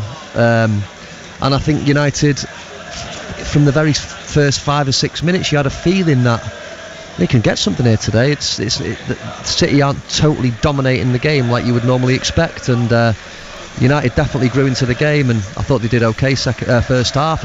I didn't think there was anything really between the two teams. I think there was a lack of clear-cut opportunities from both teams in the first half, but then in the second half I think United shaded it. I think they had the better chances. When you think of the Ederson one where he pushes the head around the post, the dubious penalty decision where Jamie and I were talking about, I think he's wrapped his legs around him, and I've seen referees give the decision. And then I think when you look at the penalty, Ahmad's goal towards the death there, and just in general the play that they had, I thought they had lots of possession, they worked the ball, they were patient with it, and there were some really good individual performances. Harry Maguire at the back I thought was excellent. I thought Kobbie Mainoo, who came on, did well when he come into the middle of the pitch, brought that youthful enthusiasm, energy, what we talk about. I thought Bruno played well, but I thought Højlund at the top end of the pitch when he was on, kept making them forward runs. His work rate was tireless, and the best player on the pitch was Ahmad. I thought from minute one he was player. Fantastic, really good youthful energy. Yeah. And he caused City problems all afternoon. Certainly. And Sean, just a couple of things I want to get you on. What did you think when you saw the team news that Rashford and Garnacho were not even in the squad? Did you think, what is he doing, or did you kind of accept it and think, right, we can win it without them anyway? What were your thoughts on that decision? I thought it was obviously a very bold decision, and Garnacho, I thought I would have put Garnacho on the squad before I'd have put Rashford. I can understand it a bit more with Rashford. He doesn't seem like he's on it at the minute, and although I did think he might come on and have a great game because he does tend to show up in a derby, yeah. I could understand it with Rashford. Garnacho I still would have had on the bench, but as you said, I understand why. It was a bold decision, and hey, completely paid off. Sean, really appreciate you joining us on Talks on the Total Sport. Thank you so much. Right, we can hear now from United head coach Ruben Amorim. Well, Ruben, first of all, where did that come from? An incredible ending to the game. Yeah, it was incredible. I think we deserve it. Of course, it was a very tough match, as you can imagine. But we believe it until the end, and then we managed to score. I think we needed that win was important for us, and also you can see it for our fans. What was your plan going into the game? And despite being 1-0 down, were your players sticking to that plan? That was very clear. We were in the game for 90 minutes, and that is very good. And I feel that they believe it. We talked about the Arsenal game. We were playing well in the first half, but I felt they were not believing that we could win. Today was so much different, and you feel it in the game. In the game, we believe it. We managed to score, and then I think we deserved the win. Did you believe it still? Time was running out when that penalty happened. I also believe something in my career, in our career, something happened. And then we have Fergie time, so we put the things together and magic happened. But it's just one win. Important for us, for our fans, the context that we live in, the loss that we had against Nottingham with the storm, with all the fans. So it was a good day for us. Well, we don't have too long remaining, but Alex, Fergie time. That was a cheeky reference there from Amorim. Yeah. He's obviously been told all about Fergie time, hasn't he? He's done his homework. Yeah, they sit 12th now on 22 points, 1 point behind Brentford and Newcastle, and this could be a big shift for Amorim, as people have been saying, to get a win in a derby, and 2 wins for him over City since being announced as United coach. So this could really propel them forward now. Yeah, you hope so. I think United players will take confidence from it. However, let's not get carried away. Manchester United are still 12th. Do you know what I mean? And for all the problems City have got, and everyone will be talking about it, how it's all imploded, and Pep's, what's he doing, how's he going to resolve it, blah blah blah blah. They're in 5th and Man United are in 12th, so let's not get carried away. They've had a good performance today, they've won the derby, great, but there's still a lot of work to do to get back up competing for the Premier League title, because that's where Man United need to be. Alex, David, thank you so much. You can continue your banter now. Yeah, thanks. Happy Christmas. I've waited for this. Right for saving that penalty, but anyway. Don't blame me. Merry Christmas to you both. Thank you so much for being with us. Thank you very much. Of course, you can get more and get as carried away as you like on Breakfast Tomorrow with Anna Jameson, and through the Devil's Advocate podcast as well. We did say that this derby could well be a very unpredictable one, and it was. City 1-0 up with minutes remaining. Then the Red Devils took just 2 minutes to turn things around. The 195th Manchester derby. And for now at least, Manchester is red. I will regret now leaving now. I could not sleep. I cannot leave it like a normal derby. Anthony Taylor takes a look at his watch, and Phil Foden gets us underway at the Etihad. Mason Mount on the ground, just 12 minutes played. It could be the end of his day in the Manchester derby. This will be a big blow for him, having to go off so early in the derby. Back to De Bruyne, shot deflected, and a header into the corner of the net, and it's the goal-scoring defender once again, Josko Vardiol, to strike Manchester City in front on derby day. There's so much fortune around this goal. He attacked it really well, I have to say, but there was a massive element of good fortune in that. And that is half-time. It's City 1, United 0. Diallo for Manchester United. Nunes gave it away. Oh, and then he's brought down by Nunes, and it's a penalty to Manchester United. Big moment in the derby with 3 minutes remaining. It's Fernandes against Ederson. Up he steps, and he puts it down the middle, and Manchester United have their equaliser. United can win this. Ball goes through towards Diallo, who's lobbed it over the goalkeeper, and he's put it into the corner of the net. And it's Amad Diallo with a late goal for Manchester United to win the derby on Ruben Amorim's first Manchester derby. You could smell blood. The mistakes have proved costly again. And that will be that. It's Manchester United's day on derby day. Ruben's Reds have got 3 points. It's finished at the Etihad Stadium. Manchester City 1, Manchester United 2.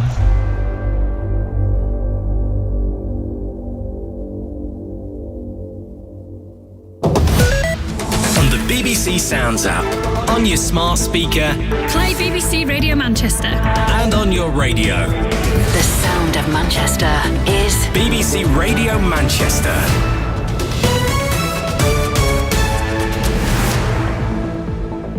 At 7 with the BBC News, I'm Tom Dunn. Police in the West Midlands have urged the driver of a stolen car to make the right decision and hand themselves in. It's after they fled the scene of a fatal hit-and-run crash. A 2-year-old boy was killed when the Porsche collided with a Toyota in Smethwick last night. The Foreign Secretary David Lammy says that the UK has established diplomatic contact with the rebel group which led the offensive in Syria that toppled President Bashar al-Assad. HTS remains a proscribed terrorist organisation, but Mr Lammy said officials would deal with the group where we have to.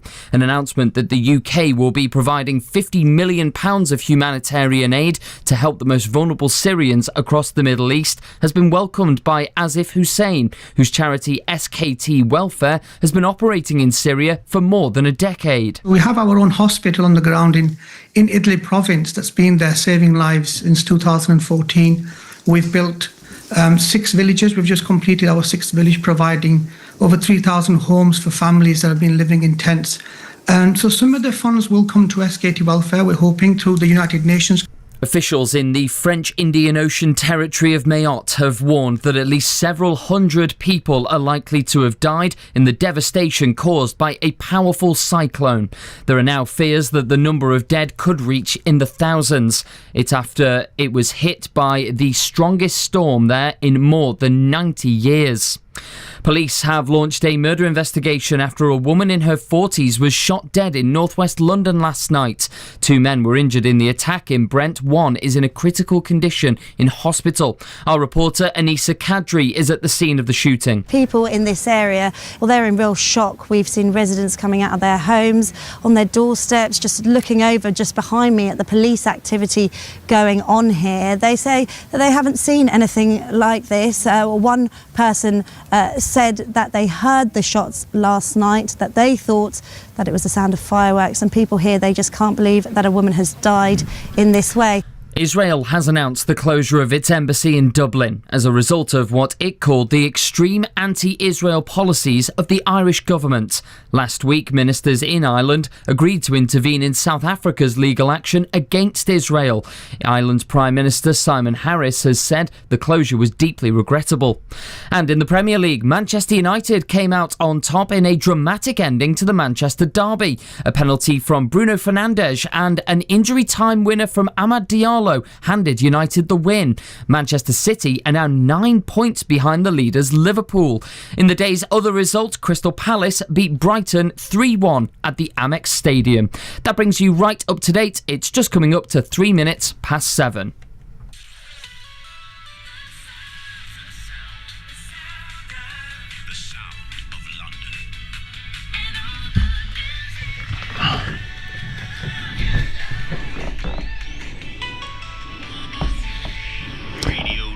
Yeah, this is Dawson. On a Sunday between now and 10 o'clock, we'll bring you some of the great BBC local radio programmes that you may have missed during the week. We always urge you to go to BBC Sounds where you can hear them all, but we'll tease you this evening with just a little bit of the programmes that you might have missed and that you might want to go and check out. And of course, we have a natter, you and I as well, of a Sunday evening. We talk about all manner of things, often to do with the topics that we're discussing, often to do with the programmes that we're highlighting. But, when it comes to Christmas, you just got to do it, haven't you? And my question to you, my Christmas question for you this evening is, if you are a Christmas savvy shopper, by that I mean one who doesn't get drowned and overwhelmed in the chaos of Christmas shopping and the busyness of Christmas shopping. If you've got any tips on how to get through the experience, maybe just a few minutes quicker, maybe. I had an uncle, my uncle's late now, he died a couple of years back, but what he used to do, when he used to come over to Britain from Nigeria, he would take me with him to some supermarkets in the centre of London, and he would set his stopwatch and he'd say, go! And we literally would be in and out of there. And remember, he's buying presents for loads of people back in Nigeria. We would be in and out of there in 3.5 minutes. Trust me, he wasn't going to stay a moment later. He had only 3.5 minutes in his time to go and make sure that everybody back home was catered for with Christmas presents from London. That's what I'm looking for tonight. I mean, I am not my uncle. Trust me, I knew my uncle, and I am my uncle. In fact, I couldn't even really reach up to his knees in terms of stature. So I'm saying to you, help me out. Us small guys need a little bit of help sometimes. It takes a little bit longer for us to register and to figure things out. Yeah. So I'm saying, if you're a Christmas savvy shopper, help a little guy like me. Help, when I say small, I'm not talking, of course, I'm, big Dawson, big belly and all of that. But in terms of, social status and everything, small guys like me need a little bit of help to get them through. I cannot afford a Christmas shopper because, of course, that's what the rich and famous do. I'm not going to bother with that. I'm going to get my Christmas shopper to do all the legwork for me and take all the stress out of life for me. I'm not on that level. So if you can help, me and you will be scrapping, no doubt, on Boxing Day to get the best deals at the sales. Yeah, I will fight you. Oh no, don't get me wrong. It's not, no. It's gladiatorial on Boxing Day. But before that, it's all love, peace and love. That's why I'm asking for your tips on how to navigate your way through the Christmas mayhem. I'm talking about traffic on the roads. If you're taking public transport, full up buses passing you by because they're full up of Christmas shoppers. The shops themselves packed out, all that kind of thing. And the stress. If you can help me take the stress out of Christmas, then give me a call. 08000 321 333. Don't just give me a call. Help everybody else as well. Help everybody else. And the other subject I want to talk to you about is specifically, actually, if you're visually impaired, or if you're blind. Well, we saw yesterday Chris McCausland win Strictly Come Dancing.